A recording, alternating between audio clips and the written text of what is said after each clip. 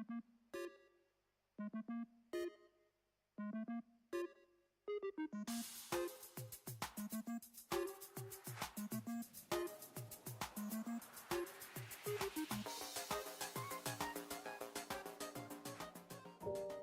how are you all doing this lovely, lovely Sunday? Let me go ahead and get that timer right on up there. Hello. Why don't we go ahead and do the roll call, shall we? Let's see here. On Twitch's side of things, we have Chapel, Check, Hardronics, and Shrimp. Hello, as well as you, as if on YouTube. Hello, welcome in, and hey, welcome. Hello, welcome, and T plus equals, or what does that even mean? Hold on, do you mean time dot 0010?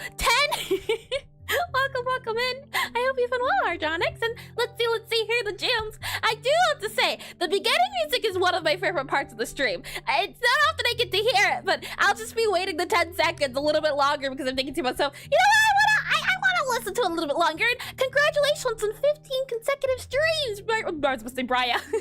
Branchless, and hiya, welcome in, and congratulations all over again. My goodness, that's like, and a total of like, I think 4 times, oh no, 15 divided by 3 equals 5, so a little over a month, which is a lot. Oh my goodness, let's see here. If I slide up and bada. What type of sound effect is that? And just waking up, it's too bright in the room. I agree. I woke up this morning and thought to myself, I want to go back to sleep. I want to, what? However, I am here because, well, I do want to go back to sleep. I also like making my game, enjoying my game, streaming, and doing all of those things, so I'm also here too. So, you know what? I get to sleep in tomorrow. I will be excited for that afterwards. And let's see here if I slide this down. And your enthusiasm is unbelievable. Well, thank you. I am very happy to be here. And I am happy to have you here as well. And let's see here. And hi, I hope everyone's having a great day. And if you're not, please reconsider. Hi, Cats on Keyboard. Welcome in the stream. Welcome in, and welcome back as well. And math is expensive. We get you. Yeah, it's expensive and taxing for the mind. I'm surprised you can't see the brain fumes. I do enjoy it, but boy, sometimes it's like poking a cactus. And let's see here, Matt.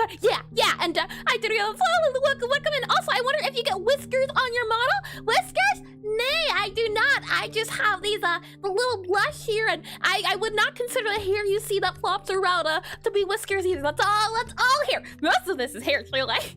And good afternoon, Flying T. Good afternoon. Welcome in the stream as well. Welcome in. And I reconsidered. I'm having an okay day. You know what? That's better than bad. It may not be great, it may not be amazing, but okay, I'll take any day over meh, bad, because okay is like a 6, like a 5, 6. At least it's not like a 4 or a 3. Okay, I would range about like 5, and I bet that's not even hair. I'm not bald. We've been over this. It's not a wig. Oh boy, and yup, and I lies. Where's your evidence, huh? Where's your proof? You have none. And also, I did read that lovely, and I did read that too. Wonderful. Alrighty then. Well, today, excuse me, I was able to get some tea. So we have tea, we have water, I already had my coffee, and unfortunately I didn't have enough time for lemonade. Technically 40 seconds, I do think I can make a rush and grab some lemonade packets, but we'll see like halfway through if I want lemonade. How much lemonade liquids can I get through before then? And I did realize it's so lovely, and it's actually tea and not hot water. Yes. The thing is, at one time check, it's happened like 3 times, but it's not like it happened 4 Check 14 times. just redeemed hydrate. Sure can do. And hi, Peanut. Welcome to stream. Welcome in. Welcome to you as well, the voting ace. Welcome in. And hello, Eris. How are you doing today? Consuming viewer brains again. I am no alien. Oh, hold on. I am an alien, but not that type. Let me get some water here.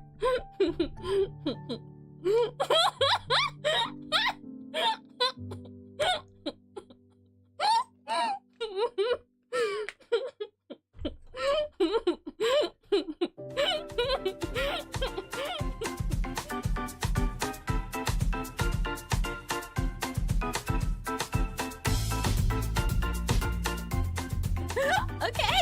Again, another lesson has been learned. Goodness, Kayla didn't fail. We're okay.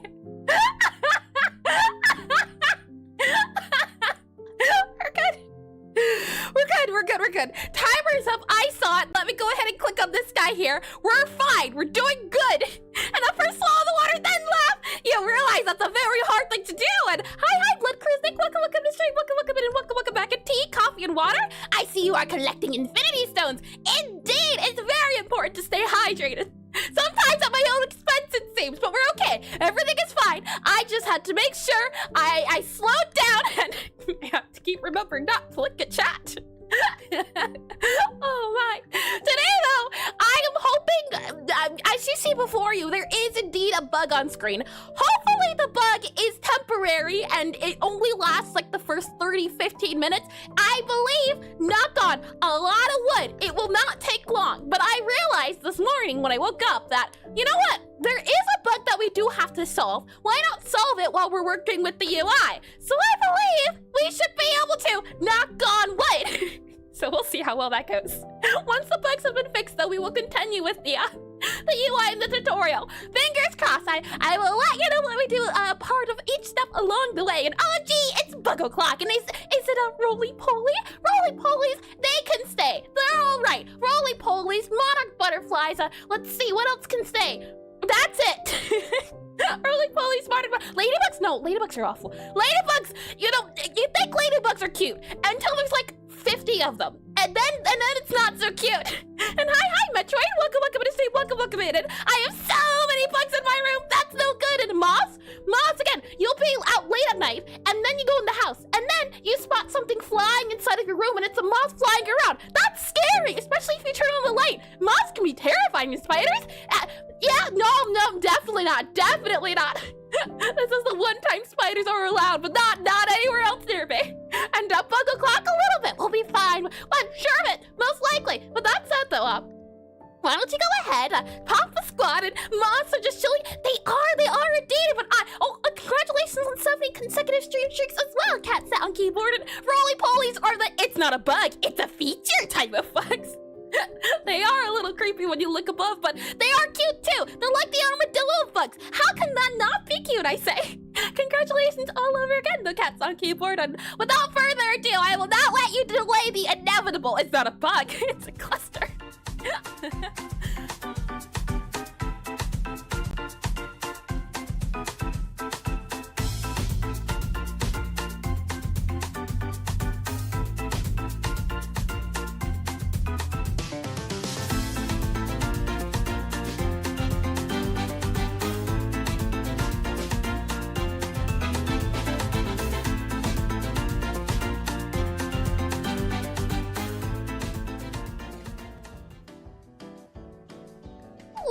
Well then, as soon as it's, oh, whoops, OBS has crashed. Did it crash on your side or did it crash on my side? Are we okay? Are we doing good? It said, oh no. You know what if are we good? That has never happened before. It seems to be that we're good on YouTube side of things. Thank you. And thank you, despite I'm not even sure. I would not be able to even tell you. Well then, if there's no more wood that needs to be knocking, welcome to a. Did you click the OK on the crash? I clicked no, and it seemed to be the case that if I didn't touch it, but it wouldn't allow me to click the other buttons. So maybe next time I just ignore my problems. Oh my. With that said though, you seem to be in this permanent room temporarily that exists sometimes maybe, and you've already pressed the button to leave, and as you can see, even OBS itself cannot prohibit the things that are about to occur in this very moment in time. And I heard if you don't click anything that it doesn't stop stream. Really? I'll keep that in mind, Chapel, thank you. Oh my. With that said, I'd say you have about a minute or so before the elevator comes, and you're allowed to go about your business. While you're waiting, though, there's no doors, there's no stairs, there's no windows, there's not really any way to leave, you know, and it's all right, it's okay, you don't have to worry. You don't have any tools on you to dig out either. There's not like you can have a rock to throw at the stone, or the windows, they're made to be bulletproof, so you are 100% safe. And my manifest went unheard, and that's for me, that's for the better. Oh my, what's about to occur? Indeed, and a rock to throw at the stone, exactly. A rock to throw at the stone, and the stone to throw at the window. And but I don't know if OBS is responsive, so we should trap her here forever. Imagine if it's because of the elevator room that the OBS decided. It's merely the existence of this place that it was deemed unacceptable. Well, that's all right. For like a phoenix, I rise. Did you miss me? With that said, oh,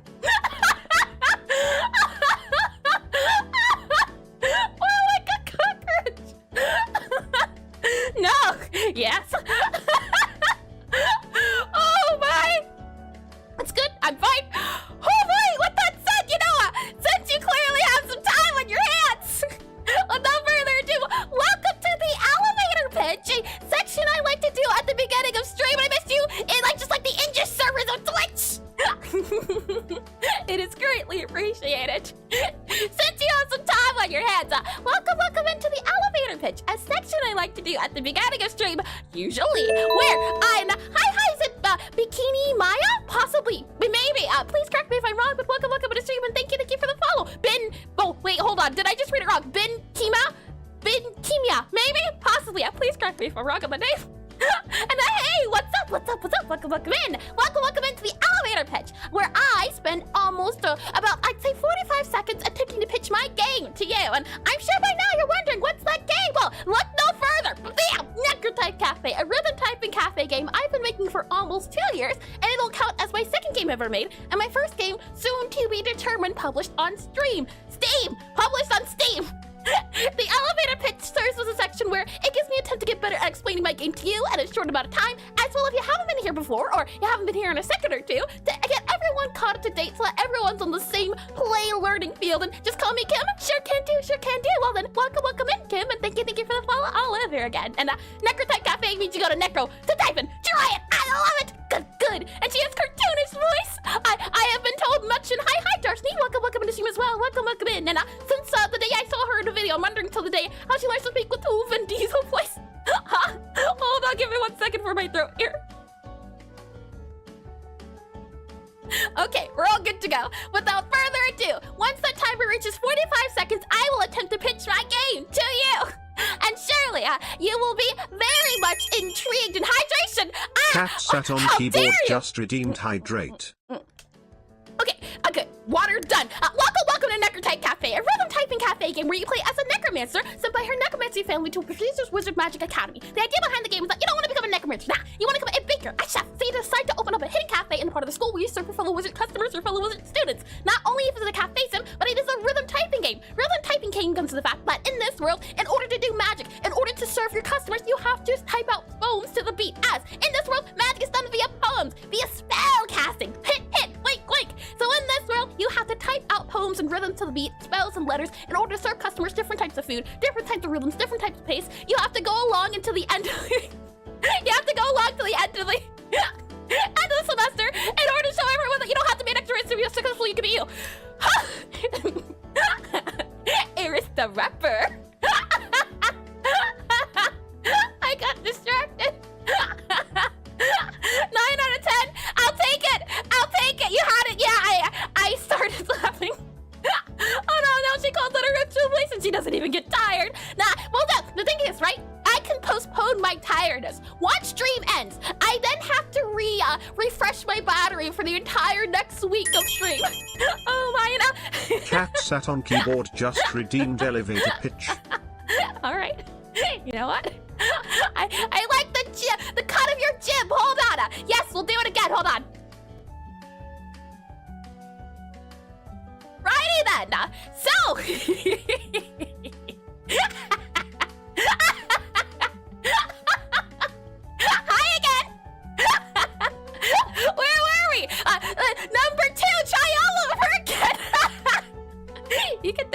a keyboard for this one. All right. And see, speaking with voice squared, this time for certain. No laughter, serious business. Alrighty.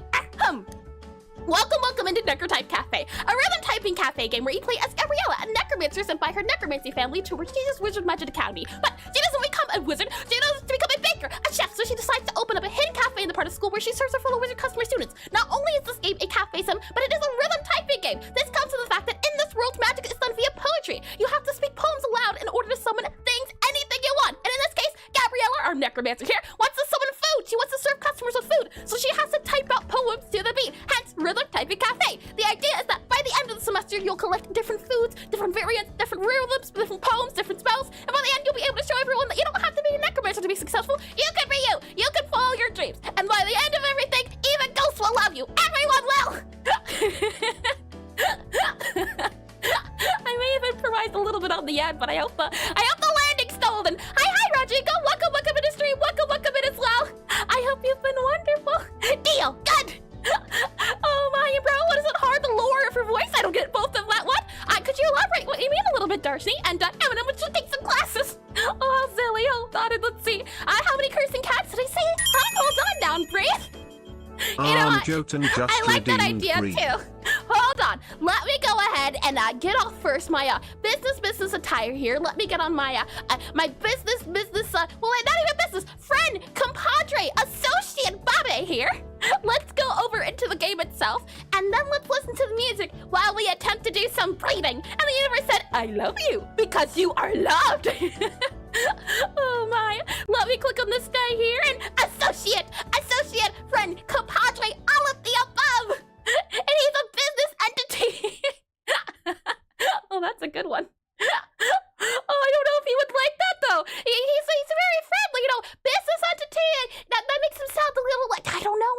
And let me move this down here a little bit, and our neighbor kids will be so lucky to have the chaos. Hold on now. There's no chaos going on here, I assure you. Let me hide this guy. Let me show this guy. You should eventually be able to see the game if it works properly. There we are. And if I go ahead and you hear exclamation NECROTYPE, you can't hear the game, but now you should be able to hear it now. There we are. With that said and done, if you'd like to give the prototype a try, it is currently up on itch at the moment. The game's not fully done. The demo is not completed. Right now, it's a lot of trial and error. It's a lot of bugs, and it's a lot of just trying to see if we can do the MVP, so the minimum viable product. What are things we can put into the game that get the game's idea across while not putting too much effort into all the flourish and the razzle and dazzle? For example, I am making a rhythm typing cafe game, so we have to make sure the rhythm's good, have to make sure the typing's good, and have to make sure the cafe's good. Whatever comes after that is for fun and for fleshing everything out, but we need the very bare bone basics. With that said and done, though, as you're listening to this music I have also made, why don't we go ahead and do that redeem of breathing? And let me make sure I didn't miss anything else. Let's see, and what is it hard? This is Lord for voice. I don't get both. And let's see, does anyone else get deja vu? Not at all. I feel as though we've I don't even know at this point. I was not expecting the twice, but it still worked out well. Oh my, let's see here now. But I also don't know. I did read that. Let me make sure I didn't miss anything else. I don't believe so. Just this reason. Got a dip. No worries at all, Chapel. No worries at all. Not correlated to what's happening right now. It just so happens to be at 3%. No worries at all, Chapel. If you are still here, if you watch back, I hope your phone charges very quickly, and I hope the rest of your morning goes lovely as well. Let's see here. Did I miss anything else? I don't believe so. And necrotype means you'll go necro by type and try it. I loved it. How sweet. I believe we're all good to go. Here's the rubber. Alrighty then. And so CPR. Oh no, we don't know. Time to breathe manually again. Indeed. Alright, you'll want to breathe first in. Hold it. Then breathe out. Then breathe in. Hold it.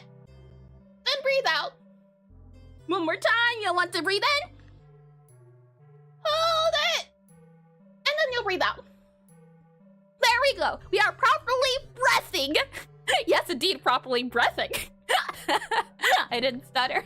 And the historians will call you friends for sure. Exactly, compadres, business associates, and I threw this well. And did you just wake up? What time it is for you now? I believe all this is good to go. So let's go ahead and try out the calibration of the game, shall we? We have here the idea that in order to calibrate the game, you have to press the skulls when they reach the white dot. So let's see how well I can do. If I click on start here, we have, let's see, wait, hit, wait, hit, wait, hit, wait, hit, wait, hit, wait, hit, wait, hit, wait, hit, wait, hit, wait, hit. I was a little late on that other one, but that was pretty good, I'd say. All in all, pretty decent. And now yoga classes come on. What, she's not doing game development? You corrupt music art, huh? And Air's voice actually suits more than the leads. Oh, sweet. I do know. Well, I can't say that I do sing. The Rosalie does a little bit. Let's see here. If I click on tutorials, are you ready to try out the tutorial? So as I said before, this is Gabriella, our Necromancer, and we are currently in her cafe. And a customer has arrived, so let's go ahead and serve the customer, shall we? If I click on the customer here, the customer will wander in, find a little spot here to sit down, read over the menu, and they wave their little arm around and say, hey, I have an order I want you to have. And we'll take the order. And if I hold down space, what you'll notice is that a few things are going on, a few colors, a few symbols. The idea is that, oh, hold on my throat. Give me 1 second here if I click on the, there we are. Yeah, we're good. Lovely. What the idea is that each wizard, different wizard houses, different wizard classes, have both a flavor and an attribute and color. For example here, Gabriella is a necromancer, and necromancers in this game have the flavor of bitter, and they are represented by the color of purple. And whenever you make a spell that involves the flavor of bitter, then the spell has fancy music in the background. However, when we add in the wizard class of pyromancers, they'll have the color of either orange or yellow, and they'll have the flavor of spicy. And any song or any spell that happens to have spicy in it will either have really fast playing music or really hard music. Let's just say fast. So if you were to combine something that's spicy and bitter, then it's going to be very fast while also being very fancy. So the hope is that as you go along, more flavors will unlock, more wizards will come along, and you'll have a very colorful and very exciting time casting spells. And hi Polly, welcome back into stream, welcome back in. And is the VA channel getting new content for the anniversary? It is indeedy, check. I am working on a few new things at the moment, but in due time, I say in due time. With that said, let's go ahead and serve the customer. They want a sweet bitter cake, and see his little cake icon. So let's go ahead and let's grab this here. Grab our sweet here. Let's go ahead and grab our bitter here, and then let's go ahead and grab our cake here as well. And with all of that said and done, let us hold down Q. And if we hold down Q here, let's see. You'll notice that we have another screen pop up. Just like with the calibration, whenever something reaches the white circle, you press it. If this guy fills up, then you have completed the spell. Congratulations, you have done good. You want this guy to fill up. And if this guy fills up, you've done bad. You've probably likely failed, 100% guaranteed, because that is the tongue-tied meter. Anytime you miss a note, then that guy fills up. And if that guy fills up, then your spell has fizzled out. Try all over again.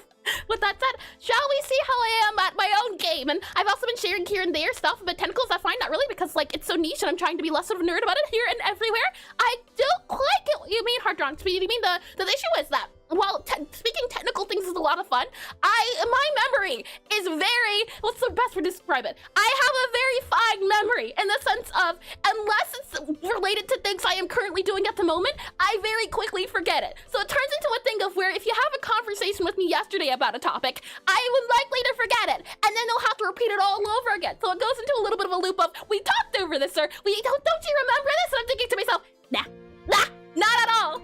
W-I-T H space T. H, hold on. And R, hi, Alex, welcome to the stream. E-A-D-S space O-F space T. W, and then I-L-I-G-H. And then we have T space A-N-T. Space G-O-H-E-S-K. No, hold on. L-S-C-K-S. Every day she wakes up reading a paper to remember her name.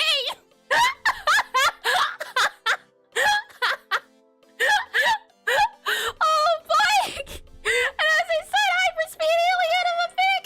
You know what? The spell has been completed. The customer shall be served. It's not. Oh, okay. For a second, I thought they left. No, we're still good. I still leave comments and forget stuff. Oh my.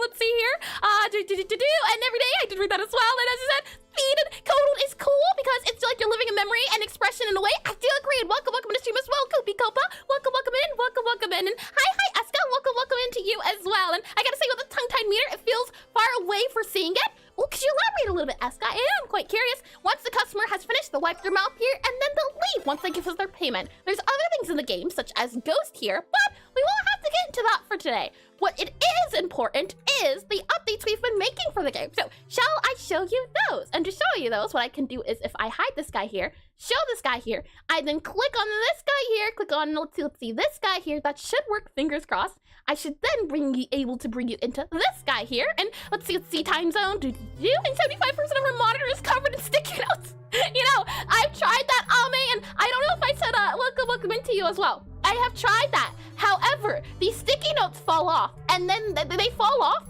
and then they go anywhere. And when they go anywhere, hold on as I'm trying to see if I can get Godot up here. When they go anywhere, the unfortunate thing is that they'll fall under the floor, under the chair, so I'll forget the sticky notes even exist, and then I'll find the sticky notes a few months later and realize, oh yeah, I was supposed to remember that thing, wasn't I? Under the floor, under the desk, under the parts of the desk and the floor. And I have to look at 4 things somewhat. 1, which is letters are coming. 2, where the spot is to hit letter 3. 4, progress ring, tongue-tied meter. There is a lot going on, I do agree, and under the sea. And let's see.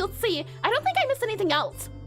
The good news is, or at least I'm hoping, with our new tutorial that's going on, the player won't have to worry, or they'll be introduced to things a lot less, what's the word I'm looking for? Hopefully the player will be a lot less overwhelmed, and I would probably prefer it where I have to look at it fairly closely. For example, instead of having a separate tongue-tied meter, I would maybe change the color of the progress ring from green to red, more tongue-tied of the progress, and maybe then the ring starts vibrating. And already gotta go now, so stay safe. No worries at all, Hydronics. I hope you have a lovely, lovely rest of your day, or morning, or afternoon, or insert time zone here. And let's see here, and I think I did read that as well. And software development, love games, do them, and thought, why not give it a shot? Oh, I do wish you luck in Darshni. But that said, I think we're all good to go. I'm hoping at least that the player won't have to look at a lot in the game, or at least they won't have a lot of information that they'll need to consume at one point. So hopefully that things go a little less. For example here, this is a new tutorial. Now you spawn in the kitchen instead of the cafe, and you're taught about the spell casting before the cafe portion of the game. So the customer or the player will be forced, or not even forced, they'll be gestured to go behind the desk. They'll go behind the desk, they'll hold on Q, and they're not even introduced to the fail meter, they're not introduced to spell casting, they're introduced to the calibration. So you only have to worry about the white circle and the progress meter. The next time the player's introduced to the screen, then you're introduced to the other 2 elements of the screen. So my hope was that by separating them into chunks, you won't have to worry about too much. Though I do understand what you mean by maybe the fail meter being in like the top left. It might be a good idea then to have the fail meter in like a different part of the screen. I could definitely see that working out to be the case. Let me go ahead and set the music here, and let me go ahead and show you the rest of the tutorial. And yeah, let's see, and I would probably just change the outline of the spellcasting screen. What would you change it to then, Check? I am curious. And let's see. I did read that as well, and we're all good to go. And since you play League, currently looking between the letter thing is the progress of the tongue-tied meters like champion, gameplay, scoreboard, and minimap. But the spellcasting does not seem to be something that challenges your multi-class perception check, but a rhythm and typing challenge.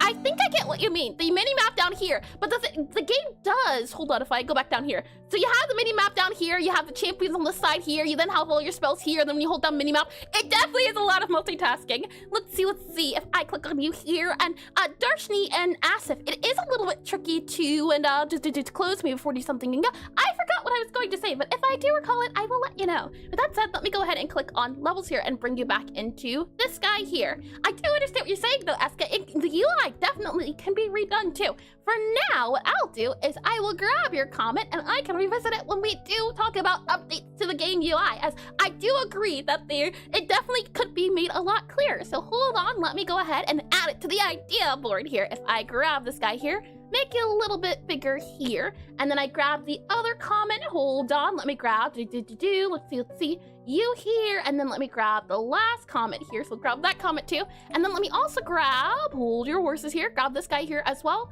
and then go ahead and as well, grab the last one, I believe, if I can catch it. There's one more, I think, but I'm not seeing it. I'm about to go back up a little bit later, but that's all good to go. Thank you for that. Let me slide this down to here, and we should be good to go. And with that said, we can go ahead and you can add a border to the box of the poems, which would get thicker and darker the more tongue-tied you get. Oh, hold on. Let me grab grab that too. Let me see about adding your name there and adding your name there. When I say grab that, I do mean it. And I can show you the ideas board here, where it's the idea of, wink, wink, nudge, nudge that.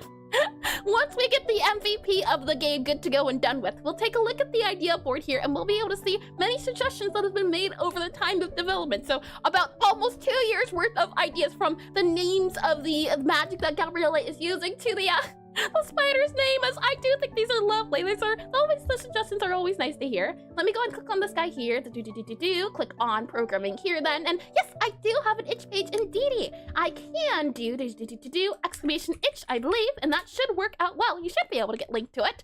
I can then click on this guy here. So a few changes we've made to the cafe is that now the cafe is a lot smaller. No longer are there, what I was about to say 12. No longer are there 6 tables. There are now a total of 4 tables. Along with that, you'll see that there are candles and flowers now placed on the tables. The idea was that because it was very confusing to understand which table was what in the UI, we've color-coded it. Color-coded it. So that this is the blue table, this is the pink table, so on and so forth. And if I hold on space, you'll also see that in the book has been completely redone too. And now it too is also color-coordinated so that it lines up with everything here. And you can also see the thing we were talking about earlier with the ghost idea. But again, that guy there, not too big of a worry. I just added that there for hope of adding or tweaking it a little bit later. And you're telling me I color-coded in this UI? Is it color coordinated? No, color coded does sound right, and those won't fall on the floor, hopefully. Oh my, and the flowers are one of my favorite updates, very effective. I am glad to hear, French Listen. I'm super excited for this to be released. I truly am. If we go ahead and spawn a customer here, let's go ahead and do that now. The thing is, no longer will the customer have a timer. Now the timer, and let me go ahead and mute this guy here so you can hear it in the game itself. Now the customer is represented by this little candle here. So their timer now no longer is in the UI or the book, and the thing above their head, so that idle browsing menu, won't be in the game. This is just for debugging. The timer you'll be able to check and understand will be that little candle there. So as the flame said, the animations are temporary at the moment, but green means good, red means bad, yellow means okay. And hi, the game's looking great. How long have you been working on it for?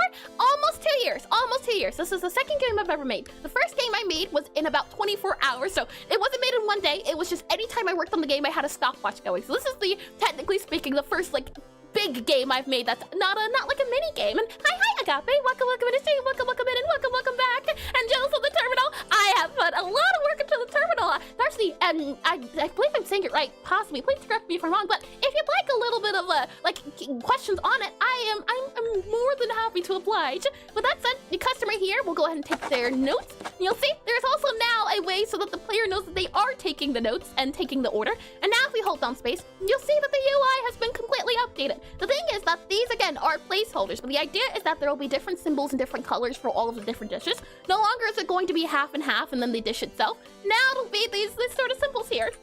And now, what you'll also see is that how I was talking about earlier with different wizards wanting different things, we now also have a house menu here where you'll be able to see all the different combinations, or not combinations, but all the different wizards that can come to your game. You'll see that there are different, stats and things, and those are like stamps, right? Yep, there'll be little stamps. I'm not sure how I'm going to have the spider stamp it, but yes, there's supposed to be stamps, and I did this one lovely. Let me select this guy here, no, slide over here. There we are. So different wizards will have different stats, and as I said before, the different attributes will also be explained here. And you'll also see that there is a combination menu on the slide for all of the flavors associated with that wizard, and it works for both necromancers and many-mancers at the moment. There will be a total of 10 wizard types as the game goes on. Not only will there be a total of 10 wizard types, there are going to be a total of 10 dish types as well. At least this is the plan. I want 10 max of each. But even if we can't get 10, I'll be okay with that. I'm more than fine, and I am for some now, and I did write it out, I think. Yep, we're all good. With that said, you see cookies, cake, and cocoa for now at the moment. And I believe those are all the changes. You can see that there is also a timer on here, and when you go back and forth, there's a little bit of a fading effect here too. Everything is zoomed in to hopefully make things a little bit easier to understand and see. And 10 max, yep, at the moment, because the hope is that the player will be able to use, and I really want this, and I don't know if it's micro or macro, I want this to be a game that you can do a lot on the keyboard with. For example, I would like the idea, and we've made it so that if you were to press, for example, 6 on the keyboard, then you'll go to the 6th page in the game itself. So the idea of 10 is from the fact that you're able to click on 1 to 0 on the keyboard. So the hope is that you'll never have to press the mouse in order to navigate through the game. You'll be able to do everything through the keyboard, and you'll be able to very quickly just go through each of the papers and pages without having to do a lot of lots of buttons. I want a lot of buttons. And Necromancer stats seem OP. Who balanced this game? That right now, no things have been done. I made the Necromancers very patient, and I made the Medimancers very speedy. But that means that they have low patience. I'll be excited to see if I don't believe any other stats will be added. However, I am excited to see about modifying some of the stats when we add other wizards into here. That said and done, what we will be doing today is conquering this guy right here that you see, this control menu. There was a few notes about how either the audio or the controls here weren't working properly, and we're going to need to fix this. We're going to need to make sure that this is bugless, because there is an apparent bug at the moment. And the reason why we want to make sure that there are no bugs, as it will be adding a new bug. No, we're not adding new bugs, and you better, the meta is in shambles right now. Nerf Necromancer's too OP. If I go into, let's see our control screen here. So let's see, control_screen.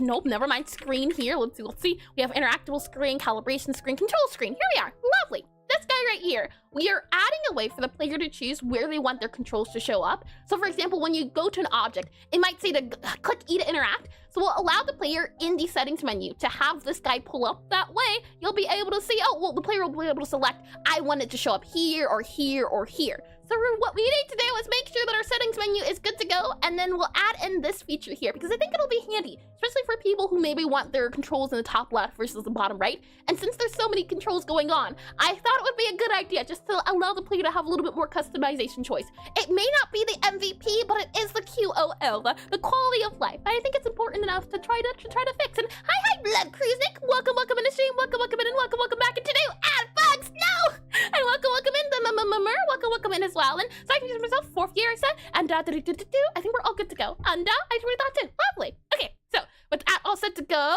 we should be a-okay. Necromancer rework, summer 2026, meta tier list. It's so over.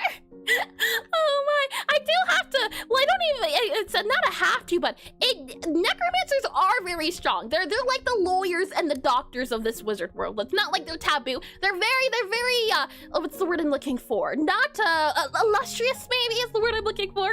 But bugs are so good and crunchy. But bugs are so good and crunchy. No, they're very bad for you. Oh boy, so let's see if we can find the bugs, and I prefer Ontomancers. I have not heard of that. Hold on, let me copy that here. Are those bugmancers possibly like Ontomology? Ontomancers, do spellcasters make a pack? Yep, bug magicians. I say, you know, that's not too bad. That's not too bad. Eat bugs, bug summoners. That does sound like fun. I do want to have like a summoner class, since we have golems for the test subjects that you do for the tutorial. So I would love to have like a golemancer or something of the sorts. And if we clue into our guy here, I believe the audios is good to go. The audio section is good to go. These guys work as intended. What we run and where we run into issues is in our controls. Figuring out the controls, as I think it has to do with possibly the reset button here, as well as the buttons and setting them here. What I'd like to do is in our controls, I want to add a control setting for where you want the layout to go. So this is why I think paying attention to this bug here would be a good way to get started. So with that said and done, what I can go ahead and do is if I go into our Obsidian here, and hi, I'm so slow, bro. Welcome to stream, welcome in, and welcome back to stream. I hope your day's been well so far, and make the Ontomancers the programmers of the world. Oh yeah, what if we just make them nerds or geeks or like a, I can see it, I can definitely see it. Hold on. But the thing is, right, you have to remember, if we do add them, they need a flavor associated with them. A flavor as well as an attribute that they would add to the song. For example, sweet songs are easy songs, spicy songs are fast songs, salty songs I have not decided quite yet. And the thing is as well is that it doesn't have to be like a difficulty tweaker. It can also just be a music theme. For example, yes, salty, brine mancers, our pirate wizards, our water wizards, they'll have the attribute of pirate music in the background. So can you imagine something that'll be salty bitter that has both pirate music and fancy music going back and forth? And maybe buzzing?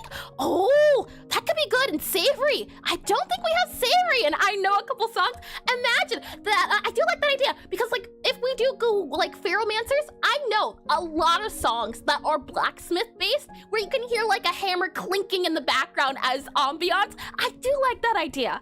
Okay, hold on. Let me just let me save that there too. I think it would be handy. Hold on. Savory though? I'm not too sure. Books don't serve me as savory, but the clanking could definitely be the attribute. The flavor though, we can definitely come back to that idea a little bit later, and I will also add this on here so that I don't forget either. Hold on. Where'd we go? Yes, Ontomancers. Let me slide that over to here and add this in here. I do like that idea. Let me slide this guy over here, and let me also slide up too so I don't forget where the original idea came from, which was Blood Cruisenick. Let me add that into here. There we go. Okay, lovely. Thank you for those suggestions as well. Let me slide this guy up. And with that said and done, let me go back into Obsidian here, and let's first figure out what the bug is specifically. As I know there is a bug.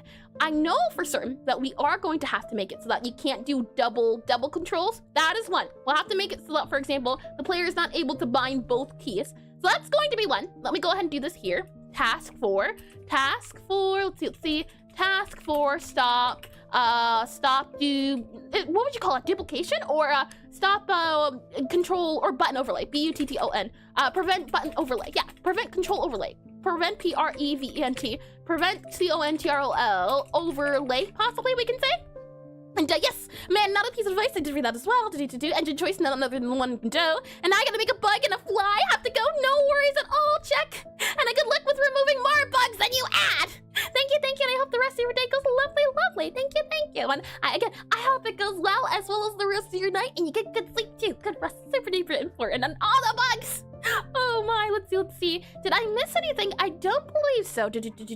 Bug related to the spell is Kodoku. Favorite bug related to spell is, hold on, I will copy this guy here too so I can save it a little bit later as well. There we go. Okay, and let me make sure I didn't miss anything else here. I don't believe so. Okay, but that's good to go. Then let me slide this guy here and here. So we are going to have to make sure that the overlay, or not the overlay, but just the prevent control button, similar duplication. What could you call it? Is that you don't want the buttons to be able to press them twice. Maybe, let's see. Prevent control button duplication. Let's see. Duplication, duplication. Prevent button duplication. Prevent control button duplication. And let's see. And I did read that as well, I think. Prevent control button duplication. I do think that works. We'll need to do that. That is one task there, so let me go ahead and make sure that gets sent out. And Darshni, are you talking to me? I'm not too sure. It becomes a little bit difficult to follow along in conversations when there's a lot of conversations going on. And let's see, that should be added. Lovely. So task, prevent button control duplications. And I believe there may have been a issue with the reset key, but the reset key seems to be functional. If we do E here, we do like a Z here, possibly menu down. Set that to be mouse wheel down, and we set this to be delete. And then I reset all of you. Yeah, W, A, S, and D. I do think it works. Up, down, left, right, space, and E. W, S, D, A. Yeah, so I'm not seeing an issue outside of the duplication part. So hopefully that's the only thing we have to fix, is just making sure that you can't do a double rebind. So to do that, I don't think it'll be too bad. We'll see. I believe to get started, we're going to have to do is go into our options menu. So into our options menu here, which is this guy right here, and we're going to have to make sure that our controls here, how can we say it too? I don't believe we'll need to have a controls tab. I do like the idea of having a different tab. Instead of controls, I like it being a different tab, like instead of controls, calling it like settings or presets, or what do you think you could call it instead? Not settings, not presets, something to do with what's at the top. So like preferences maybe, possibly could be the thing. We can actually go to a website here to look at some examples of setting screens. So give me 1 second to pull it up. Let's see, Game UI Database, I believe it is called. Lovely, okay, Game UI Database. I think this is a wonderful website, and one I have put on my list to eventually come back to on and off, as it's a super duper handy website here. If I click on you here, and I were to click on you here, we click on you here to make sure that you are good to go. I can click onto transition here, and what you should be able to see is this guy here. It is a website that hosts all of the UI, and the idea here is that hopefully we can get a feel for how maybe a settings page would look. I clicked on settings here, and hold on. Let's turn night mode on. There you go. That way you're not that way you're not, what's the word I'm looking for? Yeah, that way you're not getting blinded. So we have here languages, support, and oh, hold on, give me a second for my throat. Lovely, lovely. But that said, we have that guy there. So sounds, there's settings, there's controls, terms of service. What do people usually call, let's see, this guy here, save options? No, not saves. We're looking for a settings page. This is a settings page. We have gameplay. Gameplay could work. Gameplay could definitely be the settings we go for. Gameplay it's feeling the best so far. There's gameplay and then controls and graphics and audio. I definitely do like the idea of gameplay. I think gameplay is the one we'll go for. This one here has gameplay, control, audio, interface. Interface is also good. I like the idea of going interface or just UI. Interface I think would work out a little bit better though, because you are modifying the UI. We're not modifying the gameplay, but just interface. I think interface would be our best. Or general, let's do general. I like the idea of doing general. Okay, we will set the UI then to have a general settings menu. I like that idea. Alrighty then. So let's go back here into programming, and then let's see. If we go back to here, close that guy here. Let's go ahead then and add in another control guy here. Oh, no, before we do that, well, you know, it's fine, we can add it now. This control menu here, you can see has been set to input settings. If I close this guy here, we have a lot going on. And in our options menu as well, let's see. In our control guy, if I go and close this guy, you'll see that we have an audio, and this guy here is a VBox container. We can go ahead and add another VBox container here, and this VBox container is going to be called not audio, it's going to be called general. Let's go ahead and enable this guy here. You're going to be called GENERAL. Our general audio and controls. I do like that. I do think that is lovely. And with that said, let's see. Okay, and let's go ahead and do. Where was I? Let me click on audio for understanding. So we have audio. No, we don't need to click on audio. We need to click on instead. Let's see here. Audio, and then in our audio, if I hide this guy super duper quickly, or no, enable this guy rather. In our controls, what is our control menu? What does that look like here? If I click on, it looks to be maybe a panel container and then a VBox container, if I had to guess here. Or we could also just make it not an actions list, not a reset button here. Actions list definitely could work. Let's just see what happens when we set things up. So if I go ahead and just hide everything here except for the general, so just have that guy enabled, I would want to add, not a panel container quite, but I'm thinking we add, let's see here. I would like to add like an HBox into here, and then I would like to add an HBox there, and then I want to do, let's see, general, and then we'll say general, we'll call this here our, what do we call it? We'll call it our UI layout, UI layout, and then we'll call it our HBox. So see, HBox, UI layout. There we are. With that said, we'll make sure that you are as expanded as you can get here. And then we'll go ahead and also add now a label. So we'll need a rich text label. There we are. Rich text label here. And then as well, that there. We'll then say that this here is our spellbook UI. So spellbook UI. Spellbook controls. CONTROL control. Hint. Spellbook control hint.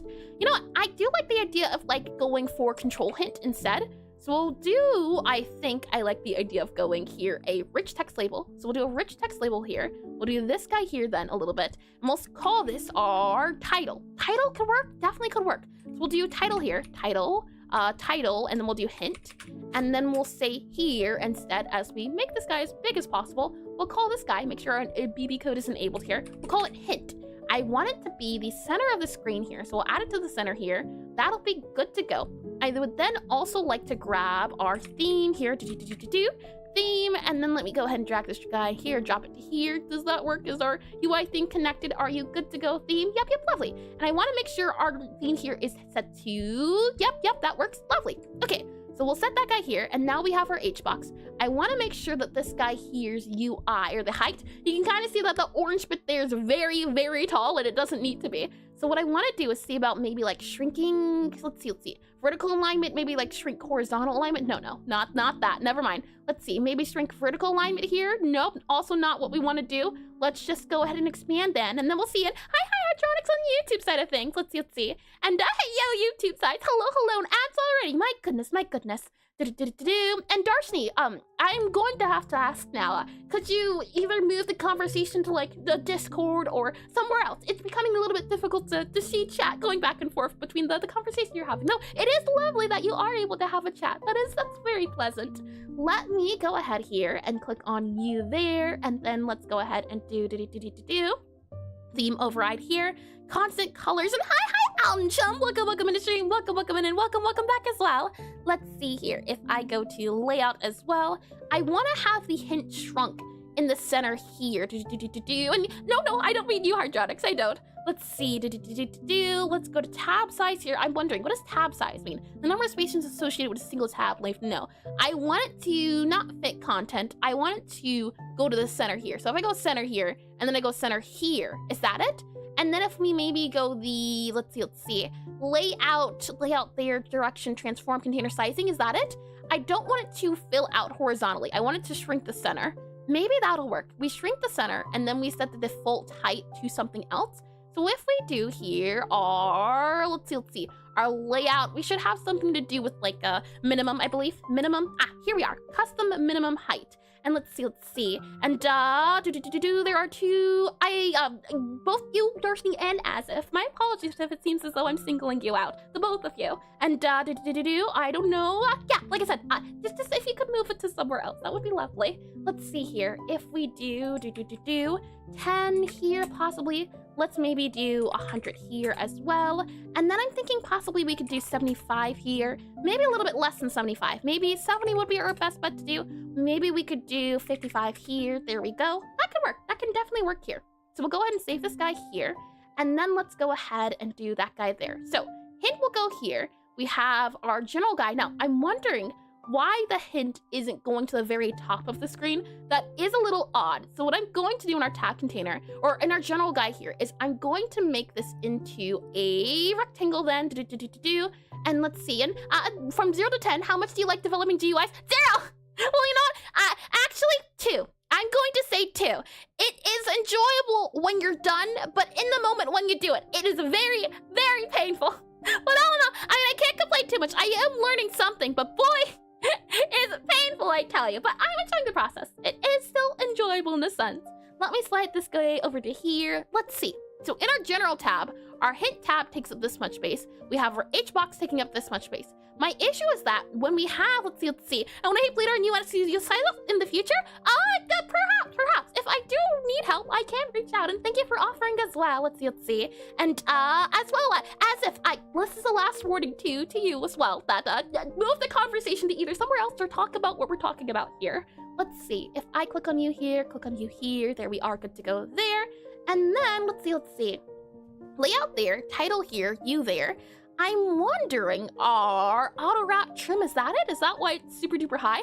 Why is it the case that this guy here is the same exact height as the, oh, you know what? What if we set the, here, our theme override, possibly, no, our stretch ratio. If we lower the stretch ratio here, that makes it smaller. Oh, that's lovely. Okay, lovely. So we set the stretch ratio to 0, then the hint goes there, and that allows us to have the other guys up, which is exactly what I wanted. Okay, and with that said then, now we have our HBox UI layout, we have our rich text here, and we need it to be that guy there, and with that said, we'll go ahead and do, oh, ad breaks already incoming. Okay, my goodness then. We'll go ahead and have the ad breaks done and done then. No, we'll have them running as I get some tea here.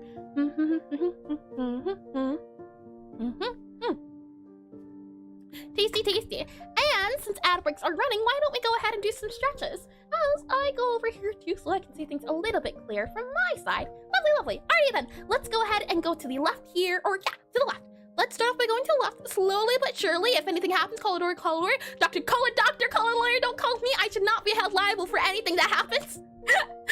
Deal with your own transgression. So let's go to the right here a little bit, and then let's go to the left here and a little bit. And with that said, let's go back here a little bit, and then let's also go to the front a little bit here too. And with that said, let's go ahead and do some neck stretches as well.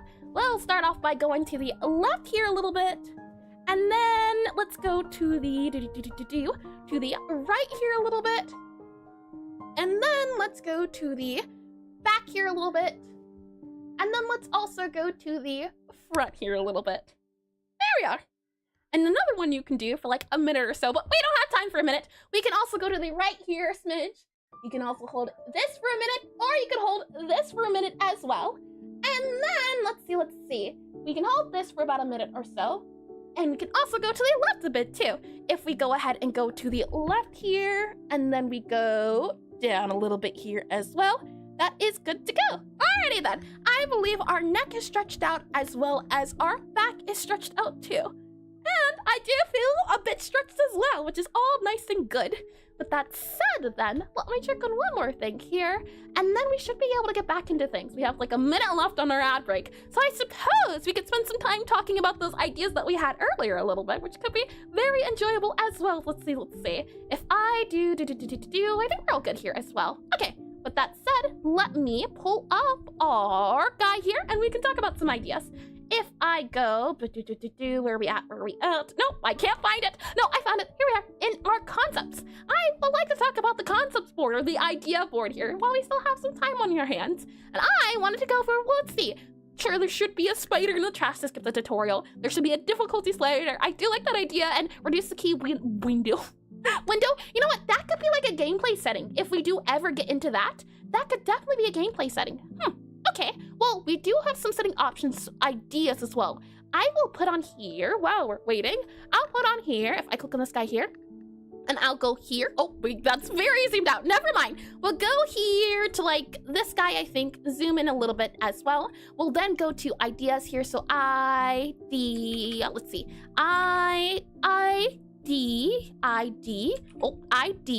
EAS here, and welcome. Oh no, it's not back yet. Hold on, give me like one more second here.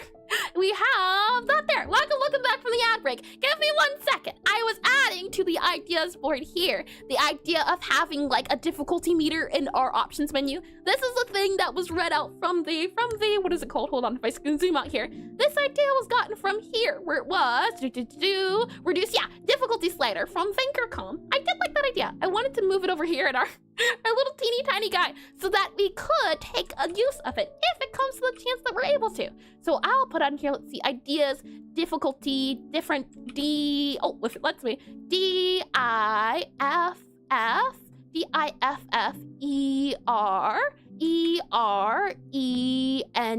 different, and then we have DIFFERCULTTY, different difficulty. There we are. And let me erase this guy a little bit more here, and then let's go ahead and move that there. Okay, and then let me zoom out a little bit more, slide this guy up here a little bit more as well, and then let's make that guy bigger so that if we're looking from space, we'll be able to see that ideas guy right there. Lovely. Okay, well, with that said, let's go back into the UI chat. And the idea was written in blood with fingers of 10 people who necrotyped. The tale of the reason why ghosts exist in the game. But I assure you, no blood was spilled, nothing of the sorts. And hydration, I Cat sure can sat do on as well. keyboard, just redeemed hydrate. Reminder, folks, to take a break, save, stretch, drink your bug juice. Hold on now, eat your grubs. Hold on now.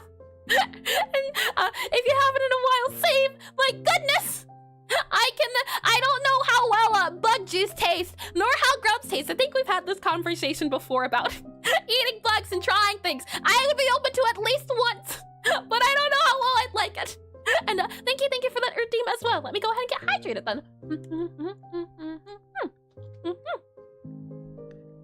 Tasty. With that all said and done, I want to add on the text here, hint, and then I would like to say that this hint here is going to be our book label hint. So control CONTROL, control book hint, control book hint, and then I also want to call this guy here not our control book hint, but this is going to be our game hint.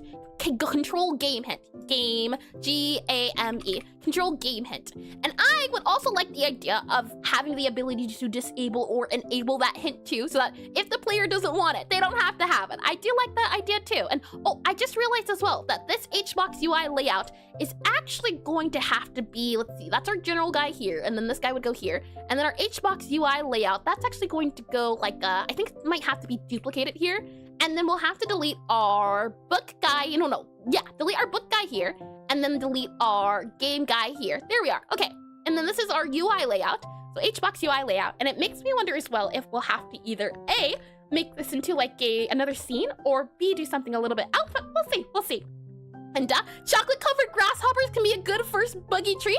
I have heard good things about grasshoppers, and well, anyway, thank you. It's really important to me to observe you accents. I care, and already I gotta lock in looking, Hardwell. Looking. Thank you for chatting for a little bit, and I do wish you luck in your UX then, and your UI as well. Should you decide to partake in it? And thanks for chatting by, and thanks for stopping by. Hope the rest of your time zone here goes well. And chocolate-covered grasshoppers, I tell you, we have here HBox UI layout, and I want to do, let's see, HBox UI layout.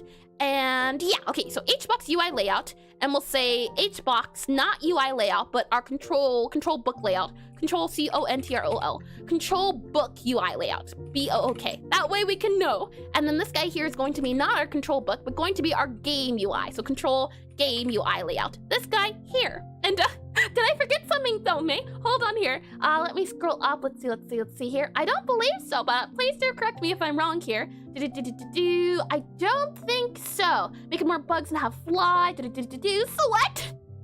Oh my, maybe perhaps I did. I just scroll up when I see you competent sweater. Would you mind repeating yourself on that? What you commented earlier? And no, you didn't forget anything? I was just curious. Oh, I see. I've come to equate goldfish to forgotten something. I'm glad that's not the case though. Let's see. So we have here our hint guy, and what I want to do is make sure that this guy is expanded as much as you can. Make sure this guy is expanded as much as you can. This guy here is as much expanded as you can as well. And with that said and done here, let's go ahead then. And I want to make sure that this guy, so we have hint here, we'll go for book, and then we'll go here for hint book layout. Yeah, it's tricky. This will be for the book layout, where the book will go. So do you want your layout to be above the book or below the book? So control, general, hint, controls. Hint, control hint. We'll call this guy here our control hint. I think that works out a little bit better. We'll see here. Control hint, CONTROL, control hint. And sorry distracting you. No worries at all. And anyway, lock on, no worries at all. As I said before, a warning was given, and I'm grateful you understand as well, Asif. I'm grateful. Thank you. And I hope you do enjoy it around here. And the funny thing is, the goldfish actually have decent memory, and bats have generally good eyesight. Really? Huh, I would have never guessed about the goldfish. That is interesting. I've always heard at least the bats not too good. Maybe it's sunlight sensitivity. Maybe that has to do with it. Let's see, control book here, and we might have to delete this guy. Now, I'm wondering as well, should we have an enable? Oh yeah, hold on. Let's do here like a checkbox, I think a check mark. Is there a check? Yes, there is a checkbox. Okay, and let's do, there's a checkbox and a check button. Now, do we want the player to use a checkbox or a button? I do like the idea of like a toggle on and off. I like the sound of that. So we'll add this guy into here. This guy then will go into the center of the screen here, and this will allow the player to enable or disable the screen should they not want to have that on the screen. So we'll add in this guy here. This book guy then will have to do, let's see. I'll rename this guy for a quick second here, delete this guy then here, grab our title hint, drag and drop you two over here, and then we go this guy. Let's then expand this guy. This should give us our control hint guy that we're looking for, and then we'll go ahead and rename this guy here. There we are. And then we'll go ahead and say book. So control hint for the book, I think would be a good start. And bats are more closely related to whales. You know what? No, I can believe it because of their sonar skills. That makes a lot of sense. Let's see here, book here. I then want to make a margin container for our little checkbox here so that it's not too big. So I'll go for a margin container here. And we'll do, let's see, our button checkbox or our button hint checkbox. So CHECKBOX, checkbox, BUTTON, button hint. We'll go there. And then we'll have a margin container for it. So we'll do this guy here. We'll then have a checkbox Martian. We'll do a MC for margin container, CHECKBOX. Checkbox, margin container, checkbox. And I want to do a margin container here because I'd like it if the checkbox didn't go very, what's the word I'm looking for? I want it to expand. So for example, here, if we expand it all the way, you'll see that it'll take up as much space as we allow it to. If I go to our control guy here as well, if we click on expand, make sure it is expanded. If I can, let's see here. It should allow me to, or at least lay out here. Yep.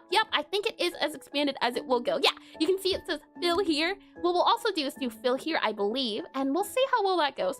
Another thing I want to do is, in our theme, I want to change our theme override to paragraph instead possibly, or reset the theme overall so that our sizing isn't as different as it needs to be, or as big. And what I'm wondering is as well, for this guy, I wanted to fill up more. There we are, lovely, look at that. So I think having it this size would be okay. This size seems like a decent size. We'll just need to make it smaller so that it doesn't take up all the height space.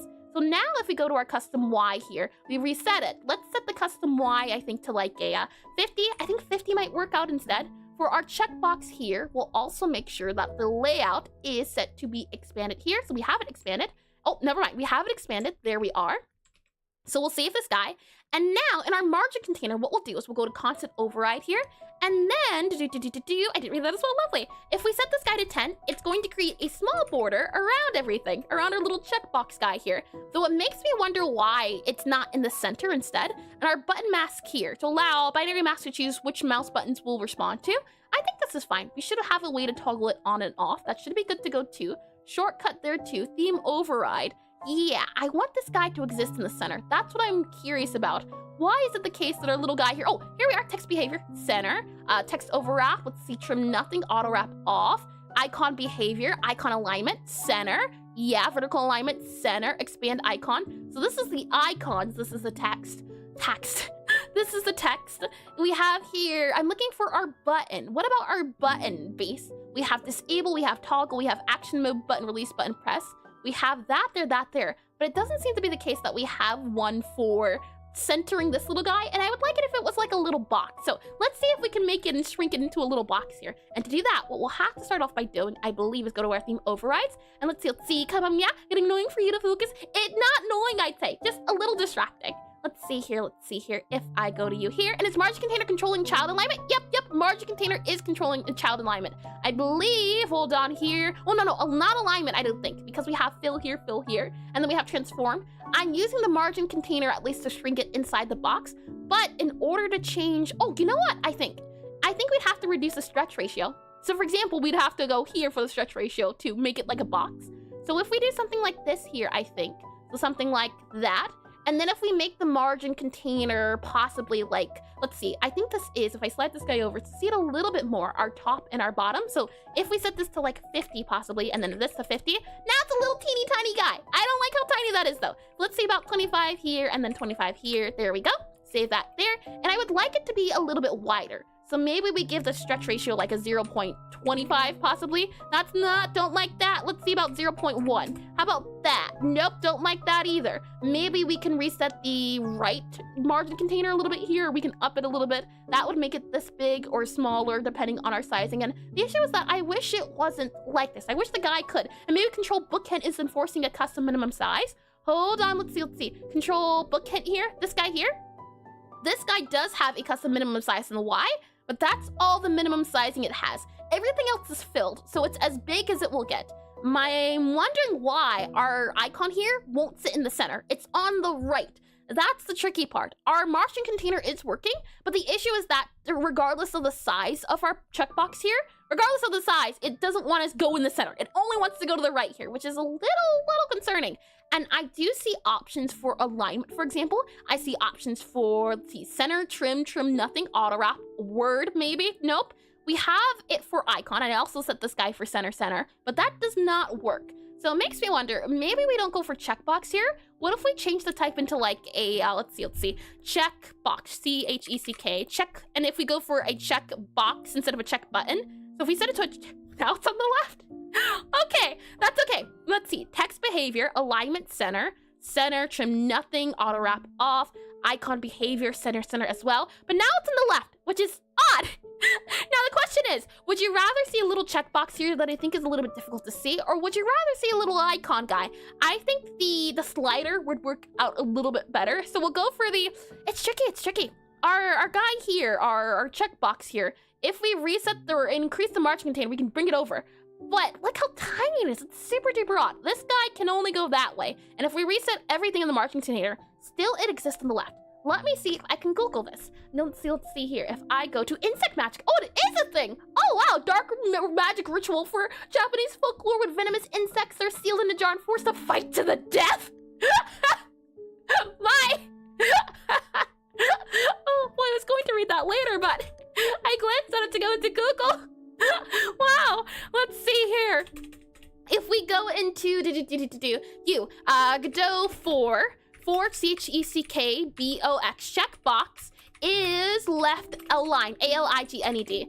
Godot 4 checkbox is left aligned. How do we make it not left aligned? The checkbox, there are no built-in inspector properties to change this. To move the checkbox to the right, use an HBox container with a label and a separate, hold on. Is there no way to do it inherently? Do you just have to modify?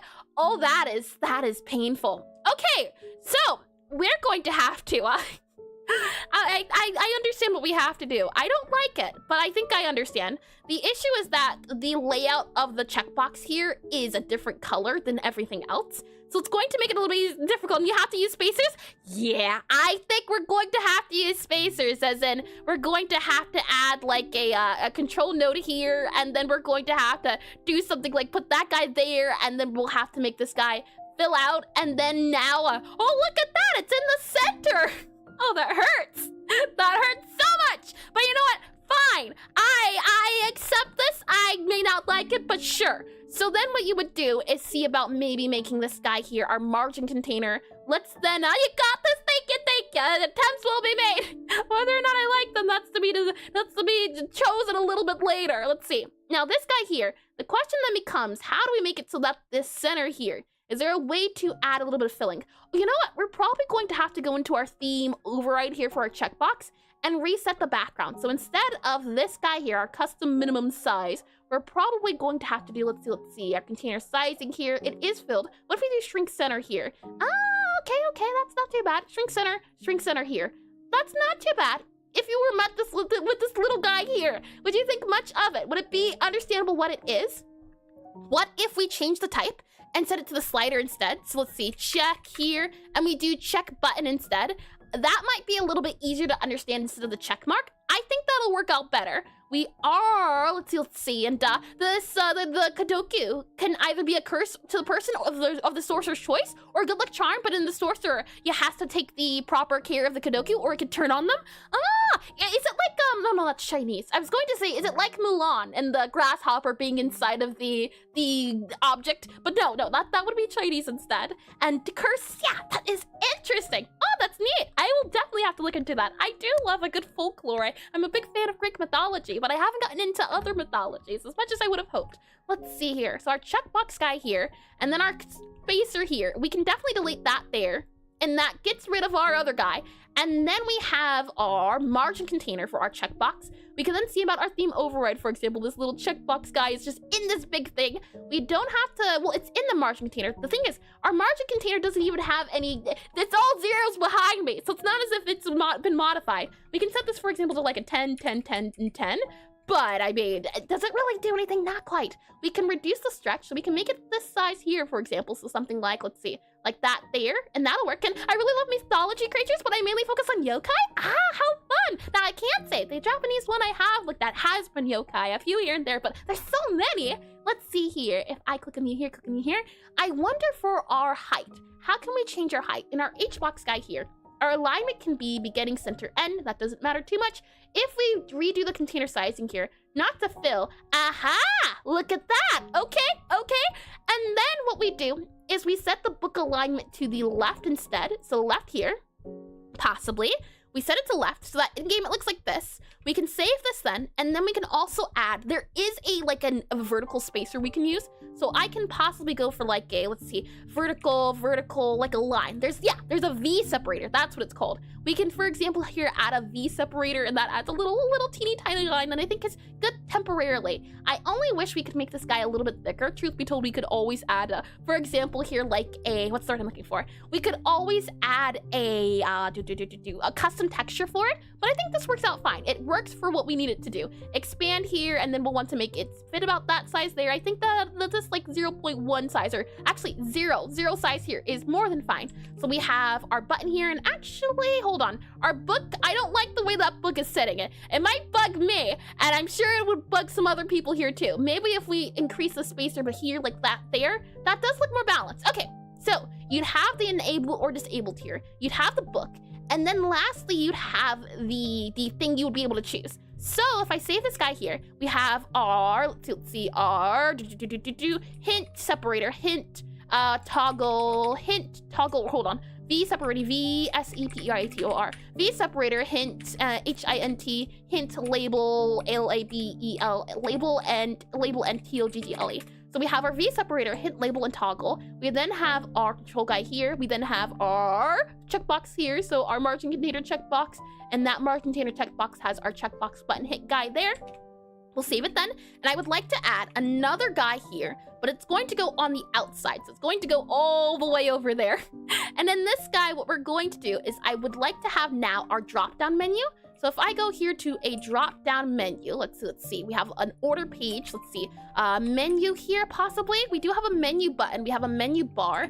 I'm looking for a drop-down menu. So in our control guy here, we have, let's see, our control nodes, and unfortunately you can't see it as it doesn't like showing the additional guy, but I'm looking through all of the nodes at the moment that you can add to the game. I'm looking for the drop-down. I typed in drop-down. It didn't work as I would have hoped. I type in drop, and that isn't apparently what it is. There's a menu button, matches the drop-down keyword. There's an options button, possibly. Maybe that's it. Options button here. We make this guy and then into expand as big as it will. And I think the options button is the one we're looking for. We have this guy here, and then we have, let's see, this guy here, this guy here. So we'll make this guy go outside of that bit here. There we go. Okay, so we have our H box. And our H box here will need to have this guy here inside of it. It's right now below it. We need this to go on the other side.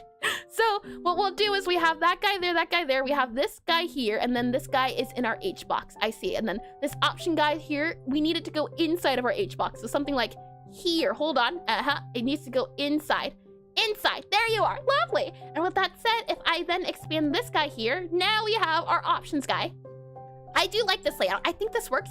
However, like, look at that. Our option guy now, it doesn't look too nice because of the layout. So now let's see about adding like a another margin container here. So we'll have here then our hint layout, LAYOUT, hint layout options. So we'll do options OPTIONS, options hint layout, and we'll set this to book hint layout. So book hint layout, so options book hint layout. And this is where I would want to do like a, what's the word I'm looking for?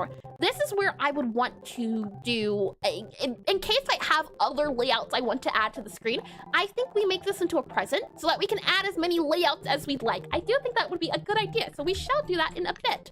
So we'll go ahead, we're just right now at the moment setting out the layout so we get a good idea of what we want, and then we'll make this into its own branch. That way, if need be, we can figure things out. So I'll go ahead here, we'll add our margin container now, and I would like to add a margin container for, I would like to put this little guy in a margin container. So we'll go ahead and do here our options, margin containers, so our MCOPTIONS options, and then we'll go ahead and put this in our margin container.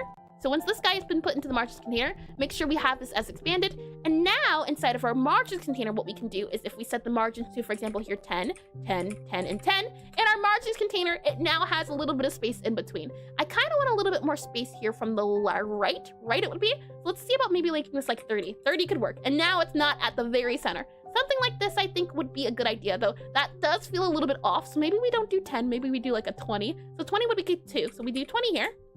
Lovely. Okay. Well, with that said and done now, we have the word and good margin of error. Terrible, Ave. Terrible. Shoo with you. Shoo. Let me get a little bit of tea here. Tasty, tasty. With that said, let me go ahead and put that guy down here and set this here. I do like this. Our control hint, we have book. And then we'll have the other hint, and it should need be the case that we want to have more. This is why I'm thinking we'll just copy and paste this to the other guys. That's why I'm thinking we could do double of these. And what is that icon? It's a yell. Oh my. We'll go ahead and save this guy here. Before we add more, what I'm going to do is make a backup here. So backup here, we'll then click on commit, and then we'll click on sync changes here. I then think we will have to allow our options menu to know about our controller, not controller, but our control screen. It'll have to know about our control screen so that we can modify, but that's for later. Let's for now focus on this guy here. We need a custom minimum size of whatever size it is currently. So we're going to make sure that our custom minimum size is set to 726 by 44. So 726 by 44 by 44. And the hope is that when we duplicate this guy, so let me go and delete this guy here. When we duplicate it, it'll already have its preset. So if we want to add more control hints, we'll allow the player to set them, and that'll should hopefully work. With that said though, we'll go ahead and save this, and then I will make this into a scene. So we'll save this branch as scene. In our options menu then, we are then, let's see, we're going to call this instead our hint button. Yeah, our hint options box. So let's see, how can we describe that? I'm thinking our OPTIONS options underscore HINT hint controls hint controls box. Our options hint control box. We'll then go ahead and click on save here. We'll then now go into this guy here. So let us click on this guy here. We'll make sure that this is our OPTIONS options HINT CONTROLS controls BOX. There we are. Options hint control box. I'll also grab all of you here. We'll then go ahead and set you to be this guy here so that your naming is also correct. And let's go ahead and generalize here our labels. So for example, here we'll set this guy to be our label. So we'll set this to be LABEL, label. And from there, let's see. This is our hint controls box. This is our check box. This is our button hint. This is our hint separator. This is our book hint. So we'll go ahead and say here our control hint, and we'll put on here our label. So LABEL, label. We have our separator. So we'll go ahead, and I think that's fine. Our separator hinter, rather, it would be better to do VSEPERATOR, V separator left, and then we would call this V separator right. That would be a little bit better. That way we don't get lost in tracking them. So this is our left, this is our right. And then we have our margin container for our options, and then we have our options for our hint layout. So options, hint layout. Save this guy here. Alrighty. So now that we have default settings, we need to be able to customize these so that when we do our controls menu here, we can remove it and just have this guy here. So what we're going to have happen is, and what I wonder is, can we have two control screens or do we have one control screen? I do like the idea of two, one for books and one for the other one. I think that'll be fairer. So we'll have here, let's see. We'll go to our options control hint box. We will then add in a, let's see, attach, there we are, attach a GDScript. We'll click on create here. And in this guy, we are going to do a class underscore name. And we'll set this class name here to our options control hint.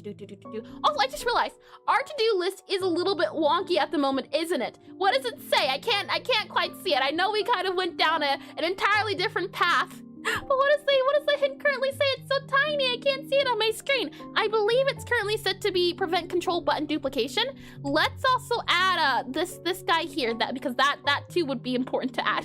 So let me do that there. That way we also have that second task, because that is what we've been working on, not the control button duplication. I completely forgot about it, I'll be honest. But the good news is that helping, it won't be too bad, and we don't even need to technically mess with it because it's not part of the thing. So we might be able to get to it, but this is the more important part at the moment. So we'll go ahead here and we'll have our class name, and we'll say that this class name is our OPTIONS options HINT CONTRO hint controls box. Hint controls box. There we are. We'll save that guy here. We'll then have an export var, and this is going to be called our control screen, CONTROL underscore SCREEN, our control screen. We are then going to have, let's see here, this guy, are you labeled a control screen or not? Nope, that's all right. We'll do class underscore name here, and we'll call it our control screen. That way we're good to go. We'll save that there, and with that said, what we'll then do, let's see here. And what I wonder as well is, how will we allow it to enable or disable depending on what the player has or what the player is? It shouldn't be too bad because we'll have all the different positions. And for example, here we'll have allowed positions. So we'll save this guy here. We'll go back into our options menu. No, not our options menu. Our options hit control. And we'll have here a array. So a var for available. AVAILABLE, maybe? I feel as though that is wrong, though. That's one of the words. It's always the I's and the L's. Let's see, AVAILABLE. It is oh, I got it right! Lovely! AVAILABLE. Lovely! Okay, all right, good to go. Good, okay. So we'll have available layout. So we'll have, see here, available layout, LAYOUT, and C's extends HBox container and flashbacks. Thunder, boom. Oh my, available layout underscore OPTIONS. So we'll have an available layout options here. Now, unfortunately, I don't believe Godot allows you to have, or allows you to do unique arrays, if I'm not mistaken. Because I would love to have the ability to have unique array, but I don't think it's possible. Let's see, we'll do available layout options here. We'll then do a control screen. It's going to be control screen dot, and then it's going to be position, and it is going to be an array of these guys here. So it's going to be an array of you here, an array of you here. We'll set this to be that guy here, and then we'll set it to be that guy here. Let me see if there is a way. An @export var control screen. It is going to be a control screen here, control screen. So control screen will go here as well. We'll have an @export var for control screen. Oh, hold on. Box will go there. We'll save that here, save that here. Let's see. Godot for GODOT for, and then we'll say UNIQEARRAY, unique array. Is there a way to do a unique array? And Godot 4, the most efficient way to remove duplicates from an array and get unique values is to route it through a dictionary? Oh no! That sounds awful. So it seems to be the case that yes, there is not, at least from my understanding, a way to make a unique array, which is unfortunate. I believe there is a way to do it in C++, and that's where I got the idea from, but I don't know if there is a way to do it in Godot, which is a little unfortunate, but that's okay. The good news is that we'll have to have it'll be a manual human error, so we'll just have to have like a warning that says, warning, you have duplicates in your control array, something like that. I think it'll be fine. So we'll go ahead and save this guy here for var available layout options. I then also am going to need a button for filling out our options here. So we're going to need to have a guy here that fills, for example, our options button. I believe there might be a way to do it. Let's see. Index to anchor present position. Yep. And on option button item selected, we set the item selected button. There's also a set options offset ratio. So we're going to need to have a way to add a layout. So add a thingamajiggy, add a guy here. So what we're going to do is how can we do this exactly? How can we do this? We'll have a function possibly or actually, no, we won't have an options button here. Truth be told, there's not going to be an options button. We'll have to link an options button to the control screen, which shouldn't be too bad. I think we'll be fine there. So maybe what we can do here is just kind of copy that guy, and then maybe if we just bring you over to here, and then maybe if we make like copy your layout here. Not sure what you're trying to do, but if you use the key keys of a dictionary, yeah.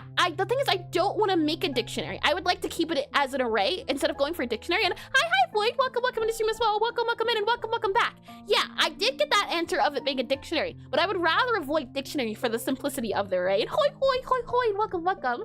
Let's see here. We have our options button, and then we'll have here our options hint layout. I want to call you options hint layout as well. You're fine being a duplicate, it's okay. We'll then delete you and remove you there. We'll then move you to be the child of like this, I think here. Possibly that is our March container options. There we go. Save that guy there. And hi, dear designer. Welcome into stream. Welcome in. And if you need a list of unique keys, you may as well use a set/dictionary, whatever it's called in the first place. You get uniqueness for checking duplicates by default. And even with a set, you can iterate through it like an array. I just don't know for what we're doing. A dictionary seems like something usually, how do I describe it? Dictionary I usually leave as like the hardy and really strong solution. This is a thing of it's so small that a dictionary seems as if it's like a step 5, but we can definitely, if push comes to shove, go for a dictionary. My idea is that at least having like a having the array, and then if there is a duplicate, if the game notices that there's a duplicate, the game will just tell you, hey, you have a duplicate, and do it something like that. Though, because we're setting it here, and I don't know if the dictionary would allow you to, or prevent you from setting it if you already have something set. Normally you use something called a set or a hash set, but GDScript doesn't have it. Yes, set, that's what I'm thinking of. I see Godot's users recommend dictionaries that are replacement for set. Yeah, set, that's what I'm thinking of, a unique array. I could not remember it for the life of me here. We have our options layout here, and what I wonder is, our items here.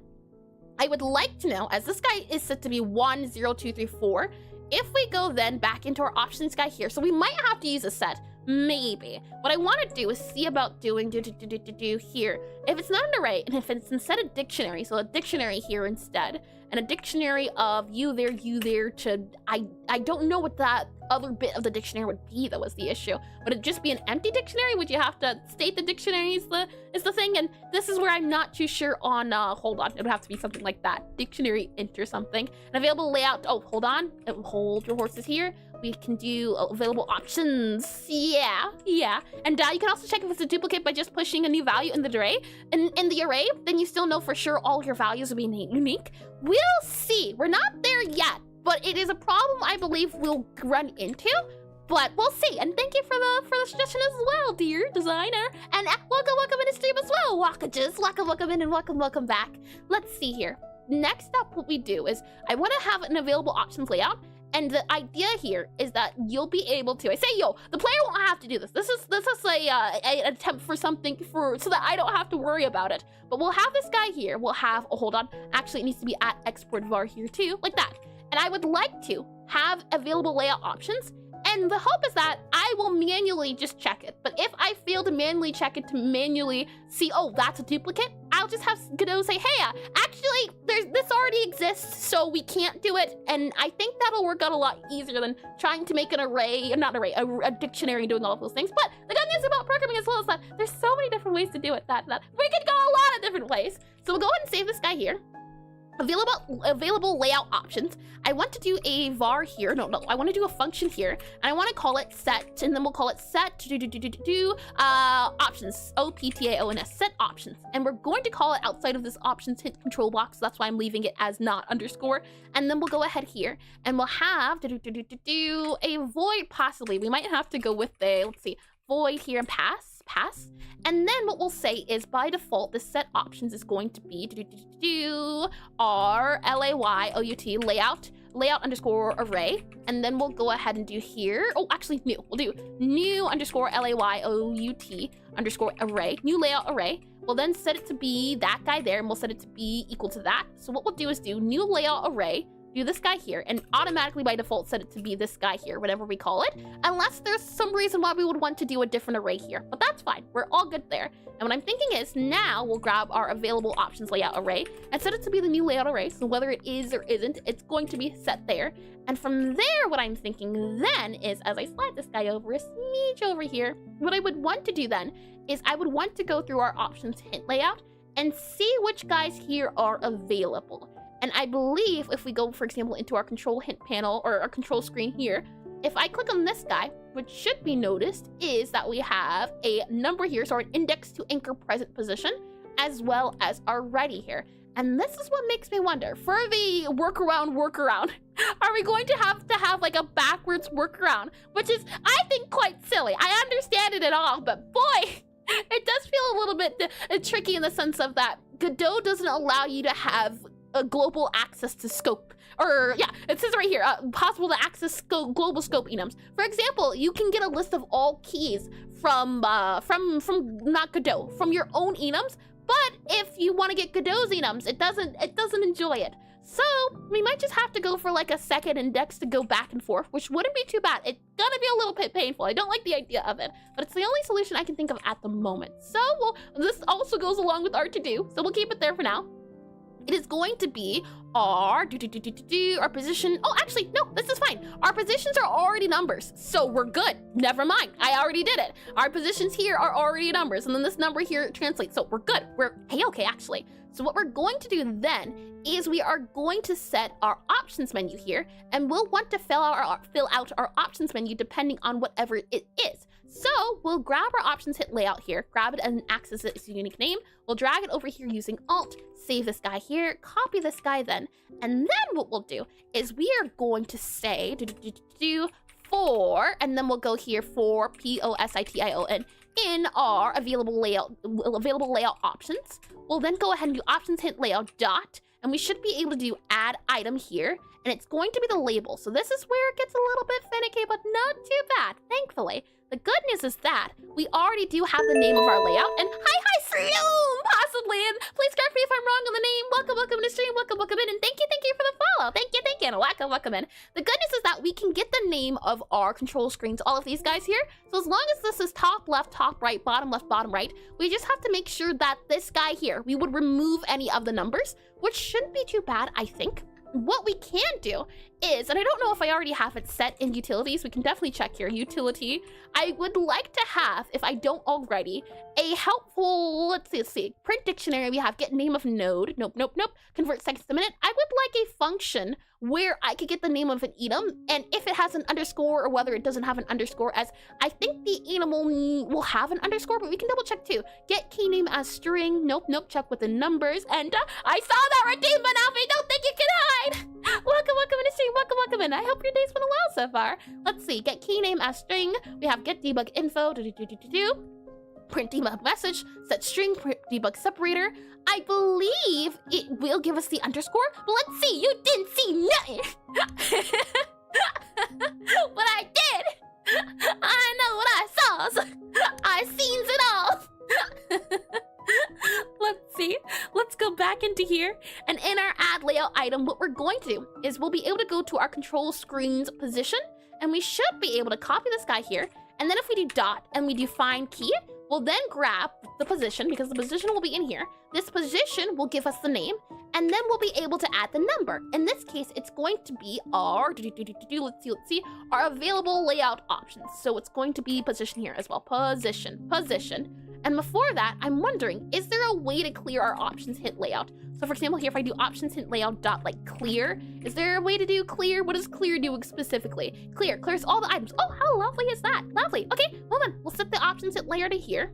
And then I would like it to be the case that it is the selected is, yeah, selected will be 0, and hopefully that'll work. If we save this guy here, then save this guy here, the next thing is to try and see if this does work, and I'm not too sure if it will. So we'll go back into our control hint panel here, and let's do a test mount the control hint panel. We can go and close this guy here. We can also go to our options menu here and go back to here.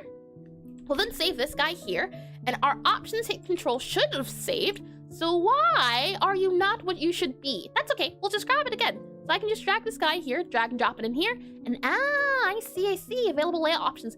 It automatically changed the labeling, which is interesting. Our options hint control box looks like this. It doesn't have the fancy look of the, what is called the theme. That's why I'm a little confused on why this guy here has a theme. We have control screen, available layout, and alignment. And then we have this guy here, control screen, available layout, alignment. Interesting. Okay, hold on. We'll delete both of them then. That way you can't say no. And then we'll save this guy here. We can also add the themes. You know, theme, I do like how it did do the theme. We'll save the theme there. And now let's go back to our options guy here. Let's then go to our hint here. And in our hint controls box here, let's go ahead and drag and drop this below our title hint. So about here, save it then. And what we're going to do is upon the options menu opening, so upon this guy going about here and ready, we'll go ahead and let's give it a test to see if it does work. So we'll grab this guy here, hold down control for our testing purposes, and upon clicking on ready, we are going to say to our options hit control button, or hold on, I did that wrong. We need to go to our options hit control button and say options hit control box dot, and then we need to do not set. What did I call you? I think I called you let's see, options, maybe options, set options. Nope, I don't remember the name. What did I say? Set options? It is set options. I just didn't type it completely. All right then, hold on. We'll go back into our options menu here and we'll do options hit control box dot set underscore options. Set options. There we are. Set options. And then in our set options, what we're going to do is set it to be the case of oh, you know what? We also need to make sure that this array is set to be empty by default. So we'll also do this guy here and set it to be empty, just in case. And with that said, we'll also go back to this guy here, and then we'll go into you. Actually, no, this is right. Options menu here. We'll go back to you here, and I would like to add the option of top. So we would go and we would say our control screen. It's going to be control screen dot position dot, and just for example, top left, because we want to see about that underscore. So we'll set it to be the position of top left. So what I expect to happen is, and actually that's already selected to be top left. Let's do like bottom left. There we are. Since the first one's already top left, the hope is that when we click on play, we'll go into the menu here and we'll see it say bottom left.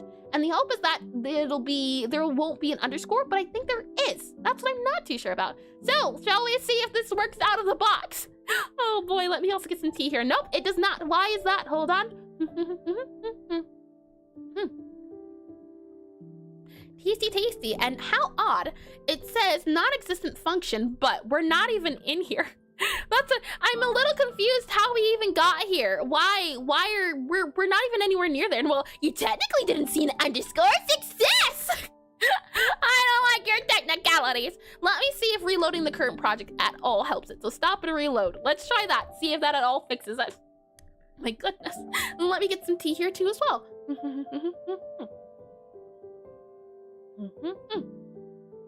It is perfectly warm, which is lovely to always have. And hi, Galaxy. Welcome back in the stream. Welcome back in. I hope you've been well. Hello. Let's see. Let's try again. Clicking press play. Do we? No.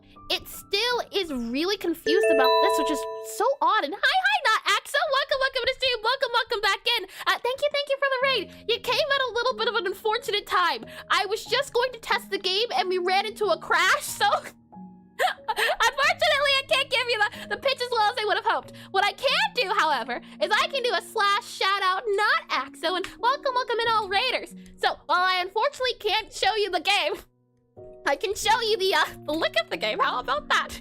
If I go in here and I type in cafe, I am currently creating a rhythm typing cafe game where you play as a necromancer sent to a prestigious wizard magic academy. But you don't want to become a necromancer. You want to become a baker, a chef. So you decide to open up a hidden cafe in the part of the school where you serve your fellow wizard customer students. Not only is it a cafe game, but it's also a rhythm typing game because in this world, magic is done through poetry. So you have to type out poems to the beat in order to serve customers. Here's our main character, Gabby, here, and she won't let us enter her cafe apparently because we're getting a non-existent function get sprites from paths and base nil.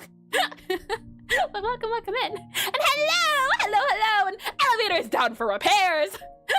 That'll be the temporary elevator speaking. Let's see. Now, I'm not sure why this guy here was interrupted when we haven't even touched the script. That's what I was confused about.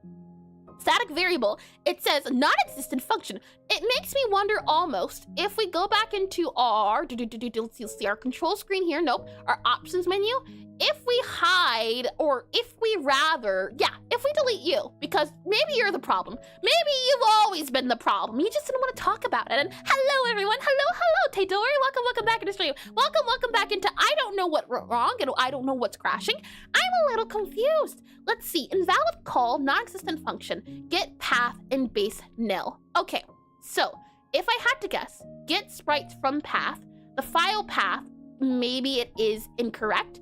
Get sprites from path, file path. Yeah, okay. Non-existent function. So, our function of utility. Something to do with our utility script then, possibly. Is it something I did here? Maybe. Let me double check because we did go to the utility menu, but I'm not seeing anything here that says that the utility was disturbed. Nothing here at all, but it's saying non-existent function in here. And we are, when I clicked on it, in this guy, hold on. We are in here, get sprites from path. So if we close this guy, click on play again, let's see. Maybe we have to reload our utility.get sprites. Are we even going into this function here of get files from path? We are, not. So is it just not recognizing our utility then? Possibly? How odd. Is utility in the game itself? Utility does exist in the game. But for some reason, a non-existent file, invalid call, or button icon GD. Yeah, but why are you getting called is my question. It seems to be the case that nothing has loaded up yet. In our cafe here, we close this guy here. We are not running our options menu screen. So maybe if I just click on this guy here, possibly it'll allow us to go around the options menu. No, it's something to do with our options menu that we have not addressed apparently. Okay. Well then, invalid get sprites from path base nil. What if we go into our control screen? What if we go outside of everything being used at the moment? Are you still going to give us an error? You are, how odd. Okay, well, since refreshing the project didn't work, I'm going to try the second tried and true method of have you tried turning it on and off again, as I'm not too sure where it decided to not agree with options. And the good news is that if this doesn't work as well, we can always go to a backup and do it from there. So if need be, we could just copy what we have updated because it's not even a lot, thankfully. But if need be, we can always just grab the backup of our backup and go back a little bit. So it'll be fine. It'll be a-okay. There are ways to go about this, to going back and saving what we have and adding and loading and adding. But I'm hoping it won't have to come to that. But we have come prepared, so it's not like the only thing we've lost is a little bit of time, not even a lot of time. So knock on wood, it could definitely be a problem that I don't even know how to address. Oh Oh boy, and it seems to be the case that it does say non-existent function still. And are you importing utility in the file? I don't know. I can definitely show you, Banafi, as, again, I have not touched any of this, but for some reason, it's decided, yeah, I don't want to work anymore. If we go into here, our get sprites from path, the thing is, it's not even addressing, or it's saying that our utility is null. So somehow this sprite seems to be, or this button icon is acting before. If I, for example, go and put a mark down here before we even get down here and click on play, what happens is we still get non-existent file from path. So what I think I'm going to do, and what I am grateful that I am capable of doing, is we are going to grab everything that we have, then go back a little bit. So we have our backup here before we did anything. We have our options menu back up here. So we're gonna go the backup route, I think, because I'm not too sure. It was working when I showed you at the beginning of stream. So we'll just grab everything that we know we need for certain. For example, our options hit control menu. This is very important. So I'll go into our options here. I'll go into open file manager here. I will then go ahead and make a spare folder on my computer here. That way I can just grab and drag and drop these files back where we need them to be. I'll go ahead and grab all of our options guy here, copy those guys here, paste them into here. I think we're good to go. I should just be able to delete our UD there. There we go. So we have our scene, GD, and scene. Is there anything else needed here? We have this guy that we saved, and our option menu has been saved as well. I believe these are the only changes we've made. So I'm going to now close our Godot. So I'll go and close that guy here. We'll close it. We'll stop and quit it. I have saved all the files that I believe we'll need, as it's the options and everything else. Now we'll go ahead and revert the changes. So discard all changes, discard all files, discard all files. Now, if we open up Godot again, so opening up Godot from where we are, let's see if going back and all of the changes at all has improved or fixed what was removed. I'm not too sure yet, but we can see. And again, I do have all the files saved, so we should be a-okay and fine. We go back into here, go back into the game itself. If I then bring you into Godot itself, so bring this guy back up. If we click on play now, do we still have that error? We do not. Nope, game's running now. So somewhere along the line, and something went a little bit awry. But the good news is, Godot is working again. Unfortunately, our options menu is not available, but that is okay. Now comes the next step, where I am going to delete all the null files in our options menu here, and drag and drop them to what they are currently. So I should just be able to close Godot now, close this guy here, we'll close it. I'll then drag and drop all of our options buttons here. So grab all of you guys here. Then I should be able to open up Godot now. So click on you here. And now, hopefully, fingers crossed, if I did the going back and forth correctly, we should be back where we were since we've only edited the options menu. So let it load, let it do its thing, and then we'll go back into let's see here, you there. And oh, would you look at that? I got a little error at the bottom that says failed to load utility universal script, which is odd. Interesting, isn't it? Huh. Now if I click on play, is it going to do things because it says failed to load? Interesting. Okay, now we have control screen not declared in the current scope. Interesting. Our control screen here, control screen GD here. Yep, our control screen here. And we have not declared in the current scope. Our control screen guy here. Yep. And we have options hits and options control screen here. Identify our control screen not declared. Our control screen is this guy. Let's make sure that our options menu, if we go back into our control hint panel here, we do have that guy here. We have our control hint panel group, our options hint control panel box. We do have that available as well. Let's click on this guy here. So let's see. Identify control screen is not declared. Yeah, okay. So back into here. Why are you angry? Could not find control screen. I see. That's okay. In our control screen here, have you been labeled correctly? You have not. So let's go ahead and do that. Add export, or no, add class underscore name. And we're going to say that this is the control screen. Save that guy there. Let's then close this guy, start it up again, and see. Did that fix it, or are we back where we were? Interesting, isn't it? So I added 4 files. I added the options hitbox, I added the GD and scene, and I also added the options menu screen, GD and screen. Those are the only 4 files I added. So removing them, reverting everything, it brought us back to where we were, which is interesting. So that boils it down to being one of these 4 files that's not allowing us to work things out, which is super duper odd. Non-existent function in get sprite files. Yeah, the files that were working earlier, adding these 4 files into the game itself. And these 4 files, I'm not too sure. Back in here, this guy, not red. This guy here, are you red? Nope, you're not red either. Then for some reason, non-existent function gets sprites. So something in our options menu is having an issue. But why I'm also confused with that is because even if I run it outside of our options menu, so for example here, if I run this, if I run our player scene, so I just go into player here and I run our player scene, this guy should work all on its own. It's not connected to the options menu. So if I click on this guy here, I would expect it to run, but it's going to say something about the utility. And it comes back to our button icon, which is what I'm a little bit confused about. And let's see, component line 9, yeah, but it doesn't tell me exactly where it came from. Static initializer, non-existent function. Okay, well then, you know what we'll do? We will copy, or actually I will see about Google. We'll check in with Google, and while I'm Googling this, I'll let the outbreaks run since I'll let you know if I found anything afterwards, but we'll look at this one. We seem to have found a bug that I didn't even know existed, which is odd. The game's not even running and we're getting bugs. How odd isn't it? Let's see here. If I go to Godot 4 and I were to go, let's see, Godot 4, global scripts, Godot 4, global script, GOOBAL, global SCRIPT, not INITINLIZED, global script not initialized, unable to access my global script, usually caused by a missing setting or duplicated instance or local or corrupted local cache. Verify auto load configuration. There's also check for duplicate script attachment and check Godot's internal code and avoid on-ready node reference bugs. Interesting. Okay, so it makes me wonder, our button icon is this guy here, which is a sprite, which is why I'm also very confused, because where are we getting the sprite from? Well, our sprite does exist here.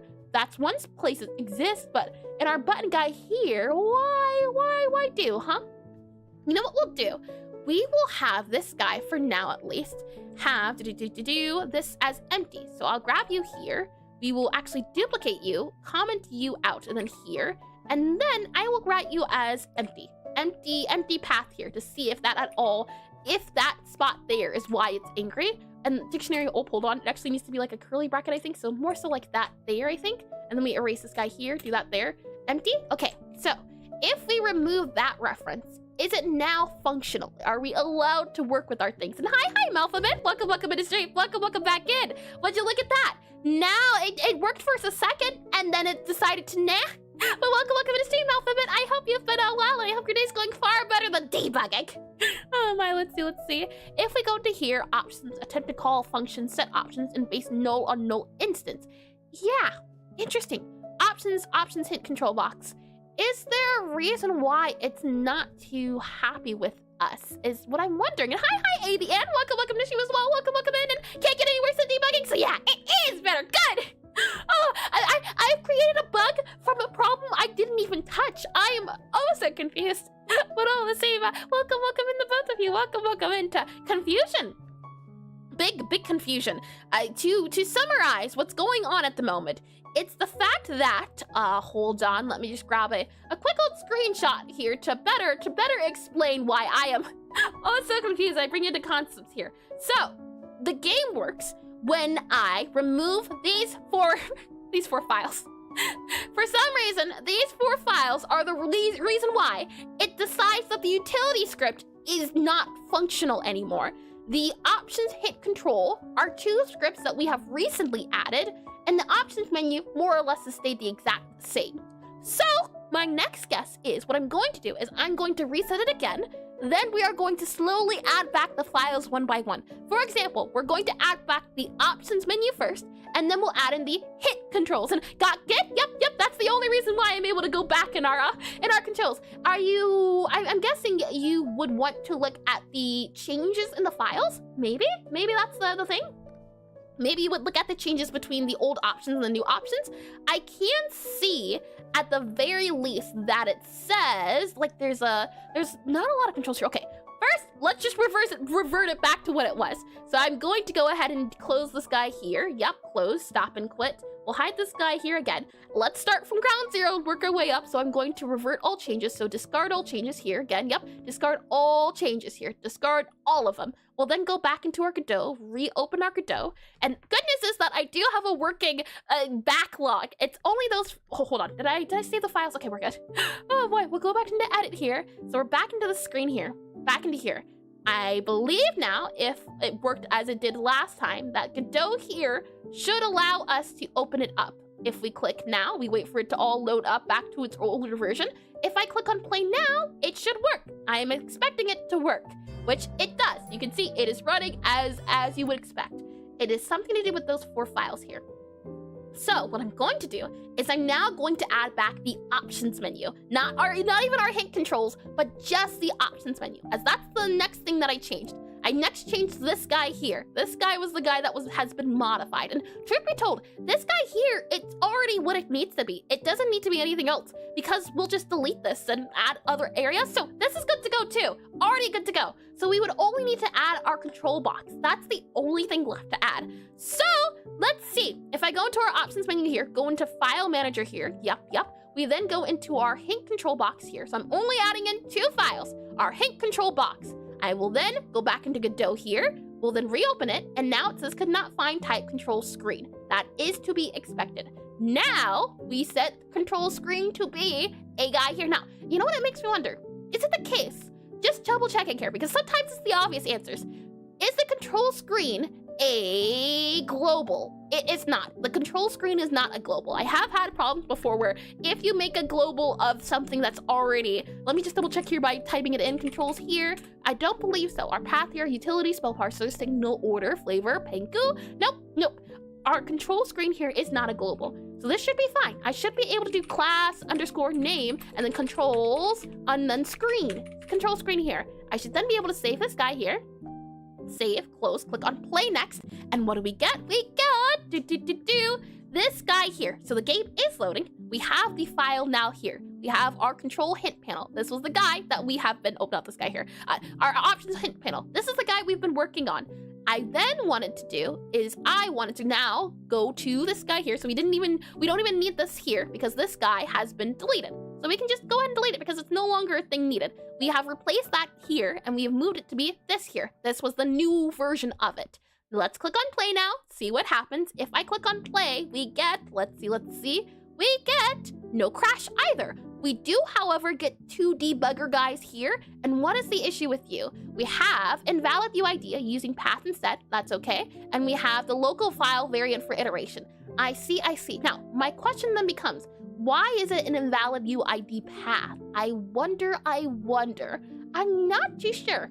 Is this an instance of where I would have to delete the UID path? Because I know you can reset them sometimes, and I have been grabbing things by UID, so maybe it is now a case of deleting the options menu UID. But before we do that, I am going to first see if we can solve our first issue, and then we'll see if we can fix these errors. So the local for iterator position is showing already declared property in the base control class. Yes, now what is this exactly? Our available options layout is an array of control screen. I am wondering why it's saying it's shadowing an already declared property. That I'm not too sure. We are going through each new layout option. So why is it the case that it is shadowing?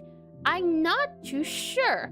Yeah, shadowed. What does shadowing even mean? Hold on here. Let's see. Let's go into Godot here, and then I will Google here. Godot 4, and we have SHADOWED, VARIABLE, variable base class. And oh, yes, fair point, yes, because position. Oh, you make such a fair point. Hold on, let's see. UI underscore position. There we are. That makes total sense. I didn't even think of that until you said it out loud. Okay, so that should at least get rid of one guy that it was angry at us for. There was the other guy, wasn't it? I think, yep, okay. Lastly is this guy here, which is the resource, the invalid UID. I believe that can be fixed by just resetting it and deleting it. We can definitely try. Before that though, I want to make sure that our guy here is functional.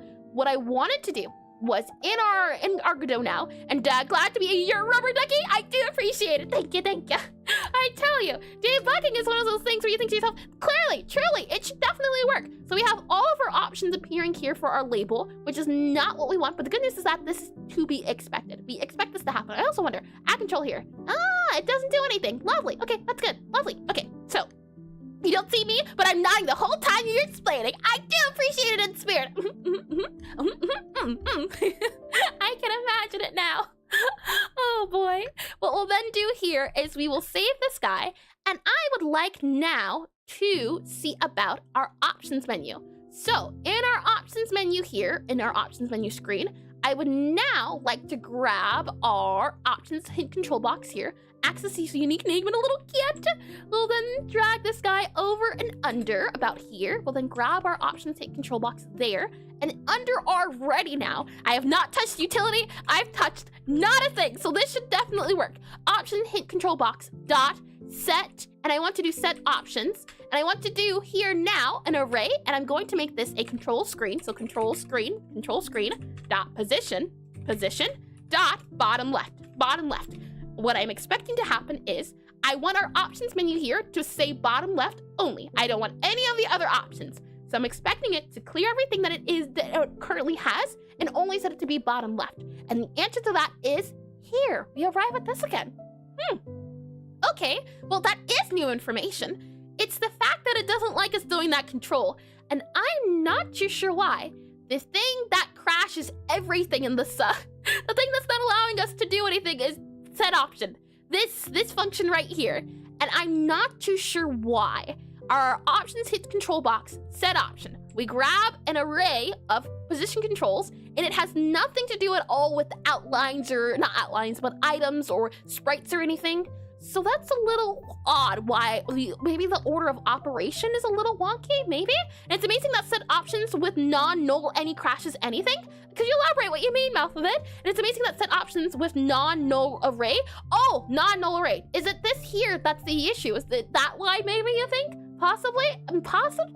Maybe? The thing is it's null, so if we can do, we'll do here. Just to check and see if available options layout, I would assume that if it's an empty array, you wouldn't loop over it, but that could just be me assuming and not doing good. So if you there is empty, the thing is I made it empty so that it was not null. Yeah, make sure it wasn't null. So if available option layout is empty, return. There we go. Just as a double check there. We'll then click on play again, and what do we get? We get still here. Odd. And double checking one more time, I want to see if I were to then just do a little hashtag here, remove the set options, and then click on you here. An empty array doesn't equal null? Yeah. The hope was not equal to null, and something's changed again. It seems to be the case that despite removing that there, we're back to where we were. It's now no longer this function. I wonder then, and at least from what I remember, yeah, an empty array doesn't equal null. I had hoped to not make it null. That way, if you tried to access it, it's just empty. It's not a error. Don't know what you're talking about. I am now going to remove this options hint control box. I'm going to remove you as well. We no longer have the new guy in here. Close this guy, click on play here. What are we seeing now? Are we still getting the error? We are not getting the error. Odd. Okay, let's then close this guy now here, and we add back in our options hint control box here. So back to this guy here. Yep, our options hint control box. It's so big. Hold on, there we go. You back into there, and it seems to be warning, scene resource from format text. You there, scene, exit resource, invalid UID. Now, maybe it has to do with the UID? And then my guess is that something doesn't load when it should? Yeah, something doesn't load when it should, but it's something that has nothing to do with any of this here, which is what I'm really confused about. Our options hint control box. If I click play now, does it want to work? Or it doesn't want to work because our option hint control box does not exist in the game. It does work. It does work. Do we call it? Do we recognize it? No, we do not recognize it in the game, in our options menu screen here. Interesting, in our ready here. Maybe because it exists in our ready? Maybe, possibly? What I want to do then is, we'll do this a little bit differently. I first want to do access this unique name here. I'll then also undo all of these guys here. That way our unique name gets accessed, and I want to remove that here. So is it the fact that our options are hit control box here? Is it the fact that it is, oh, actually, you know, before that too, we'll also just drag and drop to make sure the name is consistent. So we'll drag and drop you there, save you now. If we click on play, is it going to be a UID issue? We just added it to the scene, added it as a at ready file or on ready, and it decided, nah, I don't like that idea. You know what I then wonder? if we, let's see, just double checking here. It is to do with the options control box. Go back into play once we remove it all. So once we remove it, it now does play. I believe it's going to at least, maybe? Yes, okay. I then wonder, right? This is the options hidden control box isolated. There is no anything here. We have just UI. The only thing here is UI. There's no input settings or anything. There's nothing else. We have our VBox, our margin containers, some separator lines, but that's all. Anything in the code that would possibly make it angry. We have options container, we have a control screen, we have options button. That's it. Now, let's see, options button. Options button. Are you? Oh, yeah, you are an options button. And what does it mean? Not exist in function in base nil? My guess is that it's just not loading itself. If I click now, not to play the game, but to click just the scene specifically, so to run this current scene specifically, do we get a crash? We don't get a crash. How odd. We don't get a crash when we run this scene on its own. Okay, but we do get a crash when we are in the options menu. No, we won't get a crash. If I'm understanding this correctly, right now our options hidden control box does not exist in our options menu. So this is it without the options hidden control box, correct? Yes, I expect it to run from what I'm understanding. I don't know what's going on, but I expect it to run. Yes, it runs. Next up then, I expect it to run if we add in our options hidden control box into the scene. However, I think it runs into issues when you try to call it. And what if you add the scene instance and don't make it a unique name? Could you elaborate what you mean, Aviant? Yeah, it runs now, and don't add it in the script. Yes, well, not yes, as long as it's not in the script, it's okay. It Cat seems. sat And on even if I keyboard, go to just options here, redeemed you can say, hydrate. how odd. And hydration sure can do. Thank you for that redeem. Tasty. And you just did it anyway? Oh, did what you suggested, or did something entirely different? And I did expect this to be the case. So it seems to be the case. Only in the script. When you add it to the script, then it gets angry. Which is a little odd, and I'm not too sure why. I then wonder, what if we were to do like an @export var options hidden control box? So like if I do @export var here, and then we were to do an options control box, and then we were to do an options hint control box here, and then we were to grab our options menu here, and then we were to grab our guy here, and then we were to go for, oh, hold on, you're not @export var, yep. You're @export options, yeah, your control box. It's not existent. And what if you make a unique name and don't add it to the script? Unique name. Do you mean to be, hold on, let me see. Change this to be like a control box, C-O-N, or hint box, H-I-N-T, hint box, like this, do you mean? And what if you make it into a unique name and don't add it to the script? Yeah, if I change this guy to be hint box instead, and I click on play, I do believe that'll work too, because it's something to do with the script. I changed the name, it seems to be good to go as well. And if I close this guy here, and we go for, let's see, our guy here. Now if we drag and drop it maybe, or what exactly are you suggesting, Avianas? I am all ears. And I just need to assign it as a unique name. Oh, I see, can do. Access a unique name. Yeah, we did access this unique name earlier. That is the usual thing that I do. I access a unique name, I change the name here as well, and now that it is added to the script, are we going to get a crash? I think so, but maybe not. Yes we do. And we get a crash because of something in our button icon, which is completely different from everything else. And it has to do with failing to get our utility script. My now question is, if we were to do an @export variable here, and breathe, sure can do. Metroid 2341 Let's start by just taking a redeemed deep breath breed. in. Hold it, then deep breath out. Then deep breath in. Hold it, then deep breath out. Then deep breath in. Last one, hold it. And then deep breath out. There we are. Breathing has been done. Thank you for that redeem. Okay, so here's my workaround idea. If we do @export var, and we were to then grab this guy here and set it to be inside of this guy here, so we set our control box to that. If we do the workaround, does that crash it? And don't breathe, the understanding will exit the brain. That's a fair point. And it still seems to be the case. Okay, how can we do this, and how can we do this? Why is it still a little, and I think I'm bearing Dr. Snow. That's bad. Like it's out in, that's hyperventilating. deleting, if I'm not mistaken. And Maya, try keeping it as anything, but don't add the at on ready. Can you elaborate a little bit? And hold on, let me get a little bit of tea here. Tasty, tasty. Do you mean to say call it a var instead? So if I go ahead and just remove that at export guy here, do you mean to call, let's see, remove the at ready. So do you mean something like this? And then do something like this here instead? Like that? And if nope, default variable values is %, which will return notes on the thing. Try ready is called, use the at on ready annotation to solve this. Remove the reference entirely. Like this, or do you mean var hit control box? Yeah, could you elaborate? I am a little confused here as I get a little bit of tea. This tea is delicious. I got more of a refill on my pomegranate tea, and I'm very happy.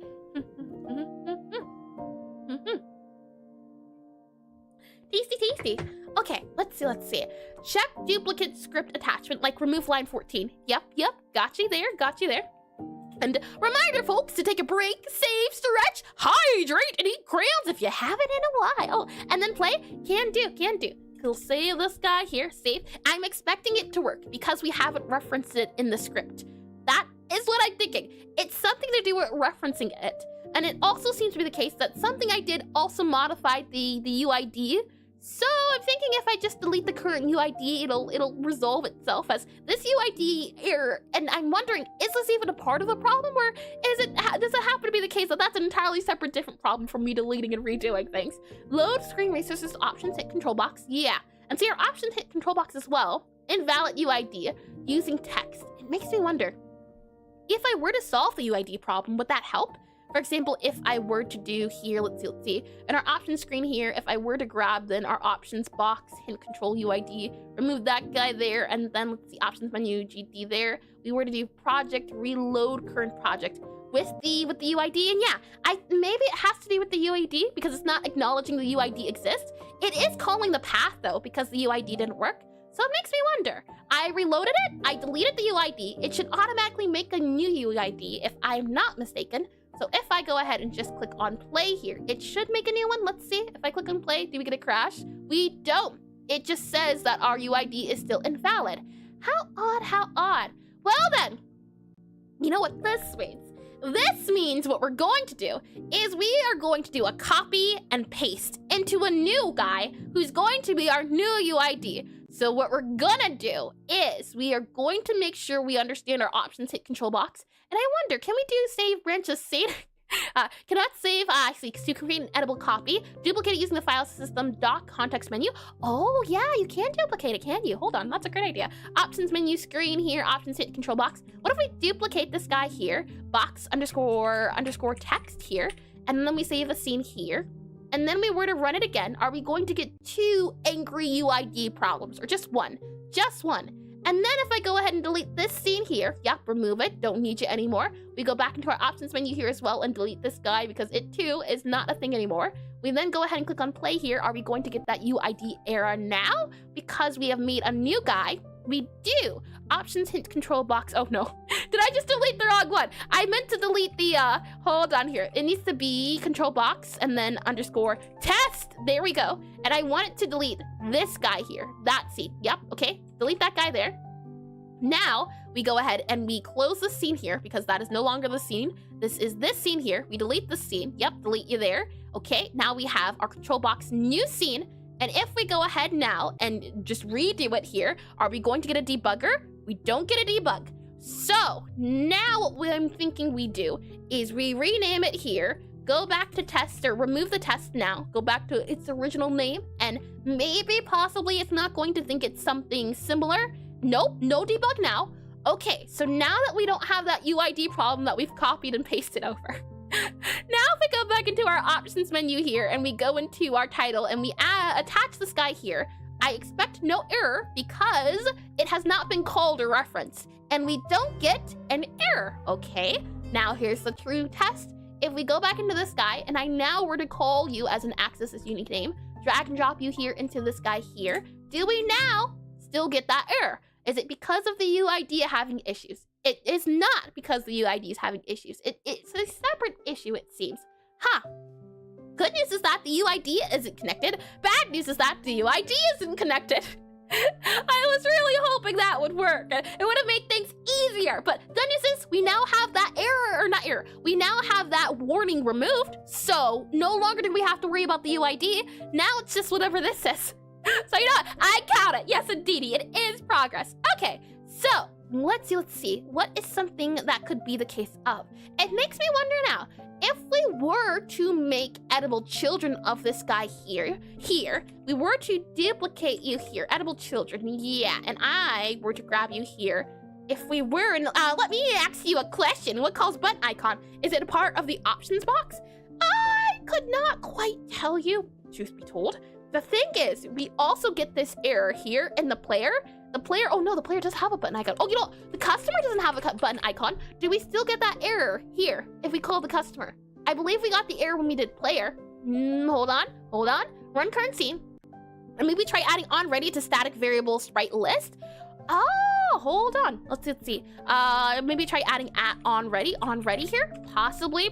We'll save this guy here. Close you here. Click on you here. Is that it? We click on player now. Player wants to not load. So the static variable didn't work. This guy here, that's understandable. If we click on the play button here, we're moving the player out of the scenario here.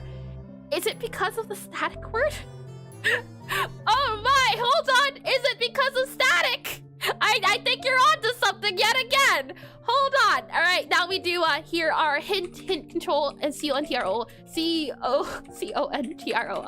hint control, and then we click on you here, and all right, so we swap the static for on ready. This guy here is available to us. And now if we were to do our options, hit control box, we do set options. We were to make our own array. We set the array to be control screen. So control screen dot, and then we do position. We do bottom left because bottom left isn't the default. Bottom left, we expect to see one option and expect it not to crash. What happens? Shall we see? We get the answer of still crash. Hold on. Attempted to call function set options in base null instance. I know why. This one's easy. This one is easy. Hold on. There you go. There we go. Okay. Now new crash. Hold on. That one was understandable. That one I could understand. Okay. And you gotta fix the reference now? Hold on. Did you mean this? Or did you mean something else? But click on play here. It's not crashing anymore. And now, hopefully, if we go into the options menu, the bottom left should be fixed. Or it should say bottom left as the only option available to us. So if I click on options, bottom left. Oh, I see, and you just did it. Lovely. Well then, with full confidence, I can say now we save. Never look back. Never think about this again, and hope for the best that this doesn't happen ever again. So let's see. Back up. Save this as the UI. Back up. There we go. Thank you. Once all over again. AZN to you as well, Malphabet. Thank you. We'll click on commit here. I would have never guessed static was the issue. Of all things, the keyword static and swapping it out for on ready instead. That is interesting. We'll go ahead and I will delete. Let's see this guy here. And is it? Oh, hold on. Egrovert? Possibly. Please correct me if I'm wrong with the name. I tend to get it wrong and butcher it very often. But welcome in, and thank you for the follow. Thank you. And welcome in. Let me go ahead and delete our new folder now, which should have. Yep. Okay. So we are back to base 0. Things are now working. And Egregor, the 4th, the 5th, V2. And yo, hello, thanks, love the energy. Well, thank you, and yo to you as well. And the hello, how sweet. Welcome into stream. Welcome into spending the last 2 hours bug fixing a thing I didn't even think was going to be a bug. But apparently, it is. And the good news is that now I have that knowledge going forward that if something breaks like that again, check to see if it's static. I think that static is the only static I've ever used. Hold on. Let me just CATIC. Oh, no. Let me do Control-Shift-F. Static. Yep. Okay, fine. Is it the only time I ever use static? I thought I was being cool and fancy. This is an add-on. This is an add-on. This is an add-on. This is an add-on. Any of mine. Those are all add-ons. Those are also all add-ons. Add-on. Yep. You're also an add-on. I think that's. Oh, hold on. Nope. That's a comment. I have one static here. Yep.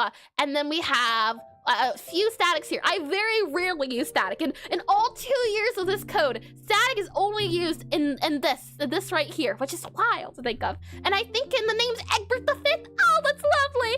Egbert the Fifth. Let's see here. I think it's because sprite list was calling a function from utilities before utilities was ready. Ah, that does make sense because it said utilities was null. That does make sense. I can see everything in case. Yeah, that makes a lot of sense. How interesting. I always thought that the globals at least, were called first or were made first since they exist beyond everything else. Maybe it's the case that the sprite list existed before the globals instead because of being a variable, possibly? What the good news is now, though, is that in our hint control container, we can, for example, add the option of position bottom left here. We can also add in the option of, for example, here, center. And if we add in center here, hold on, center, like that guy there. Oh no, it would need to be bottom center, I think, so top. You would add in top. Oh yes, we didn't even see about the names, and it wasn't the fact it was static, it was because it was missing on ready. Is it then on ready static? Or static on ready instead? Would it be both? Or is it because I used one without the other?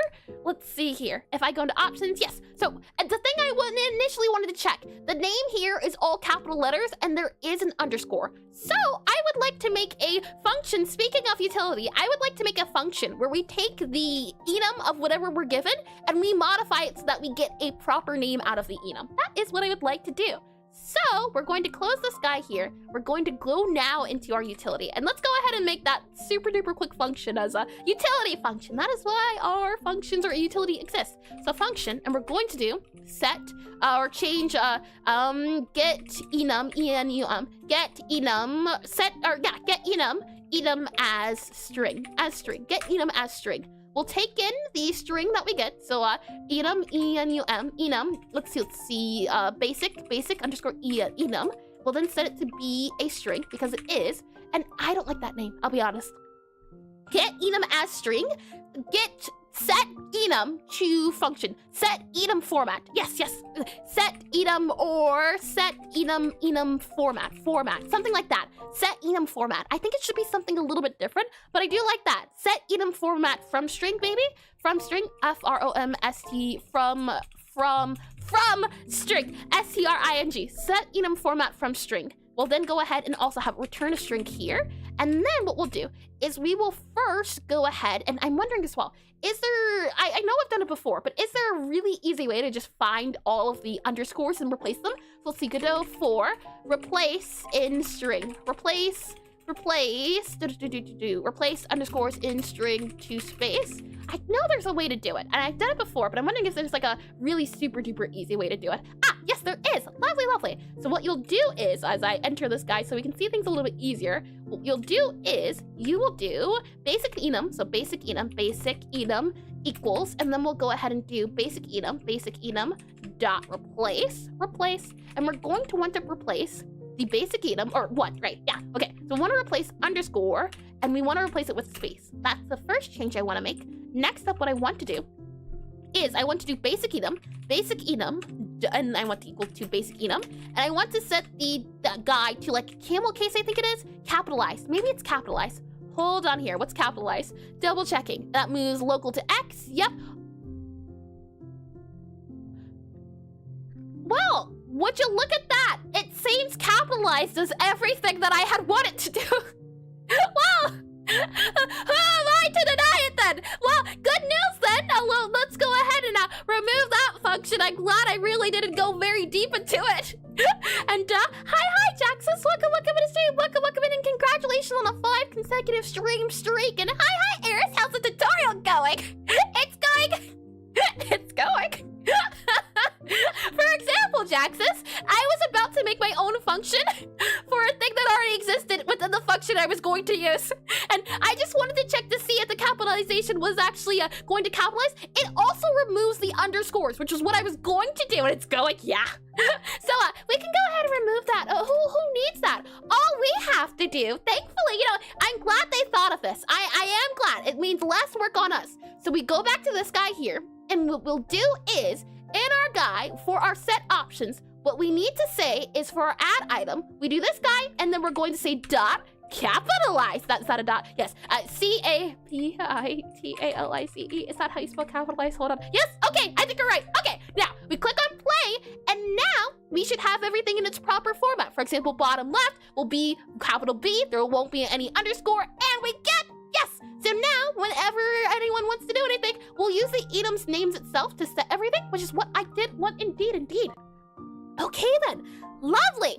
Now, the next thing to do would be to, let's see here. We're going to need to first, make an example text so that the player will know what they can move things to.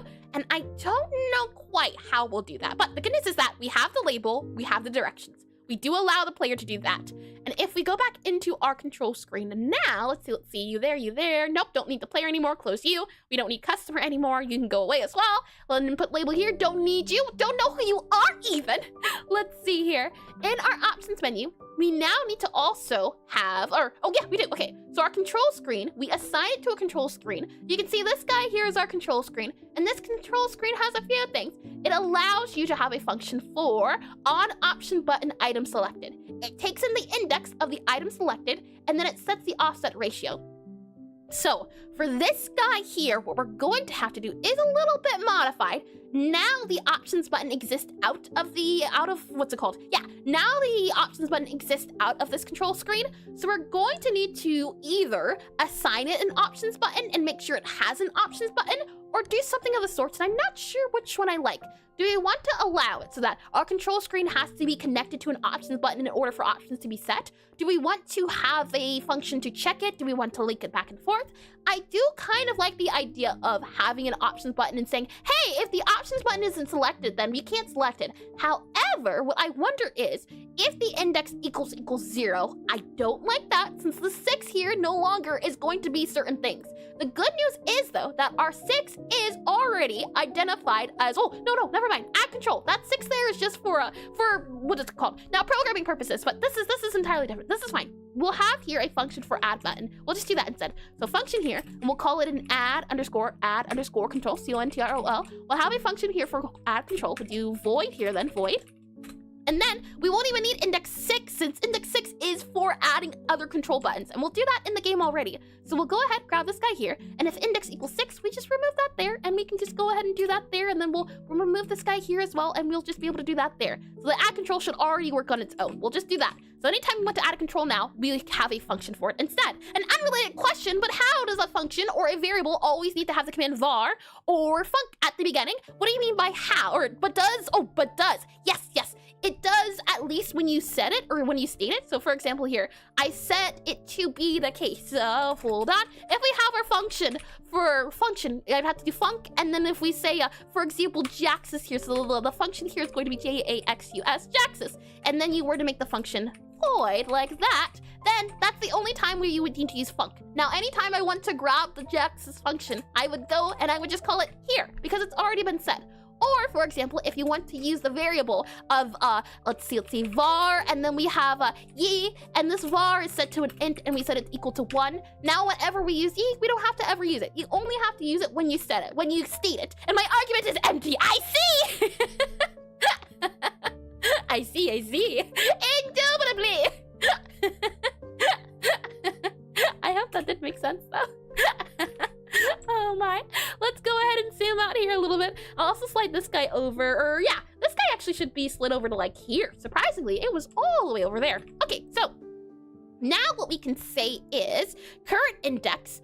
Yeah, so our set offset ratio and our current index here. The thing is, we won't have a use for our options button. This current index guy here, I don't think it should matter much. What we're going to do is do a function, and we're going to do, let's see, await controls, hint panel. Do we do index to anchor you there, and we set the current index? Okay, that should be fine then. And it does a bit, still learning this stuff.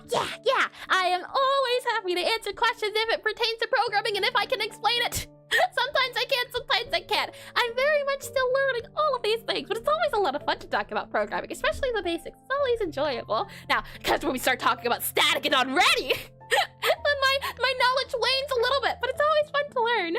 Let's see here. Our function on options button item selected, that guy needs to be changed. What we now need is a function for, and we'll have to call it outside of our controls, or yeah, we're probably going to have to call it outside of our controls, which is fine. We're going to call the function of, we're going to say, how can we describe this? we wanted to do change, C-H-A-N-G, change button layout position. Change LAYOUT_POSITION. And then we'll call this guy here new_POSITION. And it's going to be a new int position. It's going to be called int. And I like calling it a position instead of an index, since index is what we were using for our options button, but we already have an options button index, so we don't need it. We just need to have now our position. And that gotta go poof, no worries at all, ABN. Thank you all over again for your help and aid. And yeah, next question, how does a tutorial we work? Or how to do a tutorial we work? Now, see ya. I've only ever done a few of these in my time, but I could say with quite confidence that step 1 is growing a lot of white hair. And then you can come back and once you finish doing step 1, we'll go ahead here and we will now do our current index. So I'll copy all of you guys here. And actually, let's rename our current index here. So find and replace, and we're going to set it to our current, C-U-R-R-E-N-T, current P-O-S-I-T-I-O-N. And actually, truth be told, we don't even have to do int here. Since we use it everywhere, we can go ahead and just say instead, as I replace it all, we can just replace it with our current positions, because these position guys are an int. So what we can say instead of current position here is we can say our current position here. We set it to be the case of being a position here, and we'll do that guy here. Current position will always start at position, P-O-S-I-T-I-O-N, position dot, and we'll say top left. That'll always be the first. And step 1, hair turns white. Step 2, trust the process. Exactly. We'll go ahead and save this guy here. And with that said, in our current position, now we need a new position. This is going to be a position here, so position. And now, hopefully, what we should be able to do is I zoom out a little bit here, new position, all of that there. We should now be able to copy all of you here. And then we're going to say that our current position equals new position because it's the int. And in our control hint, panel group set, anchor offset, anchor preset, we just say our current position here because, or no, current position. Current position, or hold on, you said new position, index to index. Interesting. Okay, well, let's set it to our new position then, since it is the case to be that guy there. I don't want to ruin things. We set it to the new position, and then we set the current position equal to the new position. We should now no longer need this guy here because our options button will not exist anymore. And lastly, what we'll need to do is we'll need to have, for our add control, we also need to make sure that this guy here is set to current position. That is also good to go. Lovely. Okay. With all that said and done, hopefully we can try this out and see how it feels. I'll go ahead and save this guy here. Let me get a little bit more tea. Tasty. And with that said, now that I am properly hydrated, we can go ahead and remove this guy here because that is also a tester. Slide it back on over to here. And why are you angry? What's the problem here? Missing connected method? Is our options button connected? Nope, you shouldn't be angry. I don't know why you're angry, Godot. Maybe you'll change your mind after some tea. You know, tea does the soul good. It does it well. We'll go ahead now, and I should be able to delete my options menu here, as it's no longer a thing. So I'll go ahead and delete you too. Now, what we can see about happening is we will, upon ready, actually, hold on. We do actually need this. We need to do not set the anchor present to top left. We need to add a control, truth be told. We need to add a control, and we need to add oh no, it does it automatically. Never mind, we're good. It already automatically adds a group panel. And the hope here is now, in our options menu, we are going to have, here, our control screen here. Our control screen, yep. We would drag and drop our control screen into here. Save this guy. We would then grab our hint control here. Now, I don't know the specific layout quite yet, but it's okay. We don't have to know quite yet. We have here an assign, and then upon doing that, we would then add all of our little elements here. So our top left, or yeah, let's just say top, bottom. Let's just do bottom here. And then in our hint control, what we'll say instead is, we'll go ahead, and if the control screen is not null, so if available layout is empty, or we can say control screen equals null, so equal null here. So if it is empty, or if our control screen is null, don't do anything. Otherwise, what we're now going to do is, or rather set options. Never mind, hold on. Let's go back into here, actually, and then we'll grab this guy here, our options set layout. We'll then have to go into signals here, and on item focused, or item selected here, let's make sure that is connected. We connect it to here, so on options button focused. And let's make sure that in our expector here, we can select and allow to reselect. Yes, indeed, good. Okay. What we need to do is, on our guy here, we actually don't need to have our control screen here just yet. We have to do it here. So on options, you there, we'll then go ahead and say, if available layout option is empty, empty, and actually we don't even need to have that here. So if our control screen is, if not control screen, I believe that also works here too. Not, we'll check to see if it is null. So if not control screen, return. If we do have a control screen though, what we're going to do is we should be able to do control screen dot, and we should be able to do control screen dot change layout position, and then we are going to need now the position, and the position is going to be our index here, index. There we are. That should work, I believe. I'm not sure. Shall we see? We'll go ahead and go back into you here. We'll go back into you here, and in our control hit screen, let us see what happens when I click on play. And while that's happening, let me get a little bit of tea here too. Tasty, tasty. Alrighty then. If we go into our options menu, we should now be able to control the layout of this guy. Unfortunately, he's a little bit below. So if I like move him above maybe to like there, nope, doesn't work, but that's okay. Our top left here, if we go for our top right, okay, bottom left, our buttons are working. Isn't that lovely? Okay, we'll have our top right here and all of those guys there, and they're out here and we're in here. Good, good, okay. Well then, next up, we are going to now also need to have available, or we'll need to have a way to figure out how to enable and disable these guys. That will be important. Not important for our sake at the moment, but definitely important. And I'd like to use is instance valid instead of just not to check the validity. Been burned one too many times. I see. What is instant valid? Is it different than equal equals null instead? I am quite curious, as I have not heard that before. We have top left here, we have bottom, we have all of those guys here in our add control. That guy there should also do things too, and yep, control hit panel and all of you guys there. We'll remove that guy here and change layout position. Yeah, so add control should no longer be a thing, and I'm not sure why it's a thing. Hold on, here we have 1, 0, 1, 2, 3, 4, 5.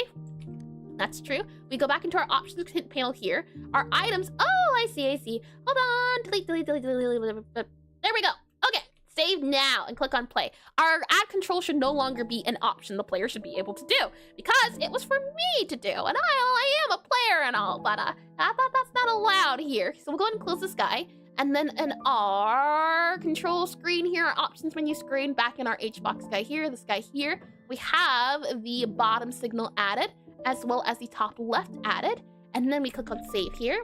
And then in our options menu here, what we can see about is on ready, we do options menu, set options. We do instead, let's see here, set options, and we set it depending on our own options. So this guy here should be a little bit different. Options hit control box here, and we'll set it to be whatever our available layout is instead. So we'll remove this guy here, and we'll set it to be dot available layout, because that's whatever we want it to add. So I'm expecting when I click on play to be bottom and top left are the two options available. And hi, is it Red Ramic Craze possibly? And please correct me if I'm wrong in the name as well. I do tend to butcher things, so welcome in, hello, and please correct me if I'm wrong. Let's see here. In our options now we have so it seems to be the case that didn't work, which is okay. It's all right. I understand. Maybe if we go into set options, let's see. We do for UI in available position. Yep. And then we grab them and we find the key, and then we should be able to add the item. Why is the item not getting added, do you think? If we click on play here, do we ever enter this function? Step 1, we do not enter the function. I gotcha. That is understandable. That's okay. So if available layout icon is empty, hold on. In our HBox here, our hint guy here, available layout is or control screen. Yep. So I believe we should just be able to remove that. And I think that'll take care of everything, since our available layout icon is all good to go there. It should already set it to be itself. Or actually, you know what? Funny enough, I didn't even realize this, but I completely forgot about the failsafe I made us also, and the fact that we can just do set options, because it automatically checks for the available layout. Now let's try it and see how well that goes. So we're looking for bottom left and top left, or bottom and top left are the two we want to see. So we click on options, we have bottom and top left, look at that. And now I can select where these guys go. So the hope is that when the player is figuring out where they want their UI, they'll have options so that they won't have to worry about things going where they don't want them to. So, since this is working, since it is visible, since things are connected, next step is we are going to need to have 2 of these, at least at the moment. One for our available, or one for our book, and one for the game itself. And what I mean by that is, if I go into the game here, I go into levels here, I would like to have a UI on screen for when you can select something. So for example here, maybe like a hold space to open up the book could be one, or when you go near the trash can, it says that you can destroy the trash can. If it is available to the player, then I want to let them know that they can do the thing. I also do plan to add like some sort of shader or something around objects so that you can also tell that, hey, this thing is selectable. Or when you're near customers, for example, say, hey, you can talk to them. Not only do I want a menu for that, I also want a menu for our book here. This is where things get a little bit tricky. And this is also where I would want, for example, as I click on here and here, that's not bottom. That is definitely not bottom. Oh no, hold on. We have a bit of an issue here. I'm guessing maybe it's because of the number with the array. Maybe not array. Our size or alignment. Oh yes, I completely forgot about that. Oh no, that won't work then. We ran into this issue earlier. The issue is that if you choose an index of anything, so for example here, our bottom, our top left, they aren't counted as the enum number, they're counted as whatever the index is of the option. So bottom does not equal bottom, bottom will always equal 0, and no matter what I do. So tricky. Okay, is there a way to hide options in the box then maybe? Maybe we allow all of the options visible, but hide some of the items? Maybe that could be a thing we could do. We see here disabled. Yeah. If this is disabled, is it hidden? If I add like a there, and then we add, let's see here, back to you for our control menu here. Let's remove clear for now. If I click on play then, is our going to show up or what exactly? In our options guy here, we have, yeah, you are disabled. Well then, I think that might have to be what we do then. Unfortunately, I am not too happy with that, but it's the only thing I can think of at the moment that would be okay. It would allow the player to choose. For example, the reason why I wanted a difference and wanted to be able to choose is because there is the case of it being where the book has the option of top and bottom, and then everything else is for the menu on the screen. So I think unfortunately what we would have to do here is, let's see here, how can I do this? We will have to go to our guy here, and instead of doing UI position find keys, capitalize, we are actually going to have to do first is not clear specifically. We're going to have to disable certain guys. So this is the compromise, not really the compromise. I'm not happy with this, but we are first going to have to make sure the options are set upon doing ready. So we'll do here function, and do function upon doing ready. We're then going to do, or hold on, I need to let it do it because I don't remember the underscore ready. If it's like a ready pass or a void. Okay, so for here for function void, we'll then copy this guy here. We're going to go ahead and set everything out so we don't have to worry about it. And we can do this by doing add item. And instead of doing find keys for our UI position, what we're instead going to do is we're going to go through our control screen here. So control screen, control screen. So control screen dot, and then this is going to be position dot keys. And then this is going to be a UI position. And now we're going to do whatever the UI position key is here. So we're adding everything.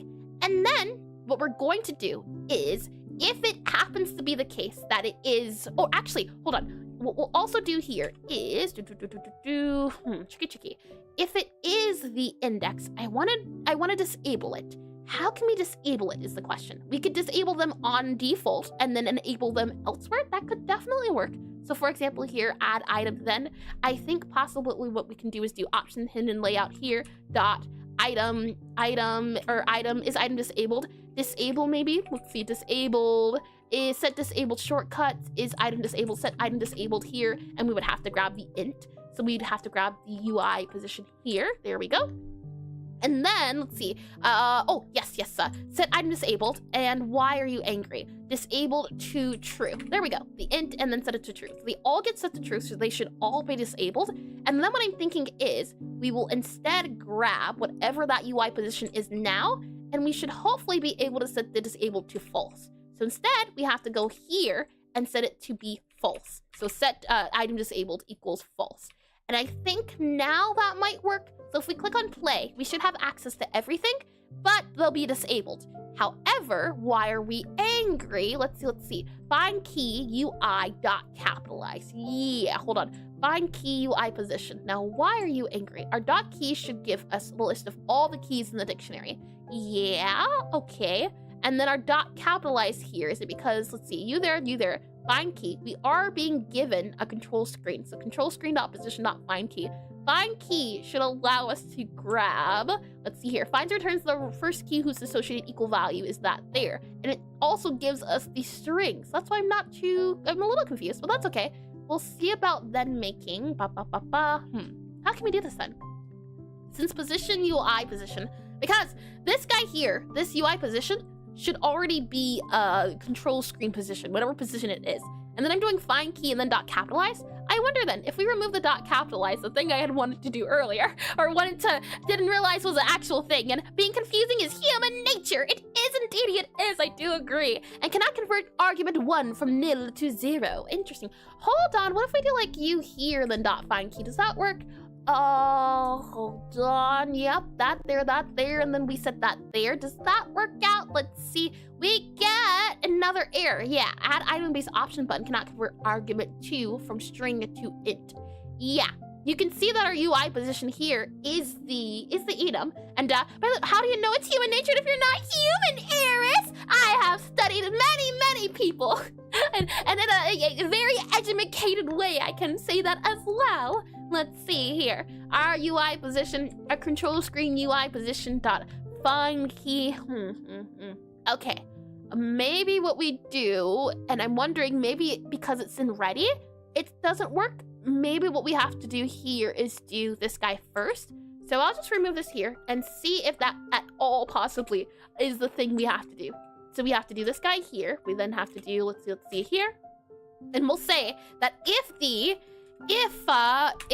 our options hint layout dot is empty. How do we do that?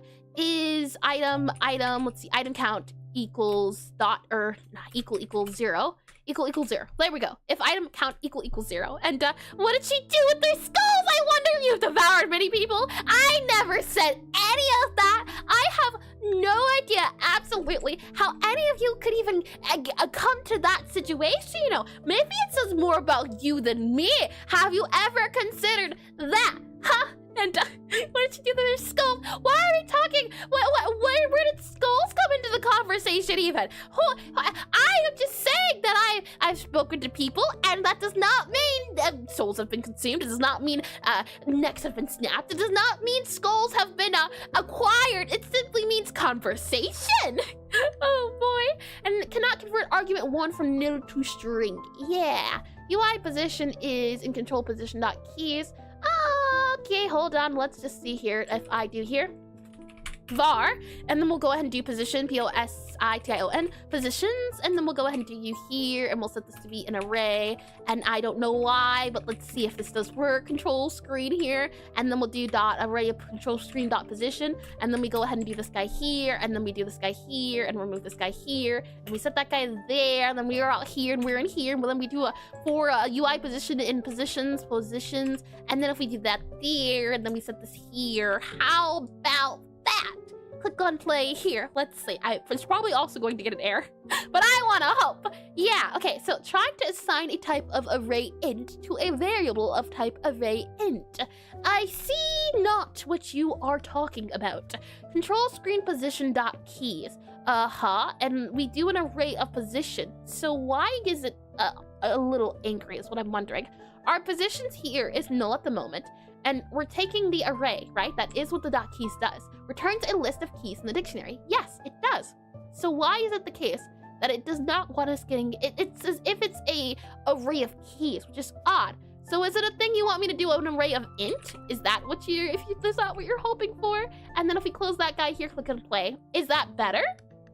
Let's see. It says the one with the skull collection. I have one singular skull. That does not make a collection. It makes it a fact of needing to study the skull for the head. It's for artistic differences. Let's see. Array of variable type array int. Trying to assign array type of array to a variable. Trying to assign an array of type array to a variable of type array int. So, my workaround didn't work. I can say that. We can start there. And then we can see where this goes. for position. Now, this control keys or control screen positions key is an array, and I thought it was an array of int. It's not, and it's also not an FBI. Will you take a look at your artistic collection? It's the truth. I tell you the whole truth and nothing but the truth. No collection here. Give me 1 second from my nose. My goodness, let's see here.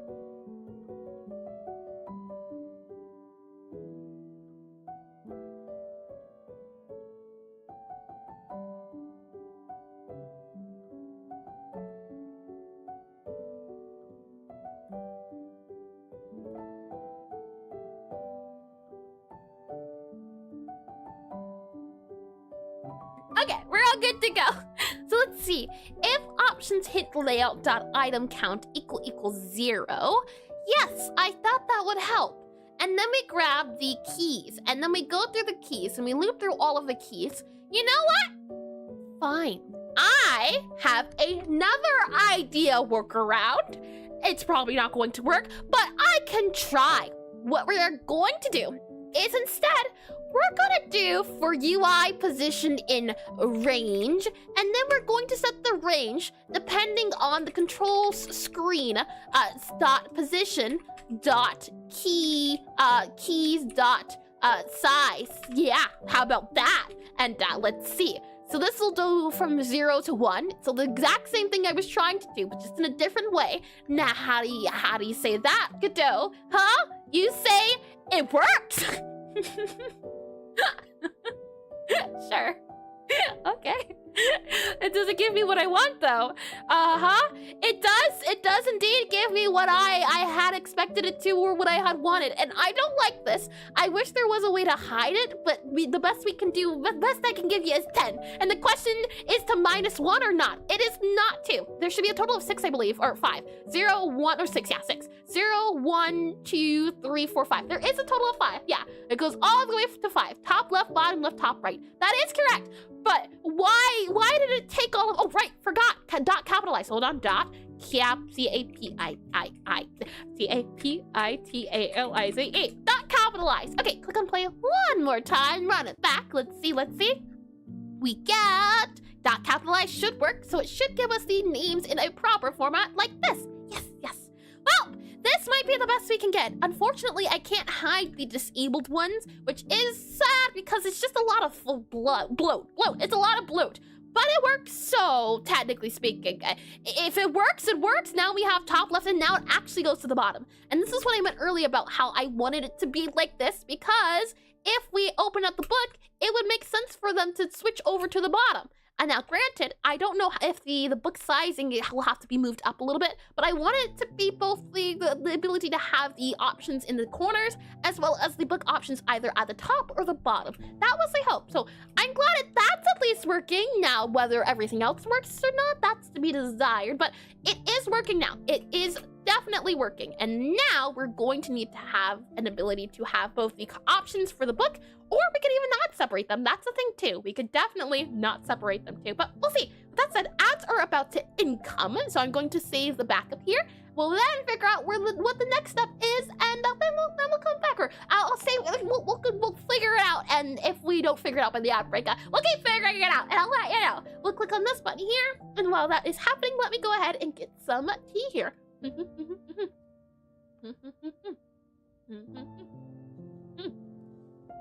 I tell you, tea is delicious. Oh, you know what? Actually, hold on. I know exactly what I can do. I said I wanted some lemonade at the start of the stream. I'll be right back. Let me go get that lemonade. That would be delicious. Okay, I'll be right back. Hold on.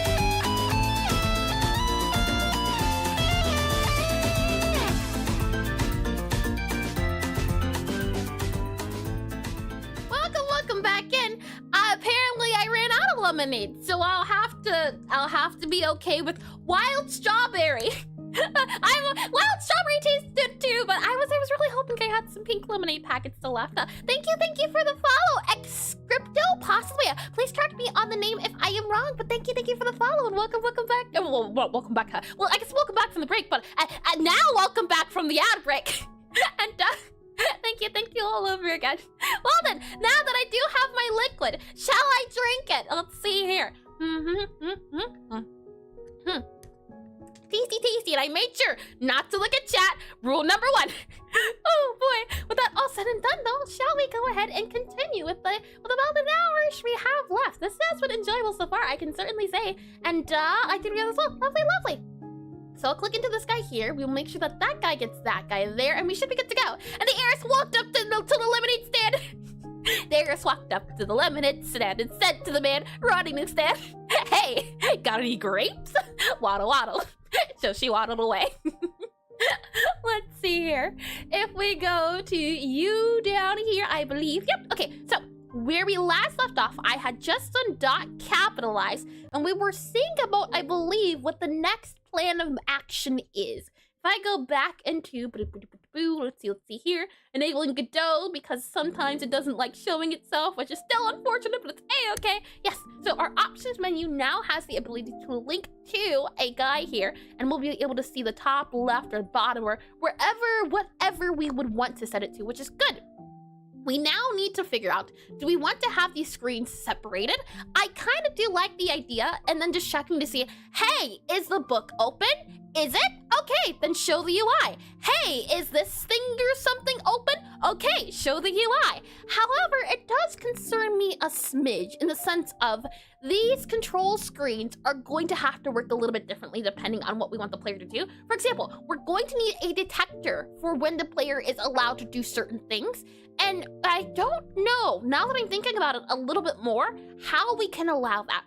Because at the moment, and I don't know if it would slow the game down too, at the moment at least, the player, so if we go to the player here, just so I can show you, the player has this little radius. And this little radius, I don't believe it checks anything until the player presses a button. Let's check and see if that is the case, because if the player is checking things already 24/7, this would be great. But if it's only checking things when the player presses the button to check, that would not be so great. So if we go into our player script here, what's happening? Let's see here. We have on detection range area entered. We do check to see if it has entered the screen. Lovely. Okay, that makes this 10 times easier then. I wonder if we can do a quick Google to see if there is a way to add like a shader outline to something. Let me see. If I go to Godot 4 super duper quickly here, Godot 4, and we go for like a shader outline, O-U-T-L-I-N-E, Godot 4 shader outline. I might just have to look into this offline, which is good to go as well. That's a-okay. Let's see here. Outline improved. Yeah, Godot simple outline shader. Yeah, I just might have to wait afterwards, which is okay too. 2D pixel outline shader will. This tutorial's like 2 minutes, 1 hour, 50 seconds, and outlines. Hi, Saeed. Welcome in the stream. Welcome in. And is that maybe Alia? Possibly. Yeah. Please correct me if I'm wrong in the naming, but welcome in the stream. Welcome in, and welcome back to you, Saeed. Pixel outlines. Yes, indeedy. It seems to be the case that we do. Let's see. Let me click on this YouTube guy here, and let's try to add a little outline. So for Gabby, let's start with Gabby. If we were to give Gabby an outline, or do we have to do a new shader here? I think we might have to. If we do file here, new shader, possibly, let's see, hold on. Let me read this guy here a little bit and then see about it. You would do a new material. You set the material to new shader. Yes, let's see, file, the new shader. Yep, okay. And this new shader is going to be our outline, O-U-T-L-I-N-E, outline underscore shader. Outline shader, we would then see about doing a path. We don't want this to be the path though. So I'm going to copy this guy here, go to this guy here then. And what we'll do then is see about doing assets, options, no. We want it to be in our utility, possibly. Where do we want to put this file at? We have our recents here. Let's go out of the path. I think it belongs in our common, we have common, we have advanced sprites UI. I think it could belong in UI, and we'll put it here since this is, oh, you can't see it. Never mind. I'm saying things, but you can't even see what I'm looking at. I was just looking at the file screen, but it doesn't, unfortunately, it doesn't show up. We'll just put it with the other guys here. So we have an outline shader create, like this, lovely. And then there's all of this stuff here. So it seems to be the case that video says canvas item goes there, yep. And then there is an outline color, source color, all of those guys there, and then there's void fragment. So I'm just gonna remove this here, and I do at some point plan to learn how all of this works. I am excited too. But are you working on a game? I am indeedy. I am working currently on a rhythm typing cafe game. If I slide this guy down here, I can give you a, I can show you the game a little bit. If I click on this guy here, we can then mute this guy here. I'm working on a rhythm typing cafe game. And if we enable this guy here, you can see that this is the game right about here. You play as a Necromancer. And this gal here is going to prestigious Wizard Magic Academy, but she doesn't want to become a Necromancer, so she decides to open up a hidden cafe in a part of the school where she'll serve her fellow customers or fellow students. So the customers will come in, so you'll spawn this guy here, and it is a cafe sim. So customers come in, they'll sit down, they'll read through the book, think about what they want to order, and once they order something, you have to serve them the food. And this is done, serving is done via poetry, piping out spells and poems to the beat, as magic in this world works by speaking it into existence. So we'll have to take down our customer's notes here, and the customer wants two things. In this world as well, different aspects are assigned to different wizards. For example, our main character here, Gabriella, and I love it, that's so sweet to hear. That's always really nice to hear. Our gal here, Gabriella, she is a necromancer. That's why her clothing here is purple. And necromancy has the flavor of bitter. So anytime you make a dish that's bitter flavored, it has a different attribute. And the bitter flavor, anything that's made with bitter, has the fancy feel to it. And you can see that this customer here, they're purple. They are a Medimancer, so a healer wizard. And they have the flavor of sweet. Anytime a flavor is made or a dish is made with the flavor of sweet, it is an easy song. So you have to combine different flavors. For example here, if we were to make something bittersweet, then it's going to be an easy song that is very fancy with its music. And as you go along, you'll unlock more customers to come in, more different houses. For example, pyromancers will have the flavor of spicy, or cryomancers will have the flavor of minty, and things of that nature. And with the passing, was that pathfinding? It was!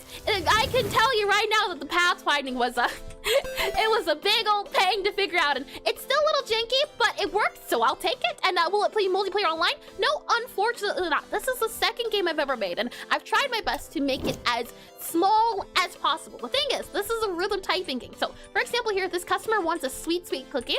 So if we grab here a sweet flavor and we combine with another sweet flavor here as the customer's left. Never mind, we don't give them a sweet cookie. If we were to take this customer's order, yeah, you want a sweet bitter cake. So we go back here, we remove the sweet guy here, we then grab our bitter, we then grab a cake here, and absolutely, oh, silly. Let's see here, there we are, sweet bitter cake. And then hold down Q, and then we start the rhythm typing version of the game. So let's see, a BEWARE space T and then H E space M Y space S O, and then we have N, and you would go along and then as I'm still trying to figure out the length of how long I want these poems to be, but you'll do a whole poem of this guy here. You'll grab it, and then you shall serve it to the customer. They'll eat the dish up, so they'll grab that dish, eat it all up. There's gonna be a lot of other stuff, but if you'd like to try out the prototype, it is currently up on itch. Unfortunately, what you see before you is the version that will release, so it's a little bit outdated, but the idea is there still. For example, customers still arrive, but for example, the book here, not up to date, but I hope to have that out once we finish the tutorial. So I'll go ahead and do exclamation NECROTYPE. There you go! And some of those letters and pixelated styles are hard to read. Yeah, I do hope at some point to find or make my own not UI, but I would like to find or make my own font that is easy to read. As yeah, that is something that has been described. Most of what you see here are placeholders, so I do plan to replace a lot of things. But yes, the font has been changed by a lot. I can't say that. This is the clearest font it's ever been. I've been making this game for almost 2 years now, and it's the second game I've ever made. The first game I made in under 24 hours, so anytime I worked on the game, I had a stopwatch going, so I am still very much inexperienced in a lot of those things, but I am hoping to learn a lot, and I have learned a lot with this game, which I'm really happy to hear and see. And I bet it's gonna be the best cafe typing game. I have not heard of another cafe type. No, hold on, no. I have heard of a cafe typing game. It's called The Chef's Shift. However, I have not heard of a rhythm typing cafe game. So maybe I could be the first. If one does not already exist. Oh, I recommend Fine Font. You recommend Fine Font or the originality? Fine Font. Is that a font, or do you mean to look up fonts? As I have looked up a few, but if you mean with the font finder, oh, interesting. Is it like a website where you type or paste an image? Oh, I see. I have been looking for one of those where I come across a font I really like, but I don't know what it is or what it means. Oh, that's lovely. And what's your first game created at a global, game jam? Nope, no, it was not. It was a personal, game, or yeah, it was a personal project, since a lot of the times, or one of the reasons why I have wanted to get into game dev is that there are often times where I get very sickly and then I can't work. So it was the thing of, since if in 2 weeks I happen to get sick a majority of those 2 weeks during that game jam, then I wouldn't be able to complete the game jam. So it became the thing of, well, I'll just modify it and make it so that anytime I work on the game, I have a timer. So the game could take me technically a month to make, but it is 24 hours since any time I worked on it. So I made my own rules up to hopefully accommodate for that. And you know, cook, serve, delicious. It's almost a typing game? Yeah, I would say cook, serve, delicious is basically a typing game. That is one of my favorites. And there's a tool you can paste an image. Could you elaborate what you mean a little bit, Steve? And reminds me of the Texarsis. I have heard of the Texarsis, except it's entirely different. Hold on, I will have to look into that a little bit later, as I am both a fan of rhythm, typing, and cafe games. So that's a lot of also my inspirations. I do enjoy them, so if I can find any games like that related to the genre, I'm making something I like, but I did not realize the difficulty of the thing I liked. For example, rhythm games. Rhythm games are very difficult. Had I known, I most likely wouldn't have gone that route, but we're here now. Rhythm games specifically are difficult because you have to know about music. And going into this, I wanted a small scope, so I wanted to just find music elsewhere and find someone that made music to make music. But because I'm making a rhythm game, I had to learn how music was made. So any music you hear in the game, I did make it. I had to learn how to do. And the Texarsis is more bullet. I see. Yeah. But typing games are so much fun. I can say that indeed. Okay, so it seems to be the case that, oh right, outline. That's what we were doing, weren't we? Right, okay, hold on, let's see. Right, so this guy here, we were doing canvas, shaders. All right, the good news is that I just have to look at this guy here. We have uniform, vec 3, it seems, vec 4, uniform vec 4, and then there's stuff like Cirrus, sans serifs are more readable. Yeah, I have seen a lot of pixel art fonts, and I have come across a lot of them, but the issue is I also want it to feel like it belongs in the game. In this world, we are a necromancer, and necromancers are very fancy, they're very prestigious, they are the doctors and the lawyers in the world, since their powers allow them to have certain things. So I wanted a fancy font that's easy to read. That's the tricky part, where I would like a little bit of cursive, but I myself have struggled many times to read cursive, so it depends, but definitely yes, the font is subject to change. OUTLINE _color outline color. We're setting the outline color to source color, and then we equal it to a vector of 4, and whatever the vector 4 is, and I would hope, or I would wish that it would allow you to do this, the guy here, but that's okay. It's 0.0 here, and then we do that guy here. And yes, very fancy, indeed. But the thing is, she is fancy. She likes being fancy. She likes necromancy as well, but she doesn't want to go into necromancy because she's very afraid of ghosts. And that's like the only downside to necromancy, is that you often have to interact with a lot of ghosts. So if she didn't have to do that, she'd be, oh boy, she might have actually become a necromancer. So she still uses necromancy. It's not what she wants to do in life. Let's see. Uniform bool, UNIFORM, bool, corner, CORNER _PIXEL equals false. And oh, I guess you'd have to do like a little comma like this guy here. And then you'd have void fragment here. And then let's see about this guy here. Oh no. Oh no. Just so we're all on the same page here. I thought it would be a simple write down of notes. I fast forwarded in the video and hold on, let me just let me click on this guy here, and then I will then click on this guy here, and then I will show you the video I thought would be easy enough. So I was here, I thought to myself, oh yes, simple enough to type. I then fast forwarded to like this. Huh? Why did I get here?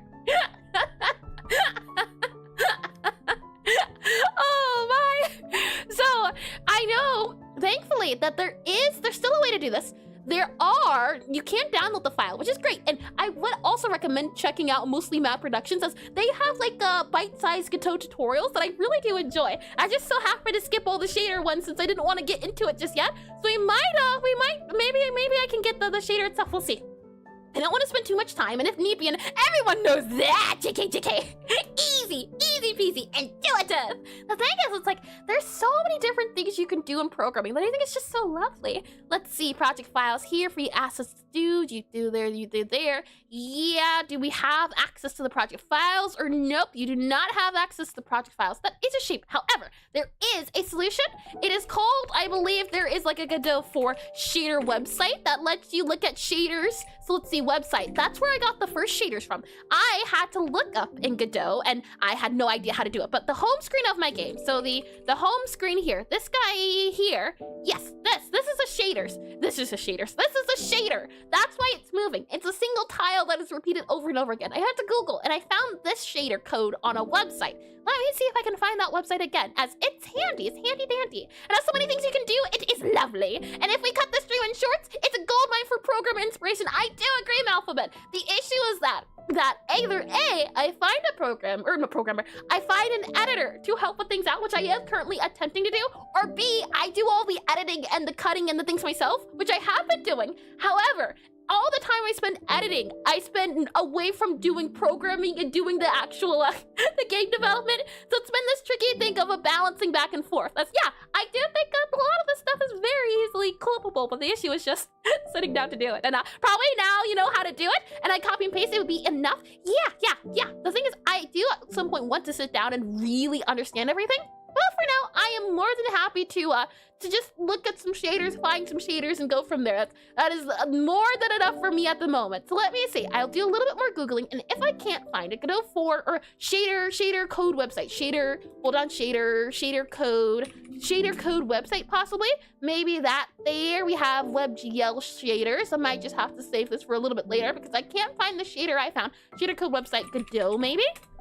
Shader code website Godot. The primary website for finding is Godot shaders. Is this not a website anymore? Hold on. Yep.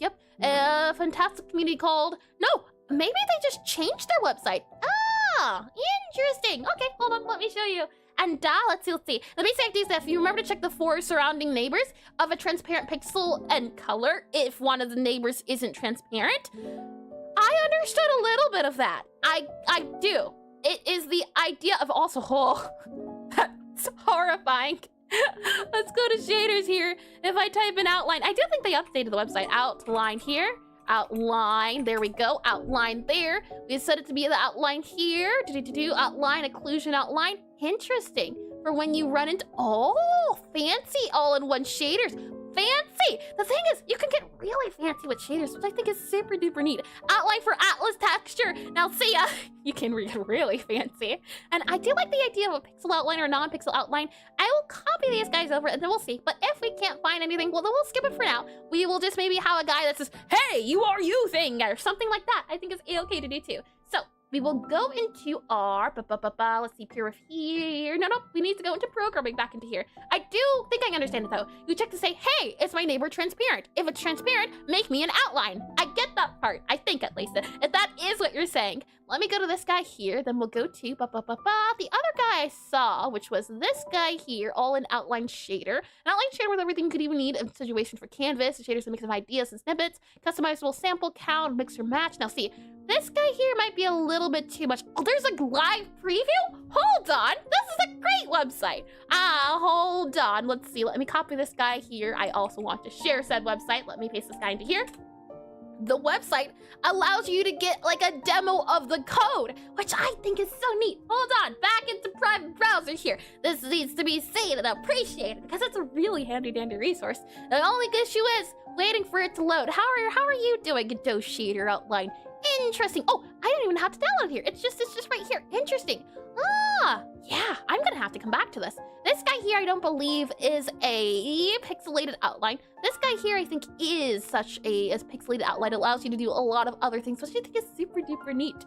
So I'll let this load. We'll come back to this possibly a little bit later. For now, we'll see if just this guy works here, as I do have experience with applying shaders, but making shaders on my own, not so much. It looks convenient, doesn't it? That is super. Oh, here we are. We're in it. Look at it. Okay, so we have thickness. Let me see if I can zoom in a little bit here. Does it allow me to zoom in? It does. Lovely. Look at this. We have thickness here. We also have the ring count here. Oh, interesting. Ring offset. I don't know what you do. And this is one of the things where maybe it's a little bit too detailed in advance. There's border clipping fix. Interesting. Aspect ratio.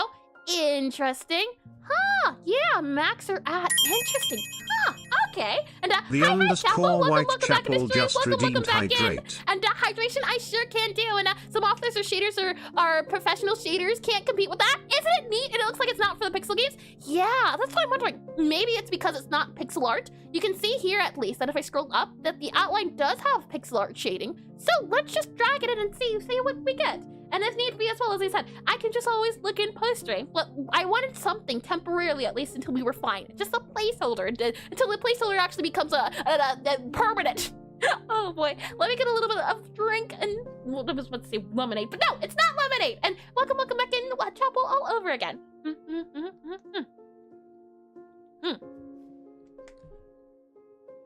Okay, we're good, and I did not look at chat.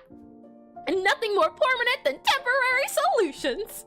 Exactly. We'll go ahead and copy this guy here. Then I go back into Godot. If I just do all of that there, and then I just go ahead and do that there. And then if I were to go into our customer here, for example, our customer here. Yeah, hello, customer. You are a lovely, lovely customer. If we were to go to our Necromancer specifically, Necromancer sprite scene. This guy here, hello Necromancer sprite.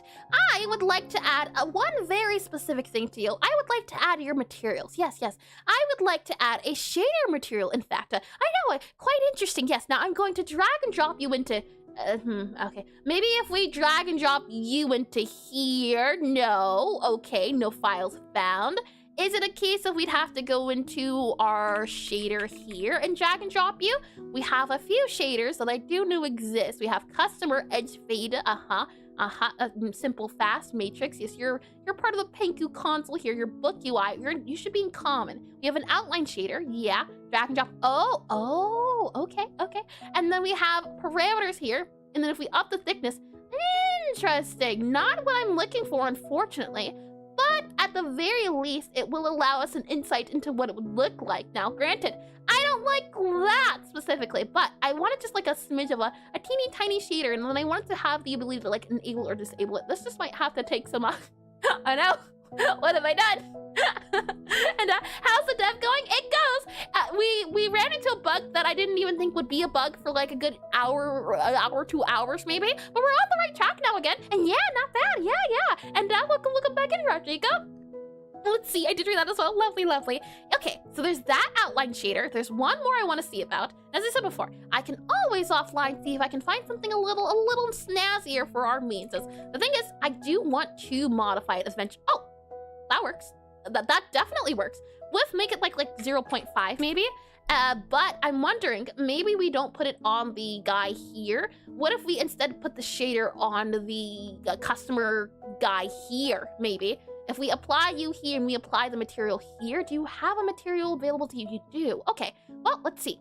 If we take an outline shader here and we were to grab you, set your parameters to like a bit of a thicker width. Your width is set to 1 at the moment. If we set you there, then add margins. What's a margin? I'm just gonna remove that. I don't actually, yeah, we'll keep it. Okay, so if I click on play, let's see if a customer now has a proper outline on them, shall we? And shaders are fun when they're weird bugs.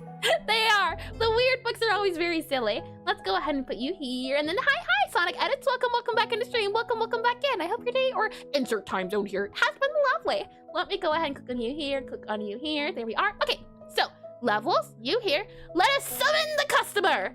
Spawn. You know, I really should change all of these spawns into summon just to fit the wizard theme. It's good to know people aren't hand drawing each outline. Oh yeah, so back then the screen would get blurred. Oh, really? Oh, that sounds painful. I am very grateful for technology. If we spawn in a customer here, we get not an outline. Interesting, interesting. If we go into the remote scene here, we go into our cafe. What does it say for our customers? Customer manager should have all of our customers here. Hello, dear customer. Where is your shader at? You should have a material here. You do, you do. If we set your width to be like different and set it to be interesting, interesting. So the customer's outline is not determined here. Where is it determined then? Would it be on the sprite itself, possibly?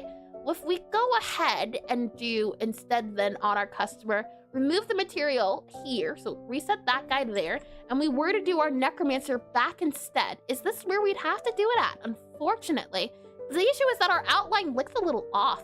So we go to our outline shader here, go back to you here. Yeah, we reset you to be the one that you were. Click on play here again. And actually the blur made it look better all the time. Like dithering can make a new shade. Oh, interesting. And wait, who are you? It reminds me of the Kazoo Kid. And yes, do it! Even though it has no effect on the gameplay and purely for dev use. What do you mean exactly, Chapel? It is very important. I'm adding this feature for clarity and quality of life. Yep, that's the truth. Nothing but the truth. For example, I had the recommended and also the confusion of what... Oh, wait, you're not a Necromancer. Okay, you get a pass. A Necromancer. Spawned in a Necromancer. Can you do that? No, you're not a Necromancer. Necromancer. No, you're not a Necromancer. I don't remember what the number for Necromancer is. I might just have to do like 0 here. You're not a Necromancer. Is it going to be 1 then? I see. How odd that the shader works that way. Interesting. There is, I think I can change the shader here. I can as well. Well, that is unfortunate that the outliner, it works like that, isn't it? And what are you guys talking about? Right now, we're trying to figure out the shaders for the game. As the hope is that when you go near a mob or an entity or whatever you can pick up, I would like there to be an outline to show the player that, hey, you can pick this thing up. That's why I want to add a shader. The thing is, I don't know how shaders do, how they be, so it's a little tricky at the moment. And I might just have to see if I can find one that, maybe that's why there was a separate shader for Atlas textures. Would you elaborate a little bit? My apologies. I don't remember how to say it. Is it Gregor? I did not see your earlier message either. Change the hit range where the uniform, the variable is defined to not change between 0 and 100. Could you elaborate a little bit on that as well? Is this hit range here something, or is it something different entirely? And let's see here. Separate shader for Atlas texture. Yeah, what's an Atlas texture? Are these things that are beyond my understanding, or did it have something to do with the tutorial that I had not watched yet? That could be it as well. And the reason the outline appears on the top of the sprite rectangle only goes to the border of the sprite, so the shader can't draw outside of it is the easiest fix to add some blank space to the sprite outside. Oh, that does sound off though, but that is understanding. At least it's shading. Yeah, you know what? We keep it then, we keep it. I can fix it a little bit later. The question now becomes, how can we set the width of said shader? In code, I would like it to be the case of being able to change the shader's width. So going from either 0 or 1, depending on if you get close to an object. So is there a way we can modify it as, yes, this big temporary like this means that, good, I will want to fix it. It will not be permanent. That's at least a plus side. I will see about doing this here. Now, can we grab our material? So if I were to, for example, go into our customer here and our customer sprite 2D here, yeah, in our sprite 2D, or not our sprite 2D, in our entity, I would like possibly our advanced sprite here. Are you all going to be advanced sprite? Possibly, possibly not. I don't believe so. Our bookshelf. Are you an advanced sprite? Bookshelf. Are you an advanced sprite? You are simply a sprite. I don't know if you are ever going to become an advanced sprite. So this is why I'm wondering, do we make the outline a effect of our advanced sprite? I do think it could be the case, but I could just have sprites. For example, our trash can too is not an advanced sprite. An advanced sprite is something I made up so that if I want to have very easy ways to add animations to things, I'd be able to. The thing is, our trash can is also not an advanced sprite because it's an object, but for example, if I want to add like a little animation to our trash can to allow it to have a little bit of like a rattle whenever you threw something away, then I would make it into an advanced sprite. Since it's just this here, it's not. So I wonder, should we make it only apply to advanced sprites? Have that as like a thing you can reference? And if you're using an atlas, it can read other things. And let's see here. And you figured it out, and sweet. And It's not that. I'm pretty sure it also leaks outlines from other sprites from the source texture.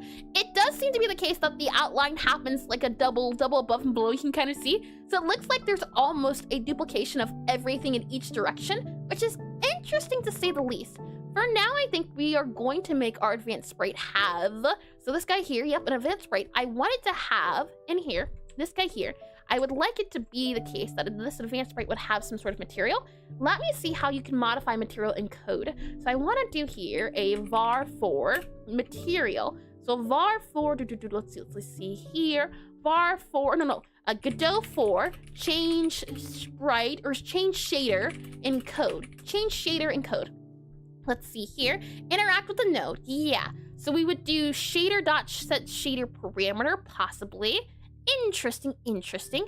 What I wonder is if we can do a function for add shader, remove shader, or like a function here for highlight, remove highlight. So I'll do a function here for highlight, HIGHLIGHT, highlight. And then I want to do remove highlight. And hit range is in the shader editor. It's just for either changing the width without trying to precisely barely move the mouse, so you can change the rules for the variable yourself. Oh, I see. You mean then to be something here would be our hint range. If I scroll up here a little bit, hint range would be something along this. Oh, yes, I see. Hint range would be here then, if I had to guess. So, for example, if I make it to like 5, oh, hold on. If I make it to 5, then we won't have as big of a range to go up and down. This will be from 1 to 5 instead. I think I get it. Unless I don't. Now, please do correct me. I am not against being wrong here. And shader reference, shader language form. Thank you for the link too. And let's see here. Uniform hints. Yes. Oh, that. Yeah. Okay. Yeah, I do get it. I have used the range before. I wasn't sure if it applied to hint. Let's see here. In our guy, what I would like to do is I would like to have a function for highlight, and I would like to call it void and then pass. And I would like to have a function for both highlight as well as a function for, what's the opposite of highlighting? Low shadowing, maybe? Hold on here. Opposite of highlight. Let's see. Shadow, remove, highlight, remove, highlight. Maybe we'll just do that. That's simple enough that I think it's easy to remember. Remove, highlight. There we go. So then I'm wondering for our material. So material, material, material dot, and then here our shader parameters. So let's see here. Material dot, and then we have here what? There is create placeholder. There is a set change, duplicate, emit. Yeah, hold on. Our material here, under material applied to the canvas item. Yeah, material dot what though? Can we do material dot base? Yes, and what we're looking for is changing the guy here. So material dot render priority. Can do pass? Can do get shader mode? Overlay the exposing. Yep. Here it says in Godot to set shader parameter, possibly. So if we go here possibly and do material dot set shader, no, okay, that's fine. If we do set and here maybe set shader parameter. No, it's shader parameter. What does that mean exactly? Sets the value of a shader uniform from this instance only. That doesn't seem too bad, I think, right? So you would do set shader parameter here, and then you would say, for example, here width. I think width, like width, width of the whatever parameter you're looking for, and then you would set the parameter here. So the highlight for this width would be 1, and then the highlight for the other one would be 0, right? And better make it local if you don't want it to change globally. Could you elaborate on what you mean as that as well? Let's see here. We would change the width to 1 and then the width to 0 here if it is deselect. And then let's see. It does say that it is instance for this instance only, right? So set the value of set instance, right? Set instance, which means that it is local, right? And you would do either set instance or maybe a different one. There is set shader parameter as well. So, I think that works. And then what we would just do is that if the object is if it is a customer, go ahead and set the shader parameter. Oh, hold on. The width would not be anything actually. Oh, that's no good. Hold on. Width would have to be reset. So it wouldn't be width we would be choosing, it would be color. So let's instead do color here, color, and it's going to be color here as well, color. And we'll set the color instead to equal, let's see. So if it's highlighting, we're going to do color.white, white. And if it's not, we're going to do color.alpha. I think that'll work. Color.alpha, or hold on, color.transparent, transparent. Okay, And then back in our player, the hope was that what we would be able to do is that on detection and range, if it is an object, we have this. If it is a customer, what we'll go ahead and do is then do a body dot, and then we would go ahead and do, let's see, sprite dot highlight. We do body dot sprite dot highlight, and this should hopefully highlight the body. And honestly, I see the instance shader parameter for the first time. Not sure. Let me look into it a bit. I usually just use dot set shader parameter. I see. All of this is new to me. I can't say that much. We have if the body range is entered, and then we have the body range is exited. So if the body is a customer, we highlight, or we go ahead and remove the highlight. Remove highlight. And should this work in the way I hope it does, fingers crossed, let's see if it does set the transparency for the shader. And if we go to level here and we go back into here, we should be able to see if we spawn in a customer here, like that there. We are not in range of the customer. If we go into range of the customer, we also don't get that highlighty effect. So it seems to be the case that we do have to modify our guy here still, which is okay, it's a fine thing to do. So I think our instance shader parameter, possibly, if we go into our shader editor and we check for our color, it does seem to be the case that our color is source color. And what is source color possibly? So is it a case, first I want to try, is it if we set the color parameter to that there instead? And now if we click play, I just want to make sure the thing here is not case sensitive. So if we set the color to lowercase instead, and then we spawn in a customer, let's see here, spawn in a customer, like that there, we go into it. Okay, that is not to be the case. So then what I would want to see about doing is I want to make the blur fade when you pause, yep, and set shader parameter, yep. So we would say my color dot red. I wonder then, can we set this shader entity here, right? And instead of doing source color, can we set it to be color? Like, what's source color then? Hold on, let me grab this here, copy you here. Godot for shader, source color. Let's see, source color, Godot for shader, source color. Source color is a shader hint when used declaring a vector 1 to 3. Yeah, and we do color equal my color, overrides the texture color with the uniform color. Interesting, okay. And so, without the source color hint, the expected will display the independent floats.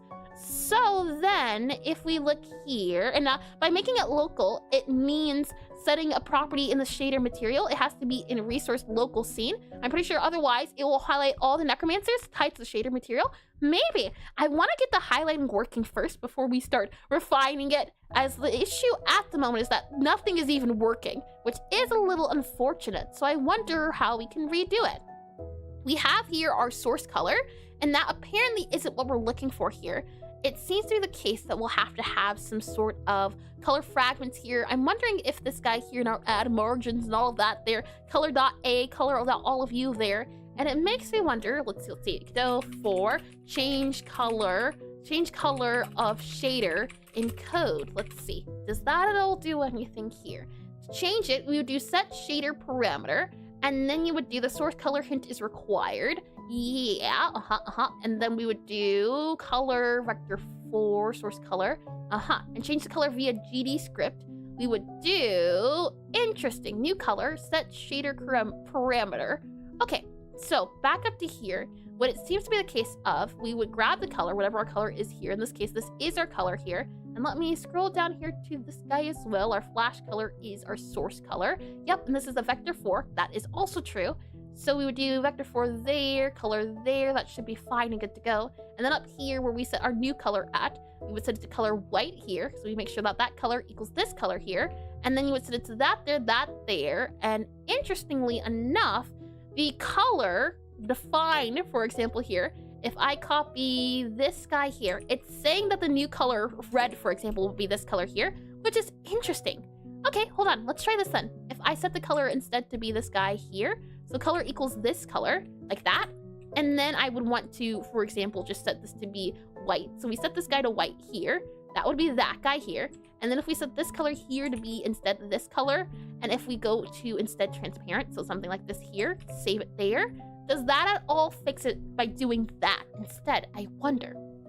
Right now, this should work on all customers, since all customers are advanced sprites. So truthfully, it should work on all advanced sprites, but it should work on all customers since we have this set up to only detect customers. So customer is here, we move near the customer, nothing happens, which is understandable as well. What I want to make sure is that we also are going into the highlight function itself. So let's see if we also also are going into that function. We go to levels here, we go into this guy here. We are not entering the function just yet because the customer has not been enabled, nor has it been entered into proximity. And hold on here. Hold on just a minute here. Why did it just suddenly work now and not earlier? Hold on. I'm confused. I am very confused. Right. So spawn in the customer, right? And no outline. We go near them, no outline. We go out, we go in, we go out, we go in, okay? But for whatever reason, it seems to be the case of when we add in the dot there to check to see if we go in the function, it decides, yes, now I would like to see about modifying myself and making sure that you know that I'm in here. So if I click on spawn customer now, okay, well, good news is that it is no longer doing that. I'm glad. I was very confused. Let's see here. You there. We set the instance parameter shader to that guy there. So we would highlight there. And if body is a ghost, so we already do the sprite highlight. It should now be highlighted in the sprite here in our game. And if we go to here, I'm guessing it's doing the highlight function, but immediately removing the function so you don't see it. Maybe? But the thing is that this guy works until you exit the body. So it should only highlight. It shouldn't remove the highlight. What we can definitely do as a check as well is that we just remove the remove highlight and see if that at all plays a part. And that's why on breakpoint it shows up, because it stops right after the highlight. What do you think would be the case and why it decides to only highlight once and then stop?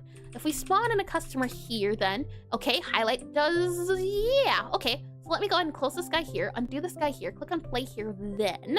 And what do we get? We get this guy here. And now what I suspect is happening is that it's really quickly adding the highlight and then removing it. That's why if you put a breakpoint, you can see the highlight. Maybe try checking if you go into remove highlight. Oh, that's a good point. Hold your horses here. I first disabled the remove highlight, so we should get the highlight added, but it doesn't. And if I go, this function, I disabled this function, so it should just first add it, but it's not adding it, is the thing, which is what I'm wondering. Is it the case that the shader guy here, this vector 4, from my understanding, this vector 4 just means 4 ones, so this shader highlight should work properly, right? And in our guy here as well, we have uniform vector color. Yeah, that should modify itself. You know what? Just to be on the safe side too, let's not even do white. Let's make it red so that we know for certain it's not the default color and that it is applying some sort of color and not our base color. Because if we're applying white on white, then how are you supposed to know it was different? So we go back into here, we spawn in a customer then here, and Customia, you are white. Interesting. You know what we can do as well is I can also enable our collision shapes, so we can see where exactly the player should expect to have that highlight triggered, as it only should exist when the player is in that circle. So for example here, this green circle is where the player or where the customer should be highlighted at. However, when we spawn them in, it is not the case. They're not in the circle. And the default should be pure white. Yes, vector 1 equals the same. I see. Gaia, okay, I'm understanding that. That's good. I'm wondering now then, why it's the case of this automatically being this. What if we then go for our custom here, and in our, let's see, our advanced sprite, this is a Necromancer currently, I believe, we set the color to alpha 0 as well, so the color does not appear. So that would be that there. I wonder then, for our highlight here, are we entering in this function? I believe we are, and I guess I might just have to do a little bit more research on the shaders. It's fun. It's interesting to know that you can visually change the game without changing anything but the look of it. It's a lot of fun. Spawn in a customer here. Yeah, click on you here. Okay, so you are transparent. The customer is in here, so we are in the area. It has been told to go and do things. We then go to the next guy here. Customer, are you red? You're not red. Let's check the shader of the customer itself. So if I go to cafe here, this is the customer that's currently in the game, our customer manager. We go into customer here, and our customer, is the customer actually changing their material? If we go all the way to our material here, let's see, material. Where is your material at? We have all of these guys here. Necromancer sprite. Your material is being set to red? No, it is not. The material is not being set to red. And aren't they highlighted in the source? You just need to unhighlight it? No. Well, yeah, we need to highlight it. But I was wondering if it was even doing our highlight command, and it's not. it's not, this is the current screenshot of the game as it's as it's working. The customer's material hasn't been changed, which is interesting. If I do material dot of this guy here, this guy hasn't changed, so it's not set to red. That's why I wanted to set it to red, so that we could tell if it was white versus red. It should be red right now. Right now, though, it is clear, which is interesting to see. And it makes me wonder, maybe this is just a thing of needing to instead redo all over again, which I'm not opposed to. Well, I mean, all over again as in just skipping it for now. The good news is that the function is happening, and I might be very lost. No worries at all either. No worries at all. I can admit too that I'm a little smidge lost, so that's okay. The thing is as well that maybe a break could also help with figuring things out a little bit. The hope was that by default, you can't see the outline, and you need to add instance before the color. First word in the line of shader. Is it that I have to do this? Is it that, Pala? And welcome into stream as well. Don't tell me. Don't tell me. Or is it somewhere in the shader? Hold on. Can you elaborate a little bit? Hold on. A color uniform shader is defined as instant uniform, and this is what they're asking about. An instance before, is it instance uniform var color or something like that? Instance uniform var. Hold on. Instance uniform. Get instance uniform. Get instance shader parameter maybe. And in the shader. Okay. Hold on. Right. You there. Shader. Okay. So instance. You put instance. INSTANCE. Instance like that, right? And then we go, I also want to make sure that this here, did it actually have to be material daughter? Hold on, I just want to see about that too. Got ya. Thank you. Okay, hold on. So first test to see if that fixed it. Second test to see if doing material dot also fixed it. Oh boy. Let's see here and wait, what? No. Huh? What do you mean? Let's see here. Spawn in the customer here, and then we do customer here. So is it the case? Okay. And then let's see about the material dot. Is that also the issue? I didn't even see the material dot. Okay. So we add that there, make sure that the instance is also added here too. We go to output back to here, go back to you here, go back to you here. We spawn now in, oh, you know what I just realized as well? Right, Necromancer. Necromancer needs to be the one spawned here. So Necromancer, okay, and you were just checking without it? Could you elaborate a little bit? Right now they're white, they should turn red. Do they turn red? Not existent function. Material dot set instance function. You should have a material because you are a sprite. Are you not? You are indeed. So let's see. What is the case here? I did make sure to do the instance here, uniform vector. I thought it would be the case of material here, material, and then we would do dot. And are you sure it is shader material? Check the type, can do as well. What I can't see is that, in our Necromancer sprite here, if we scroll down, you can see that it says here shader material, if that is the name itself, shader material. It is not a canvas item material. But I'm wondering if maybe we aren't referring to it correctly. I did material because this guy itself is called material, but maybe the name is not material.setInstance. Maybe it's material.something else. And let's see, MAT, and set instance shader parameter is a function of canvas item, not the material. Oh, hold on, material dot set local to scene. If we do parameter, I see. Create placeholder, hold on. Okay, in that case, we do material dot shader material maybe? Inspect native shade of color, no. We do material dot, we do here our shader material. Yeah, okay, so shader material dot set shader parameter, is that it? So we would go back into here then and do set shader parameter, like that instead, I think possibly. Set shader parameter, maybe instead. We would go here, let's see, we go to material, we go to shader material here. I'm seeing this guy here that says set shader material here, possibly. So it should be set shader parameter after all? It seems to be. I'm hoping it's the case. So we go back to here then, and then we do you here. Oh, hold on. Set shader parameter. I just want to make sure the naming is correct. So we do this here. Oh, hold on. Do this here and here. And I think you were right. I have no idea most of these things. So I do appreciate all of your patience as well as the help. My goodness. All right, are you ready to see that? Drum roll. And I think it would change for all customers, probably. Likely, we can definitely see, because this would then come back to the idea of it being unique. Oh, you know what? Hold on. I believe in order to make it unique, right, we have to do right-click this guy and make this unique recursive. You can't see it. But I'm going to, well, let's first see if it does do everything. But I think we'll have to maybe make the material unique, possibly. And that's why I say local to scenes. Maybe we have to make it unique or recursive. Maybe that's what we'll have to do. Let's go in here. Let's go ahead and spawn in the customer here now. Customer should now go red when we go near it. But it's getting angry on our set shader instance null parameter. Do you have a shader, customer? Do you have, let's see, global, yeah, members here, stack variables here. Is materials, the materials applied? Yeah, do you have a material? That was the question I'm wondering about. Print material, print material, material here, material, print material. Yep, okay, now we click on play here, we close, and then let's spawn in a customer and see if I do that. And oh, angry! the Godot, it has its moments, and that's okay. We work with what it gives us. Spawn in a customer here. I believe I have to set it to customer of 1 for a Necromancer. Okay, so you are that color here. Now we're in here. Is material a thing? So it does have a shader material. That is good. That lets us know at least that we are targeting the right thing. But the bad thing is here, the thing that we're trying to target apparently does not have what we're looking for, possibly. We have material.set shader parameter. Is what I thought. I can't double click this thing though, which is what I'm wondering about.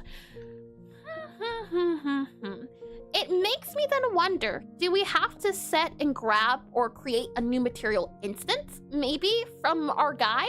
Possibly. For example, upon doing function ready, are we going to have to grab the material and then apply the material, maybe? And it might not work because color is instance. Try removing that for a set shader color. Can do. So what do you mean, like something like this here? Setting this guy here and then going to hold on here? And something like that, maybe? Set shader parameter. It doesn't let me highlight it either. So because color is instanced? So no, in the shader, I see, can do as well. Let's see here, in here, and you're saying to set the source code to be something like this here instead. And that, I think, right? And then you would save this guy here.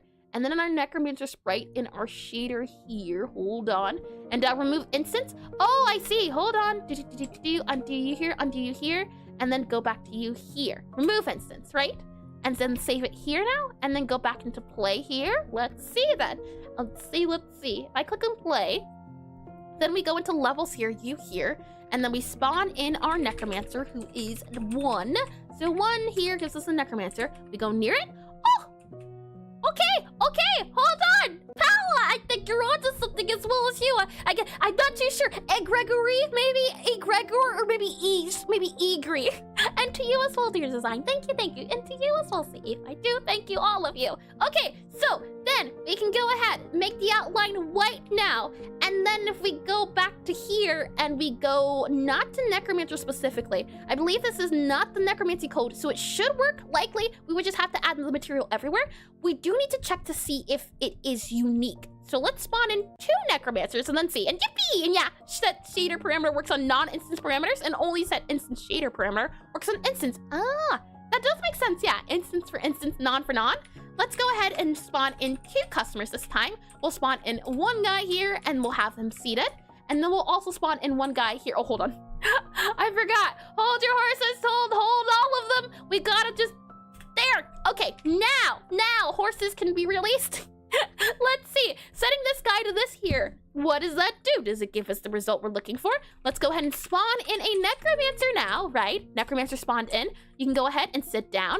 Necromancer also spawned in. You can go ahead and sit down. Now, are you both? You are both highlighted. Now, for this fix, what I'm thinking is what we'd have to do is go back into our sprite, right-click on the shader material, and I think possibly making it unique will work. So if I right-click this guy here and make unique, I think that'll fix the issue of it. I need to figure out instance afterwards. After all, yeah, but one problem down, many to go. So if I make the shader unique, does that then help? If I spawn in a customer here, we spawn in a Necromancer here, and we have you seated, and then we'll also spawn you here, have you seated. Do you now? Okay. So make unique does not work.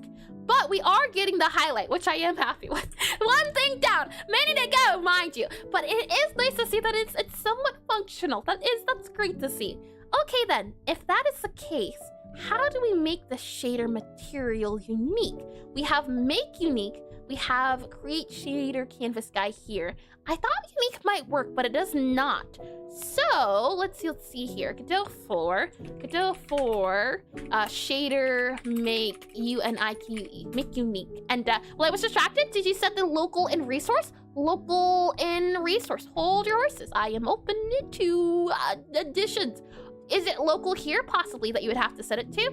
Or here, do you mean? And let me also reset the material on here to be our outline. So outline here, and then we'll do outline to this guy here so that it's not unique anymore. And then we have here, let's see. Set it to locate your material property, and in the material not in resource, local to scene. I see.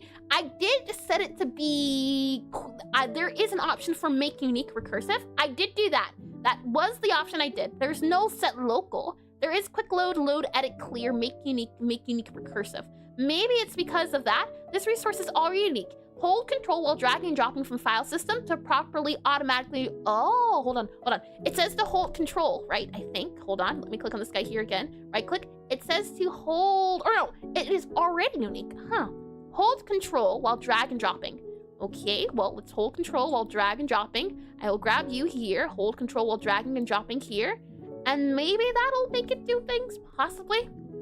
It could just definitely be a case of I'm going to have to go crash coursing into shaders, which wouldn't be too bad. And I'm fumbling around my keyboard, so shader material property and resource. There's a local to scene toggle. Oh, hold on. Shader material, local to scene in here, resource.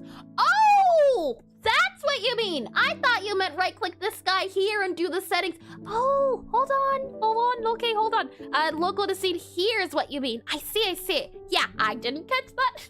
Thank you for the clarification. Okay, now set it local to scene, then click back to this guy here, then go to this guy here. Spawn now in our customer here, our customer of scene 1 here. So we go ahead and do this guy here. Spawn in this guy here, and then we'll spawn in you in and then have you seated here. And now you are no longer highlighted. Oh, that's so neat. So the hope is that you'll be able to see that the player can be selected. We'll also have the thing pop up that says, hey, you can select the customer, which shouldn't be too bad since the player is already doing the detection. Another thing I wanted to do was I want to make sure we do it for the other wizards. So we'll have to do that there, but oh boy, thanks. Oh my. I'm really happy. Lovely. Okay, fun. To fix things now, what we'd have to do is go to all of our mancers here. So I'll just go to sprite here. In our sprites here, we're going to have to go to a few of them. The issue is that we are going to likely have to go for all of them. So for example, our cake, our cocoa, our cookie, as well as our, let's see, cake, cocoa, cookie. We're also going to need our flavor combo. Possibly, no, we won't need our flavor combo. We will need, though, let's see, cake, cocoa, cookie. Those guys will need to have an outline. Another outline that will need to be added is, let's see, it has to be an item outline, I believe. Item here, item outline. So this guy here will have to have an outline as well. And I wonder, item, you little guy there, why aren't you possible? Are you because you need to have a flavor, possibly? Flavor sprite? Yeah, okay. So we have our flavor sprite here, and we have a product sprite. So product sprite is another thing that would need to have an outline. So these two guys here would need to have an outline. Anything else that would need to have an outline? Our Medimancers would also need to have an outline, so Medimancers. And I can definitely, in the free time I have, make these guys into advanced sprites so that they count as an outline. Definitely. And then we'll also do here, let's see. If we grab product sprite here, and for how light the game is, duplicating your shaders per customer is totally fine. If you plan to have hundreds of thousands of customers, whew, you make a fair point. My goal with making this game was that it would be small. It would be small enough that I wouldn't have to worry too much about optimization, but do optimization for the sake of optimization, but not be punished for if I optimize poorly. You do make a very fair point indeed. We'll grab our Medimancer sprite here too. And now we do our outline guy here, so outline guy. The thing is, the max amount of customers you should have in a scene at a time are a total of 8. 8 customers total. However, the items and food and all of that, maybe not. I definitely don't think there's ever a chance where you'll need to have 100 outlines in one spot. That would be a lot. So let's see here. If we go now for our material here, hold on, our material, we go ahead and drag and drop you here. We would then have to make sure that our shaded material here is a local to scene. We'll then go back to our, let's see here. Local to scene. Is there a way I can copy you possibly so that you're already that there? And we'll copy you. I know ads are coming already. Hold on. Can I also copy this shader? If I copy, nope. Can't copy. Okay, hold on. I'm gonna go through all of these guys, set them up while the ad breaks are going, and then we'll do one final test run to see at all does it add to the feel of the game by having a little highlight. Granted, not pretty highlight, but it is a highlight, so I'll take it. So we'll have this guy going along while it's doing its thing, and we shall see. So, Necromancer has been highlighted. We can go ahead and save this guy here. We also need to highlight a few other things. We need to highlight our cake dish, and I did do that. Lovely, lovely. So our cake dish needs to have an outline here, and I wonder, can I just drag and drop this into the material? So if I just drag and drop you onto there, does that at all work? No, unfortunately. Oh, that might be a little bit tedious. Thankfully, as I said before, I only plan to have 10 dishes you can get and 10 customers. So if push comes to shove, it'll only be a total of 10 things, or not 10, 20 things I'd have to work on doing manually, but it wouldn't be too bad. Not too bad compared to everything else that's been going on. That is for sure. So we have our cake dish here. We'll also have our trash can. Can't do trash can because it's not an advanced material. We can do our cocoa dish here though. So if I go here to you here, and oh, you know what? It might work. It might work. I'll have to modify it a little bit, but I don't think it'll be too hard. And set instance shader parameter does not work for set outlines. I just checked in does work. Oh, hold on. Does it now? Hold on. This is okay. This is a-okay. I am learning a lot. I am grateful for that fact alone. So what you're saying is, Paula, that I can go to our advanced sprite here. So back into our, for example, this guy here. Oh, hold on. This guy here and our advanced sprite here. Go into this guy, and in our highlight, what we would do is do set instance shader. I wish they allowed you to select it because it doesn't feel like it's a function. So set INSTANCE and set instance shader parameter like that, and it's called on the node. Make sure the color is instance in shader. Oh, hold on, like this, do you mean? We would have to make it here, so you would have to do var for color. Is that what you mean? New color, var, new color like this, then maybe. New color like that, and then set it to be color. And then equal to that? No. I see. I have all ears. Let's see. Make sure in the shader editor, it's make sure the instance. And remember to get a prefix uniform with instance in the shader. Okay, hold on. I think I understand then.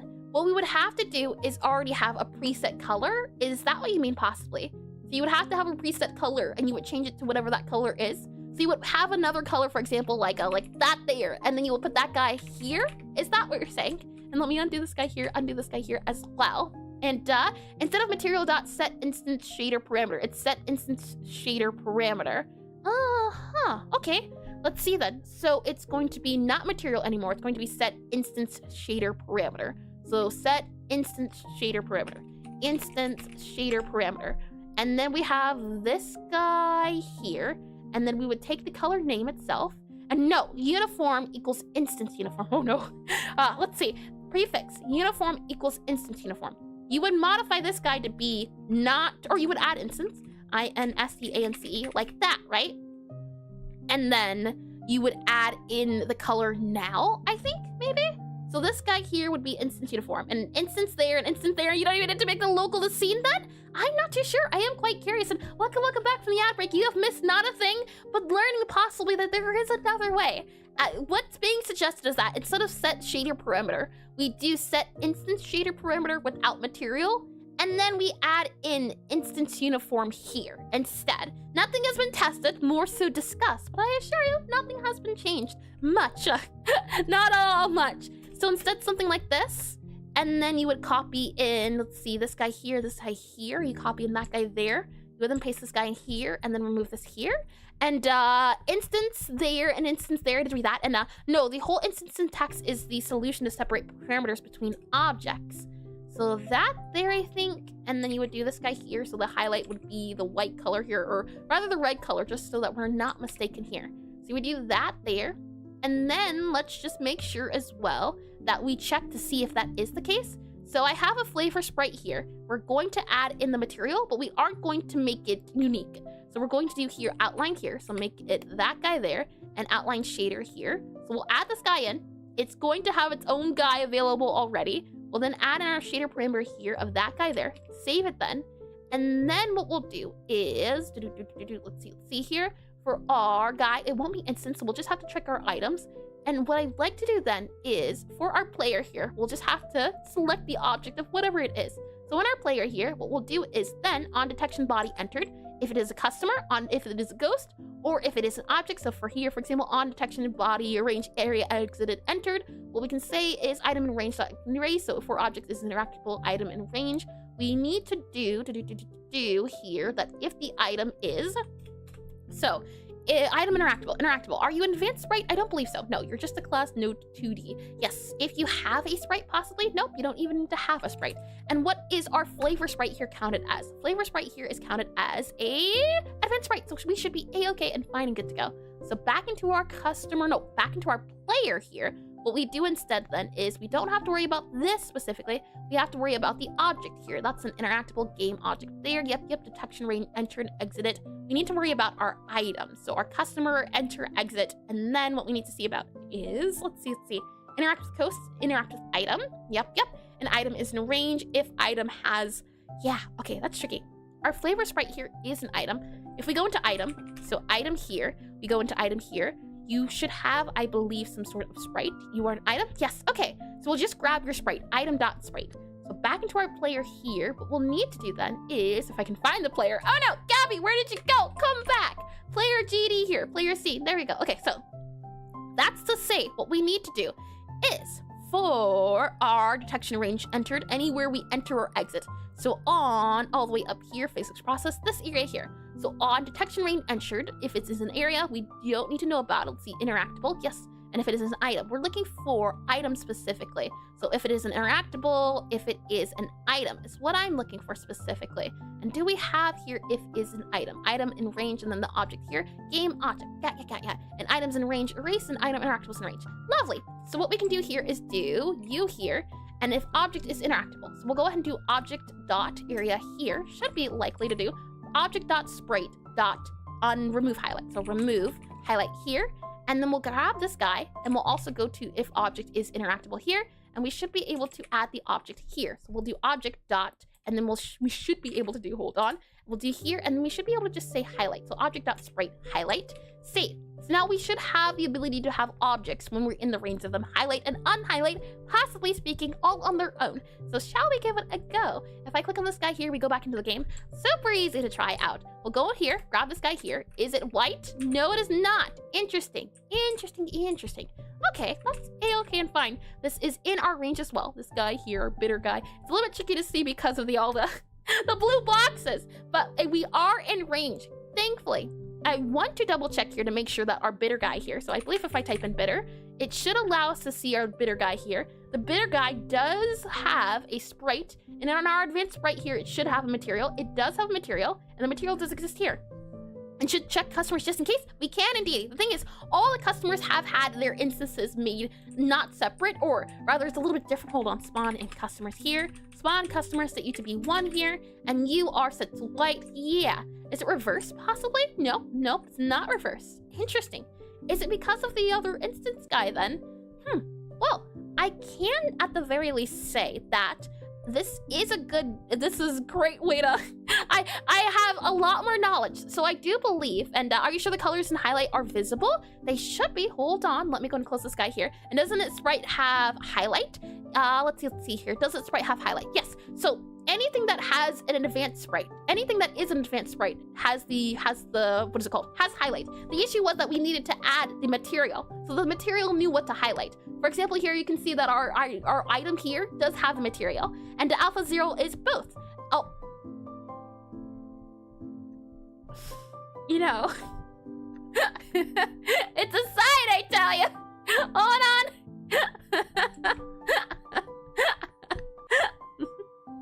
Oh my. It's a very good idea sometimes too. Take breaks when you're programming or doing art so that you can approach things with fresh eyes. We'll grab this guy here. So I am none happy to report that, or maybe happy, I don't even know at this point. So that guy doesn't work. And then for our customers, let's just go ahead and check.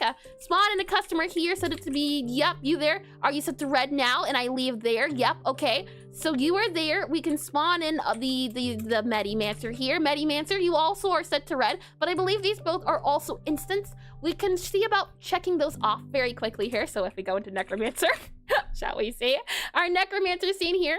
I will then remove from our Necromancer here the local to scene, save that guy. We'll also go into our Medimancer then, and we will also remove our local to scene. So remove local to scene, so they are both no longer local to scene.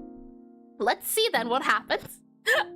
Oh boy, if we go to here, we go to here, and we go to you here, I will spawn in both a, let's see, spawn in customer here, yep. We'll spawn in one Necromancer here, so it does work for you here. But the question then becomes, does it work for, yep, it seems to be the case that they are, that's working. Lovely. So I'll just have to do a check to see why it's the case of the items not working in the way I thought, but that should be fine to do. It seems that the instance is functional, so once all over again, I do thank you, Wallace. Oh boy. It's always the little things, and I'm glad it is functional. It's just the misspeaking, the mistyping of everything. So this is so neat. So let me tell you then what we will be doing next week if I cannot complete it within the week. I am going to see about getting a better shader so that we don't have this red thing happen, and I would like to make it so that anytime it is detected or removed, so I'll work on fleshing out the shader, and I'm green now. Oh, look at you go. Oh yeah, that's a little bit different than the purples. Well, then congratulations on becoming a creative color. Oh my. We'll make sure, or I'll try to, if I am able to. We'll see about having the shaders. If this doesn't work out, and I definitely want to see too, because shaders are a thing you kind of have to do offline in the sense of a lot of research to understand exactly how to get the shader that you want. So I'll see about the shaders. If not, then save. Well, I'll figure out the shader so that we'll have a good framework. From there, next step is to make sure that we can have a way to control when the controls here, when the control hits, when they appear, and we'll also need to have a way to disable and enable it. So, should that not also be completed? But if for whatever reason all of those guys are completed, great news then! What I can say then is that we will be able to, I thought today was tutorial, today apparently was UI. If I click into levels here, what you'll notice is that right now we are in the tutorial. The tutorial starts off with you in the kitchen, and it requires you to first do the calibration. So you go from your spot, you learn about WASD, you then have to do the calibration. Once calibration is complete, you then leave the calibration, and this is where all of that UI stuff comes into play, because we will have an arrow that'll point to say, hey, look, this is the bookshelf. You can see the arrow right here. It'll have little animation moving. But the idea is that when the player goes near the bookshelf, it'll have the highlight. This way, it'll allow the player to know what they can interact with. Not only will the bookshelf have a highlight, we'll also have that text, so this thing will appear somewhere in the whatever corner. Hold on. Is that not working anymore? Oh no, it's okay, it's working. It's working. This guy will then appear to say, press E to interact. This will allow the player to have an idea of, oh yes, I do this thing with this thing. That's why we worked on this today. So it is important for the tutorial, and it's also important for quality of life. But for the tutorial to continue, we need to add these features which weren't in the game already. Hence why they're being added now. That way, not only does it add clarity, but it should hopefully help with the tutorial too and make things easier to understand. With that said though, I can happily say that should I happen to work on the shaders or anything like that during the week, as I click on this guy here, anything like that during the week, feel free to join me on the Discord. I'll usually be in like the silent co-working area. So if you have some work you'd like to get done, I've found it's handy to have someone to work alongside. Not only that, but the Discord also includes the devlog. Or if you just want to get up to date on anything to do with Necrotype Cafe at all, that is also the best place to do it. I am hoping at the end of this month, I said it last month, but maybe this month now, the tutorial will be done. We keep running into things I didn't think were going to exist, so you know. I can't say that I expected it. And welcome in. Is it gun what? Welcome in to stream. Welcome in all over again. Now, I usually stream, and thank you for the follow as well too. I didn't say thank you, so thank you.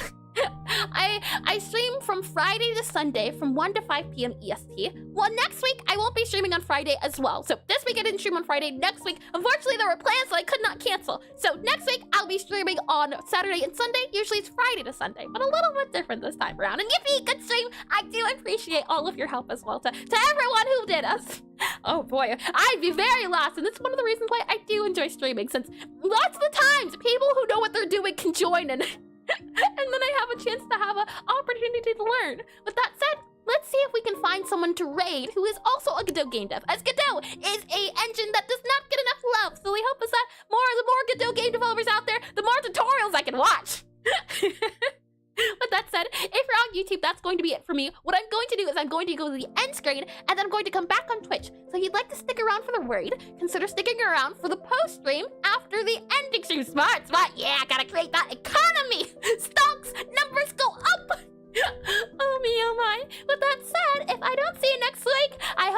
a lovely morning, afternoon, evening, or good night, and I hope to see you all soon, alright? Bye-bye, hold on. Button, yes, bye-bye! See you later, alligator!